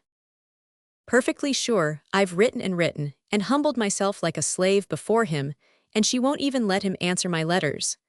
Oh, but you don't understand," she broke off with a renewal of weeping. "I begin to understand. You're sorry for something you've done." "Oh, I've never denied that. I've never denied that I was wicked." "And you want the forgiveness of someone you care about." "My husband," she whispered. "You've done something to displease your husband." "To displease him, I ran away with another man." There was a dismal exultation in her tone, as though she were paying Woburn off for having underrated her offense. She had certainly surprised him. At worst, he had expected a quarrel over a rival, with a possible complication of mother-in-law. He wondered how such helpless little feet could have taken so bold a step. Then he remembered that there is no audacity like that of weakness. He was wondering how to lead her to complete her avowal when she added forlornly, "You see, there's nothing else to do." Woburn took a turn in the room. It was certainly a narrower strait than he had foreseen, and he hardly knew how to answer. But the first flow of confession had eased her, and she went on without farther persuasion. "I don't know how I could ever have done it. I must have been downright crazy. I didn't care much for Joe when I married him. He wasn't exactly handsome, and girls think such a lot of that. But he just laid down and worshipped me, and I was getting fond of him in a way, only the life was so dull. I'd been used to a big city. I come from Detroit, and Hinksville is such a poky little place. That's where we lived. Joe is telegraph operator on the railroad there. He'd have been in a much bigger place now if he hadn't. Well, after all, he behaved perfectly splendidly about that. I really was getting fond of him, and I believe I should have realized in time how good and noble and unselfish he was, if his mother hadn't been always sitting there, and everlastingly telling me so. We learned in school about the Athenians hating some man who was always called just, and that's the way I felt about Joe. Whenever I did anything that wasn't quite right, his mother would say how differently Joe would have done it. And she was forever telling me that Joe didn't approve of this and that and the other. When we were alone, he approved of everything, but when his mother was round, he'd sit quiet and let her say he didn't. I knew he'd let me have my way afterwards, but somehow that didn't prevent my getting mad at the time. And then the evenings were so long, with Joe away, and Mrs. Glenn, that's his mother, sitting there like an image knitting socks for the heathen. The only caller we ever had was the Baptist minister, and he never took any more notice of me than if I'd been a piece of furniture. I believe he was afraid to before Mrs. Glenn." She paused breathlessly, and the tears in her eyes were now of anger. "Well," said Woburn gently. "Well, then Arthur Hackett came along. He was traveling for a big publishing firm in Philadelphia. He was awfully handsome and as clever and sarcastic as anything. He used to lend me lots of novels and magazines, and tell me all about society life in New York. All the girls were after him, and Alice Sprague, whose father is the richest man in Hinksville, fell desperately in love with him and carried on like a fool, but he wouldn't take any notice of her. He never looked at anybody but me." Her face lit up with a reminiscent smile and then clouded again. "I hate him now," she exclaimed, with a change of tone that startled Woburn. "I'd like to kill him, but he's killed me instead. Well, he bewitched me so I didn't know what I was doing. I was like somebody in a trance. When he wasn't there, I didn't want to speak to anybody. I used to lie in bed half the day just to get away from folks. I hated Joe and Hinksville and everything else. When he came back, the days went like a flash. We were together nearly all the time. I knew Joe's mother was spying on us, but I didn't care. And at last it seemed as if I couldn't let him go away again without me.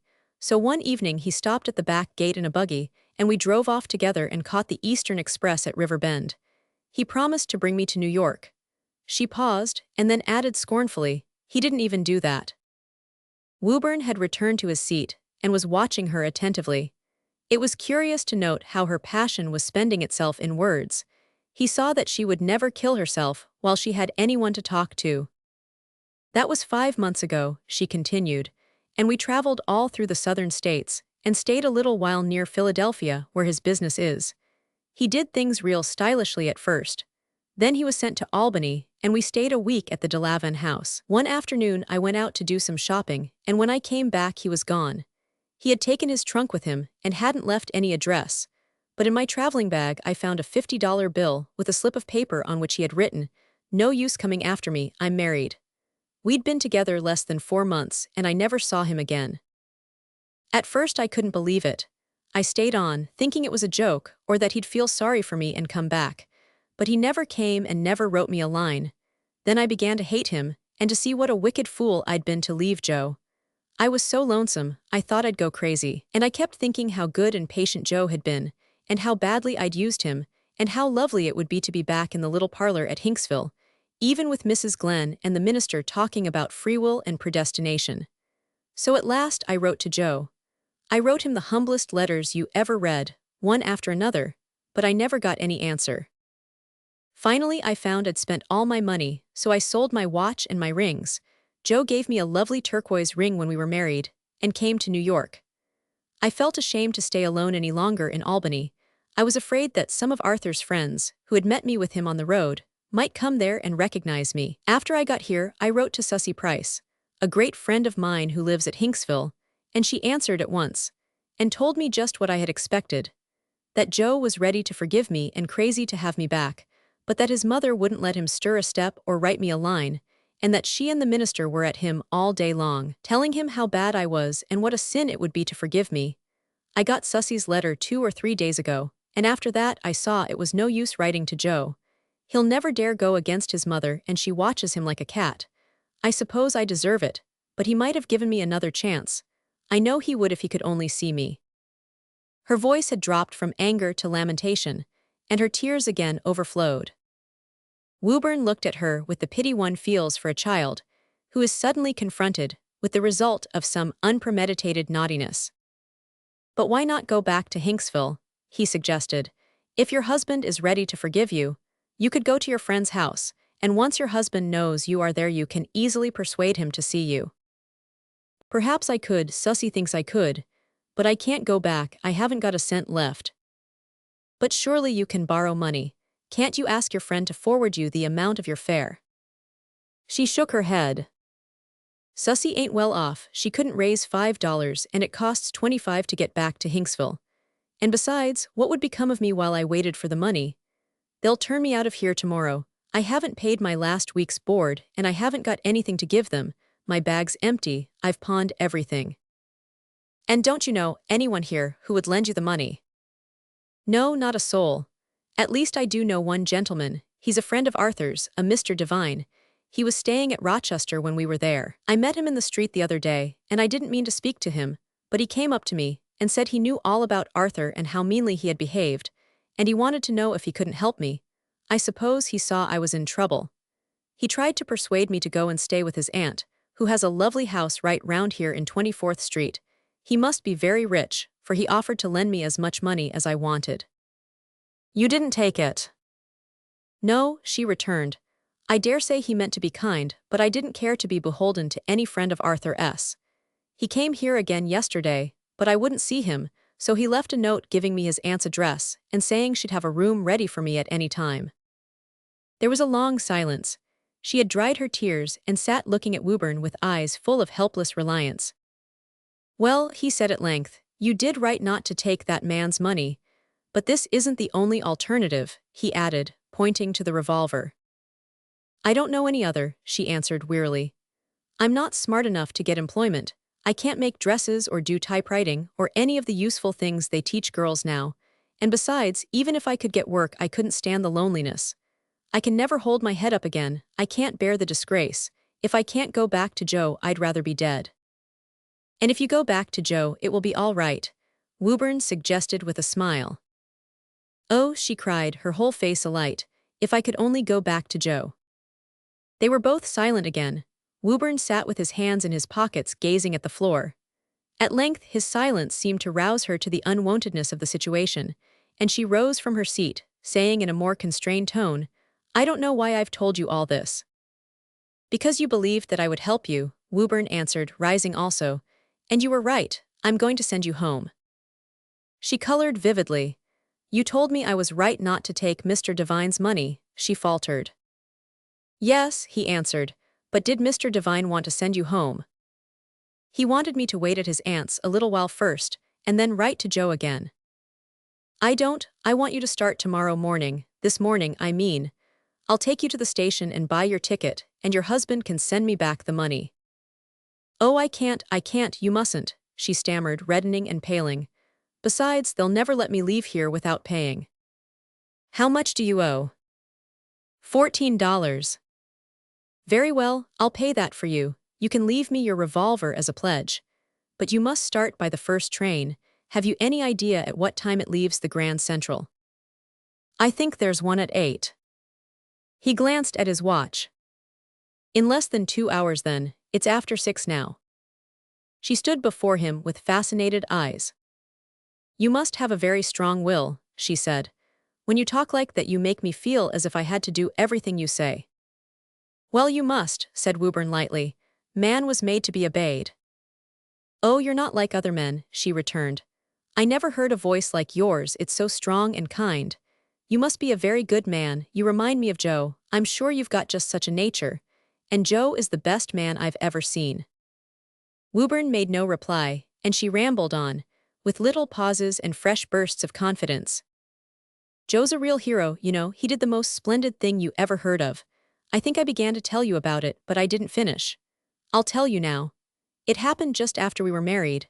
I was mad with him at the time, I'm afraid, but now I see how splendid he was. He'd been telegraph operator at Hinksville for 4 years and was hoping that he'd get promoted to a bigger place, but he was afraid to ask for a raise. Well, I was very sick with a bad attack of pneumonia, and one night the doctor said he wasn't sure whether he could pull me through. When they sent word to Joe at the telegraph office, he couldn't stand being away from me another minute. There was a poor consumptive boy always hanging round the station. Joe had taught him how to operate, just to help him along. So he left him in the office and tore home for half an hour, knowing he could get back before the Eastern Express came along. He hadn't been gone 5 minutes when a freight train ran off the rails about a mile up the track. It was a very still night, and the boy heard the smash and shouting, and knew something had happened. He couldn't tell what it was, but the minute he heard it, he sent a message over the wires like a flash, and caught the Eastern Express just as it was pulling out of the station above Hinksville. If he'd hesitated a second, or made any mistake, the express would have come on, and the loss of life would have been fearful. The next day the Hinksville papers were full of Operator Glenn's presence of mind. They all said he'd be promoted.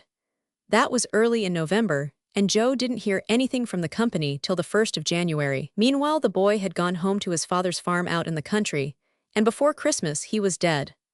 Well, on New Year's Day Joe got a notice from the company saying that his pay was to be raised, and that he was to be promoted to a big junction near Detroit, in recognition of his presence of mind in stopping the Eastern Express. It was just what we'd both been pining for, and I was nearly wild with joy.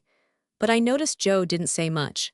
He just telegraphed for leave, and the next day he went right up to Detroit and told the directors there what had really happened. When he came back, he told us they'd suspended him.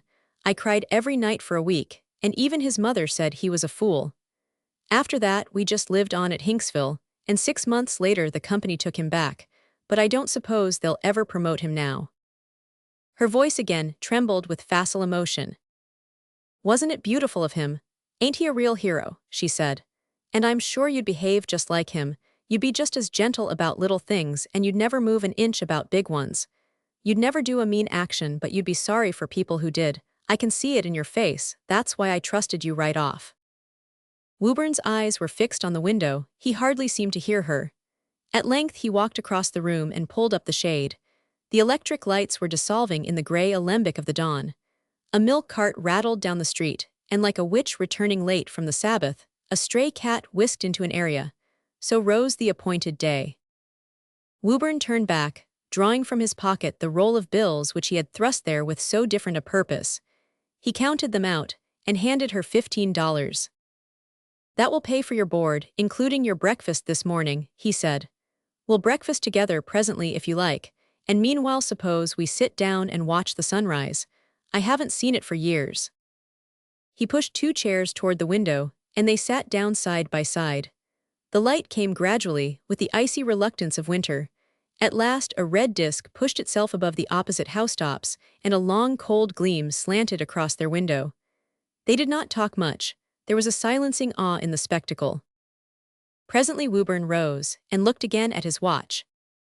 "I must go and cover up my dress coat," he said, "and you had better put on your hat and jacket. We shall have to be starting in half an hour." As he turned away, she laid her hand on his arm. "You haven't even told me your name," she said. "No," he answered, "but if you get safely back to Joe, you can call me Providence." "But how am I to send you the money?" "Oh well, I'll write you a line in a day or two and give you my address. I don't know myself what it will be. I'm a wanderer on the face of the earth." "But you must have my name if you mean to write to me." "Well, what is your name?" "Ruby Glenn, and I almost think you might send the letter right to Joe's, send it to the Hinksville station." "Very well." "You promise?" "Of course I promise." He went back into his room, thinking how appropriate it was that she should have an absurd name like Ruby. As he re-entered the room, where the gas sickened in the daylight, it seemed to him that he was returning to some forgotten land. He had passed, with the last few hours, into a wholly new phase of consciousness. He put on his fur coat, turning up the collar and crossing the lapels to hide his white tie. Then he put his cigar case in his pocket, turned out the gas, and picking up his hat and stick, walked back through the open doorway.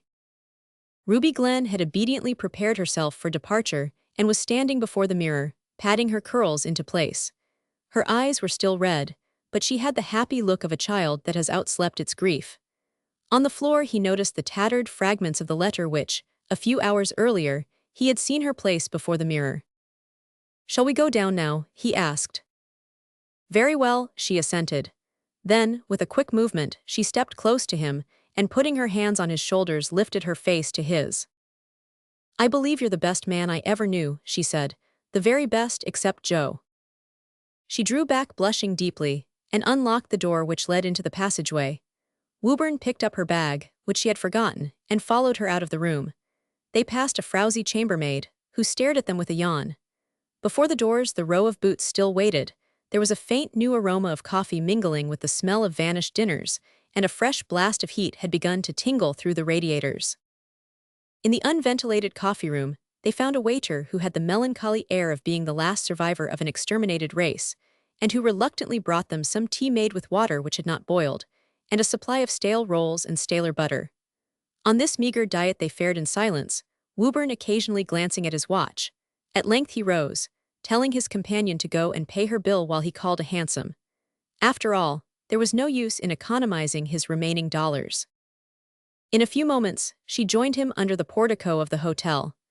The hansom stood waiting, and he sprang in after her, calling to the driver to take them to the 42nd Street station. When they reached the station, he found a seat for her and went to buy her ticket. There were several people ahead of him at the window, and when he had bought the ticket, he found that it was time to put her in the train. She rose in answer to his glance, and together they walked down the long platform in the murky chill of the roof-tin air. He followed her into the railway carriage, making sure that she had her bag, and that the ticket was safe inside it. Then he held out his hand, in its pearl-colored evening glove. He felt that the people in the other seats were staring at them. "Goodbye," he said. "Goodbye," she answered, flushing gratefully. "I'll never forget, never, and you will write, won't you? Promise." Of course," he said, hastening from the carriage. He retraced his way along the platform, passed through the dismal waiting room, and stepped out into the early sunshine. On the sidewalk outside the station he hesitated a while. Then he strolled slowly down 42nd Street and, skirting the melancholy flank of the reservoir, walked across Bryant Park. Finally, he sat down on one of the benches near the 6th Avenue and lit a cigar. The signs of life were multiplying around him. He watched the cars roll by with their increasing freight of dingy toilers, the shop girls hurrying to their work, the children trudging schoolward, their small vague noses red with cold, their satchels clasped in woolen-gloved hands. There is nothing very imposing in the first stirring of a great city's activities. It is a slow, reluctant process, like the waking of a heavy sleeper. But to Wooburn's mood, the sight of that obscure renewal of humble duties was more moving than the spectacle of an army with banners. He sat for a long time, smoking the last cigar in his case, and murmuring to himself a line from Hamlet, the saddest, he thought, in the play. For every man hath business and desire. Suddenly an unpremeditated movement made him feel the pressure of Ruby Glenn's revolver in his pocket. It was like a devil's touch on his arm, and he sprang up hastily. In his other pocket there were just $4.50, but that didn't matter now. He had no thought of flight. For a few minutes he loitered vaguely about the park. Then the cold drove him on again, and with the rapidity born of a sudden resolve, he began to walk down the 5th Avenue towards his lodgings. He brushed past a maidservant who was washing the vestibule and ran upstairs to his room. A fire was burning in the grate, and his books and photographs greeted him cheerfully from the walls. The tranquil air of the whole room seemed to take it for granted that he meant to have his bath and breakfast and go downtown as usual. He threw off his coat and pulled the revolver out of his pocket. For some moments he held it curiously in his hand, bending over to examine it as Ruby Glenn had done. Then he laid it in the top drawer of a small cabinet, and locking the drawer threw the key into the fire. After that he went quietly about the usual business of his toilet. In taking off his dress coat, he noticed the Legion of Honor which Miss Talcott had given him at the ball. He pulled it out of his buttonhole and tossed it into the fireplace. When he had finished dressing, he saw with surprise that it was nearly 10 o'clock. Ruby Glenn was already 2 hours nearer home. Wooburn stood looking about the room of which he had thought to take final leave the night before. Among the ashes beneath the grate he caught sight of a little white heap, which symbolized to his fancy the remains of his brief correspondence with Miss Talcott. He roused himself from this unseasonable musing, and with a final glance at the familiar setting of his past, turned to face the future which the last hours had prepared for him. He went downstairs and stepped out of doors, hastening down the street towards Broadway as though he were late for an appointment. Every now and then he encountered an acquaintance, whom he greeted with a nod and smile. He carried his head high and shunned no man's recognition. At length he reached the doors of a tall granite building, honeycombed with windows. He mounted the steps of the portico, and passing through the double doors of plate glass, crossed a vestibule floored with mosaic to another glass door on which was emblazoned the name of the firm. This door he also opened, entering a large room with wainscoted subdivisions, behind which appeared the stooping shoulders of a row of clerks. As Wooburn crossed the threshold, a gray-haired man emerged from an inner office at the opposite end of the room. At sight of Wooburn he stopped short. "Mr. Wooburn," he exclaimed, then he stepped nearer and added in a low tone, "I was requested to tell you when you came that the members of the firm are waiting. Will you step into the private office?" The portrait. It was at Mrs. Mellish's, one Sunday afternoon last spring. We were talking over George Lillo's portraits. A collection of them was being shown at Durand-Ruel's, and a pretty woman had emphatically declared, "Nothing on earth would induce me to sit to him." There was a chorus of interrogations. "Oh, because he makes people look so horrid, the way one looks on board ship, or early in the morning, or when one's hair is out of curl and one knows it. I'd so much rather be done by Mr. Cumberton." Little Cumberton, the fashionable purveyor of rosewater pastels, stroked his mustache to hide a conscious smile. "Lillo is a genius that we must all admit," he said indulgently, as though condoning a friend's weakness. "But he has an unfortunate temperament. He has been denied the gift, so precious to an artist, of perceiving the ideal. He sees only the defects of his sitters. One might almost fancy that he takes a morbid pleasure in exaggerating their weak points, in painting them on their worst days. But I honestly believe he can't help himself. His peculiar limitations prevent his seeing anything but the most prosaic side of human nature. A primrose by the river's brim. A yellow primrose is to him. And it is nothing more. Cumberton looked round to surprise and order in the eye of the lady, whose sentiments he had so deftly interpreted, but poetry always made her uncomfortable, and her nomadic attention had strayed to other topics. His glance was tripped up by Mrs. Mellish. Limitations? But my dear man, it's because he hasn't any limitations, because he doesn't wear the portrait painter's conventional blinders, that we're all so afraid of being painted by him.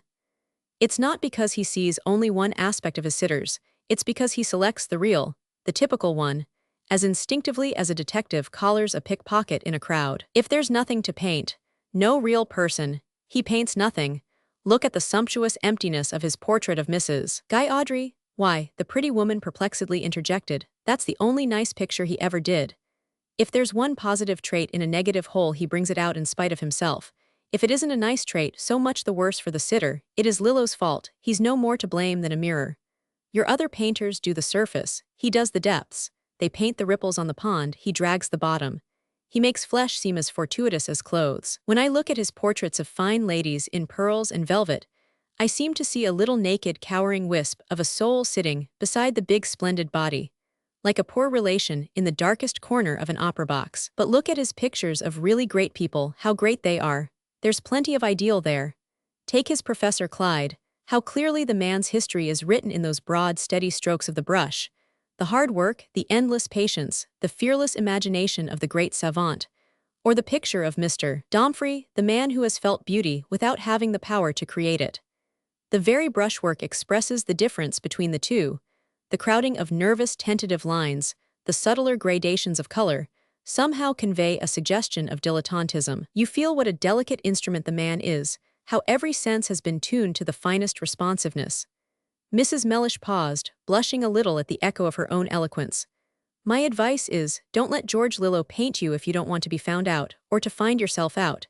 That's why I've never let him do me. I'm waiting for the day of judgment, she ended with a laugh. Everyone but the pretty woman, whose eyes betrayed a quivering impatience to discuss clothes, had listened attentively to Mrs. Mellish. Lillo's presence in New York, he had come over from Paris for the first time in 12 years, to arrange the exhibition of his pictures, gave to the analysis of his methods as personal a flavor as though one had been furtively dissecting his domestic relations. The analogy, indeed, is not unapt, for in Lillo's curiously detached existence, it is difficult to figure any closer tie than that which unites him to his pictures. In this light, Mrs. Mellish's flushed harangue seemed not unfitted to the trivialities of the tea hour, and someone almost at once carried on the argument by saying, but according to your theory, that the significance of his work depends on the significance of the sitter, his portrait of Vard ought to be a masterpiece, and it's his biggest failure. Alonzo Vard's suicide. He killed himself, strangely enough, the day that Lillo's pictures were first shown, had made his portrait the chief feature of the exhibition. It had been painted 10 or 12 years earlier, when the terrible boss was at the height of his power, and if ever man presented a type to stimulate such insight as Lillo's, that man was Vard.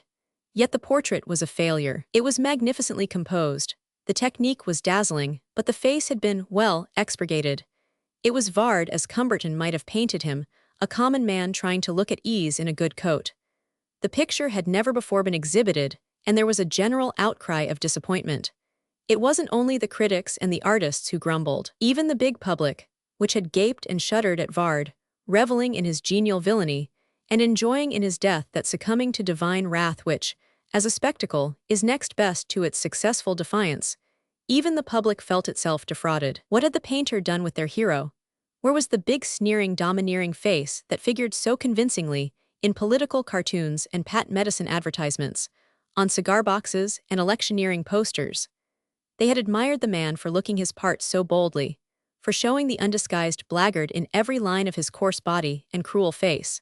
The pseudo-gentleman of Lillo's picture was a poor thing compared to the real Vard. It had been vaguely expected that the great boss's portrait would have the zest of an incriminating document, the scandalous attraction of secret memoirs, and instead, it was as insipid as an obituary. It was as though the artist had been in league with his sitter, had pledged himself to oppose to the lust for post-mortem revelations an impassable blank wall of negation. The public was resentful, the critics were aggrieved.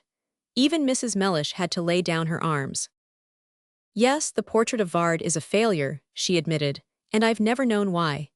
If he'd been an obscure elusive type of villain, one could understand Lillo's missing the mark for once, but with that face from the pit. She turned at the announcement of a name which our discussion had drowned, and found herself shaking hands with Lillo. The pretty woman started and put her hands to her curls.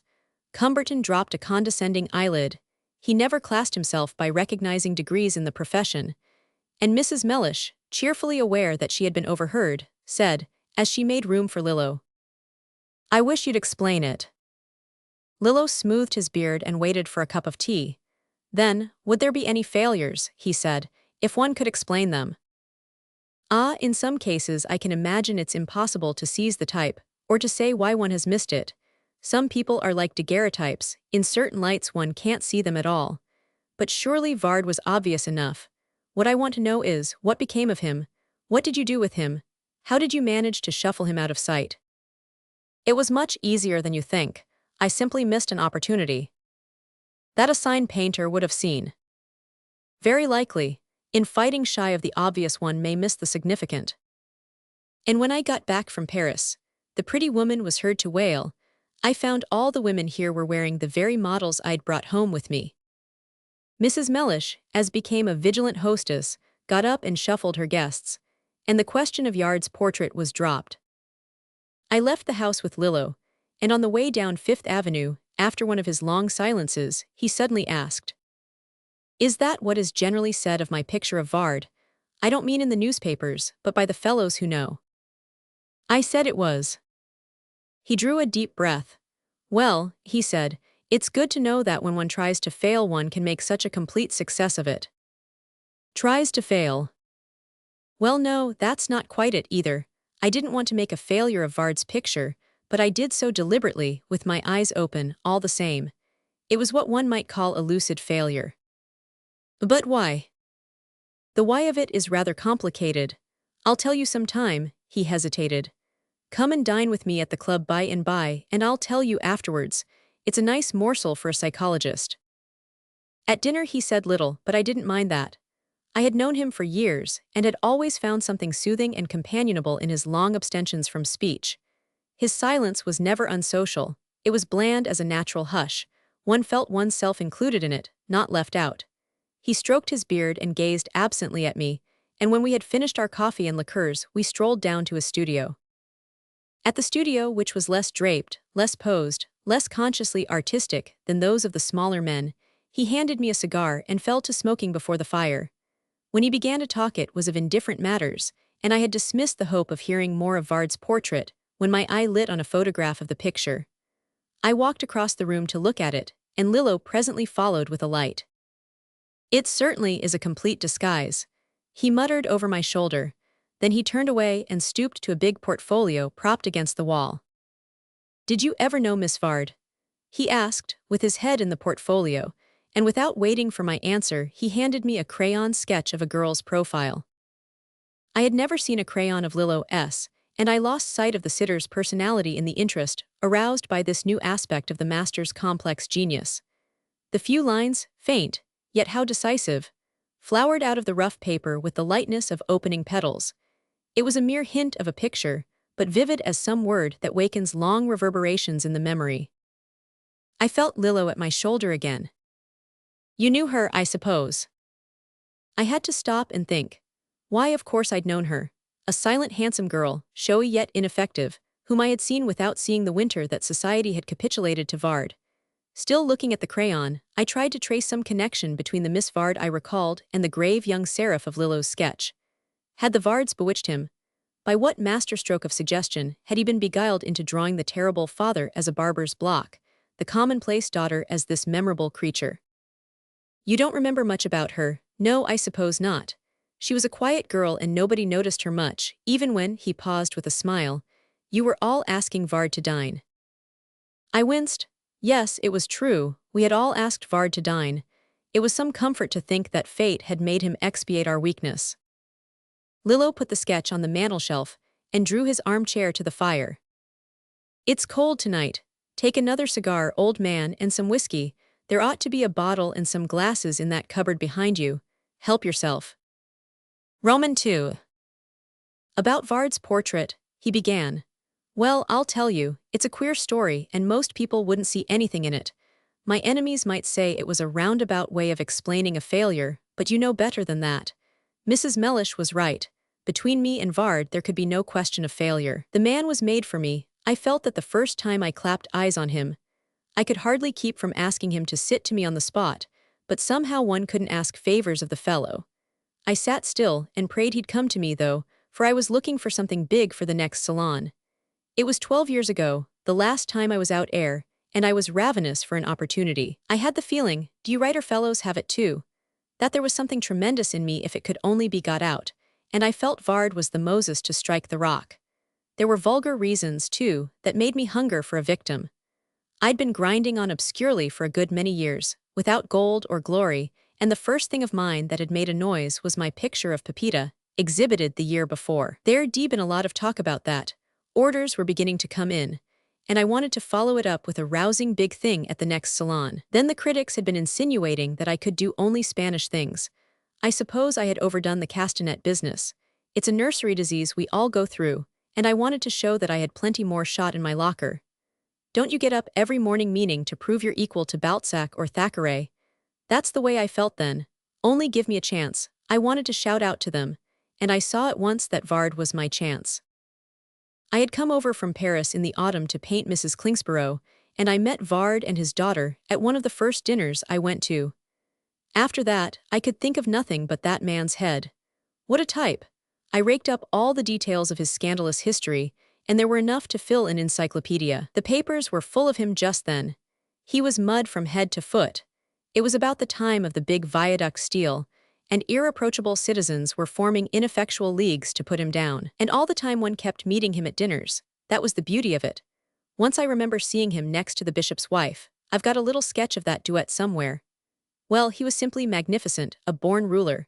What a splendid condottiere he would have made in gold armor with a griffin grinning on his casque. You remember those drawings of Leonardo's, where the knight's face and the outline of his helmet combine in one monstrous saurian profile?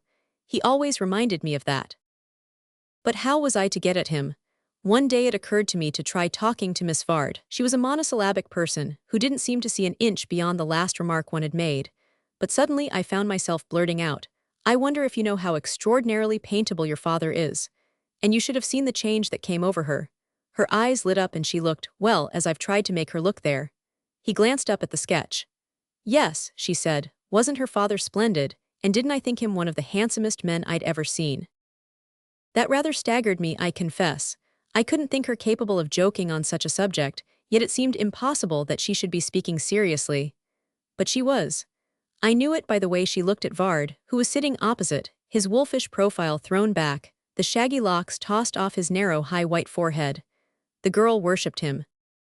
She went on to say how glad she was that I saw him as she did. So many artists admired only regular beauty, the stupid Greek type that was made to be done in marble. But she'd always fancied from what she'd seen of my work. She knew everything I'd done. It appeared that I looked deeper, cared more for the way in which faces are modeled by temperament and circumstance. And of course in that sense, she concluded, my father's face is beautiful. This was even more staggering, but one couldn't question her divine sincerity. I'm afraid my one thought was to take advantage of it, and I let her go on, perceiving that if I wanted to paint Vard, all I had to do was to listen. She poured out her heart. It was a glorious thing for a girl, she said, wasn't it, to be associated with such a life as that? She felt it so strongly, sometimes, that it oppressed her, made her shy and stupid. She was so afraid people would expect her to live up to him. But that was absurd, of course. Brilliant men so seldom had clever children. Still, did I know, she would have been happier, much happier, if he hadn't been in public life. If he and she could have hidden themselves away somewhere with their books and music, and she could have had it all to herself. His cleverness, his learning, his immense unbounded goodness. For no one knew how good he was, no one but herself. Everybody recognized his cleverness, his brilliant abilities. Even his enemies had to admit his extraordinary intellectual gifts, and hated him the worse, of course, for the admission. But no one could guess what he was at home. She had heard of great men who were always giving gala performances in public, but whose wives and daughters saw only the empty theater, with the footlights out and the scenery stacked in the wings. But with him, it was just the other way. Wonderful as he was public in society, she sometimes felt he wasn't doing himself justice. He was so much more wonderful at home. It was like carrying a guilty secret about with her. His friends, his admirers, would never forgive her if they found out that he kept all his best things for her. I don't quite know what I felt in listening to her. I was chiefly taken up with leading her on to the point I had in view, but even through my personal preoccupation I remember being struck by the fact that, though she talked foolishly, she didn't talk like a fool. She was not stupid. She was not obtuse. One felt that her impassive surface was alive with delicate points of perception, and this fact, coupled with her crystalline frankness, flung me back on a startled revision of my impressions of her father. He came out of the test more monstrous than ever, as an ugly image reflected in clear water is made uglier by the purity of the medium. Even then, I felt a pang at the use to which fate had put the mountain pool of Miss Vard's spirit, and an uneasy sense that my own reflection, there was not one to linger over. It was odd that I should have scrupled to deceive, on one small point, a girl already so hugely cheated. Perhaps it was the completeness of her delusion that gave it the sanctity of a religious belief. At any rate, a distinct sense of discomfort tempered the satisfaction with which, a day or two later, I heard from her that her father had consented to give me a few sittings. I'm afraid my scruples vanished when I got him before my easel. He was immense, and he was unexplored. From my point of view, he'd never been done before. I was his Cortez. As he talked, the wonder grew.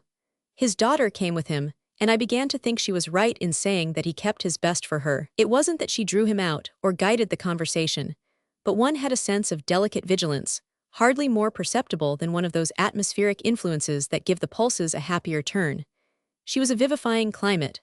I had meant to turn the talk to public affairs, but it slipped toward books and art, and I was faintly aware of its being kept there without undue pressure.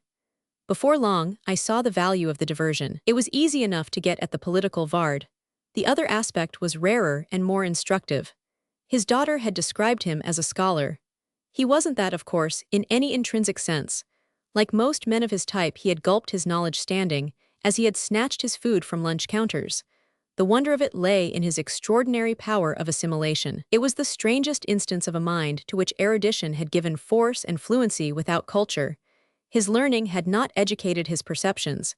It was an implement serving to slash others rather than to polish himself. I have said that at first sight he was immense, but as I studied him, he began to lessen under my scrutiny. His depth was a false perspective painted on a wall. It was there that my difficulty lay. I had prepared too big a canvas for him. Intellectually, his scope was considerable, but it was like the digital reach of a mediocre pianist. It didn't make him a great musician. And morally, he wasn't bad enough.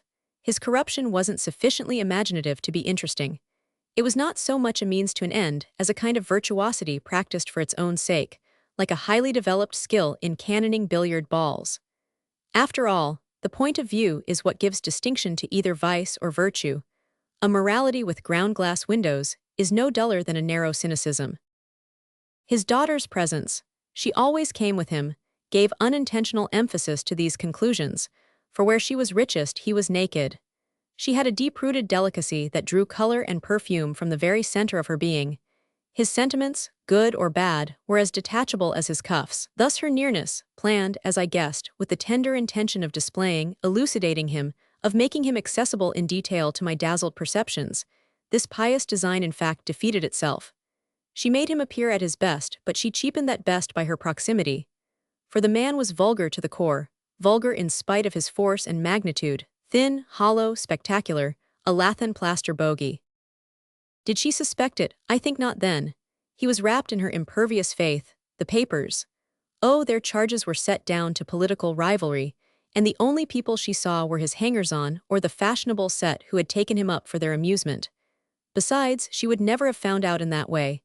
At a direct accusation, her resentment would have flamed up and smothered her judgment. If the truth came to her, it would come through knowing intimately someone different, through, how shall I put it, an imperceptible shifting of her center of gravity.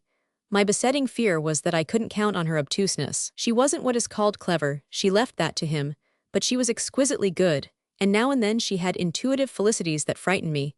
Do I make you see her? We fellows can explain better with the brush. I don't know how to mix my words or lay them on. She wasn't clever, but her heart thought, that's all I can say. If she'd been stupid it would have been easy enough. I could have painted him as he was. Could have. I did brush the face in one day from memory. It was the very man. I painted it out before she came. I couldn't bear to have her see it. I had the feeling that I held her faith in him in my hands, carrying it like a brittle object through a jostling mob. A hair's breadth swerve and it was in splinters. When she wasn't there I tried to reason myself out of these subtleties. My business was to paint Vard as he was. If his daughter didn't mind his looks, why should I? The opportunity was magnificent. I knew that by the way his face had leapt out of the canvas at my first touch. It would have been a big thing. Before every sitting I swore to myself I'd do it. Then she came, and sat near him, and I didn't. I knew that before long she'd notice I was shirking the face.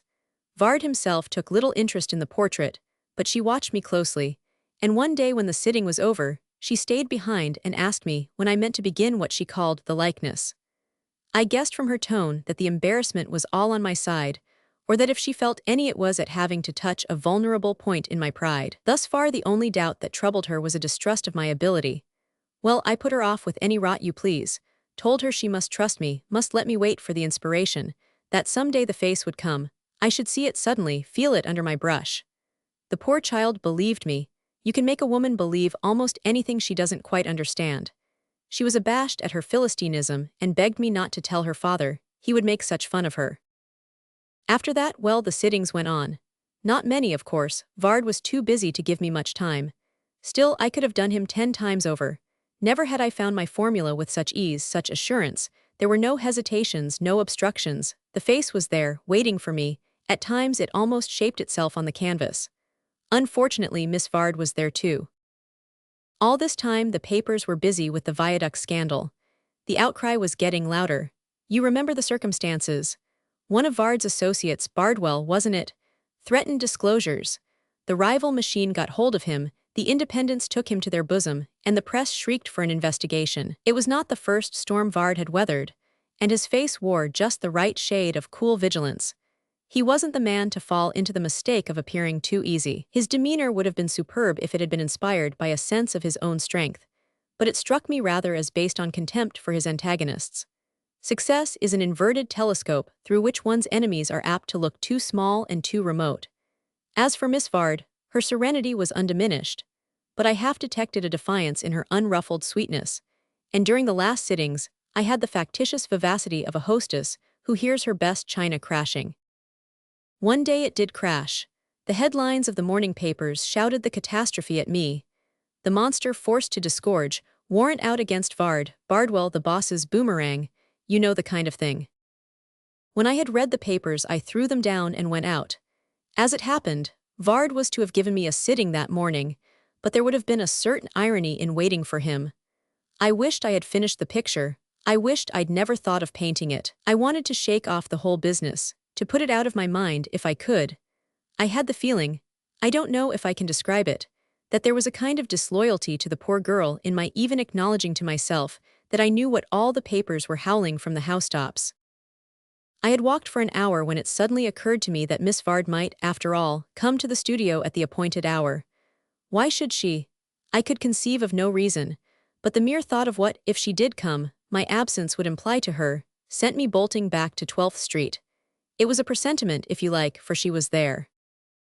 As she rose to meet me, a newspaper slipped from her hand.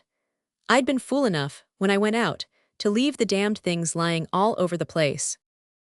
I muttered some apology for being late, and she said reassuringly, "But my father's not here yet." "Your father?" I could have kicked myself for the way I bungled it. "He went out very early this morning, and left word that he would meet me here at the usual hour." She faced me, with an eye full of bright courage, across the newspaper lying between us.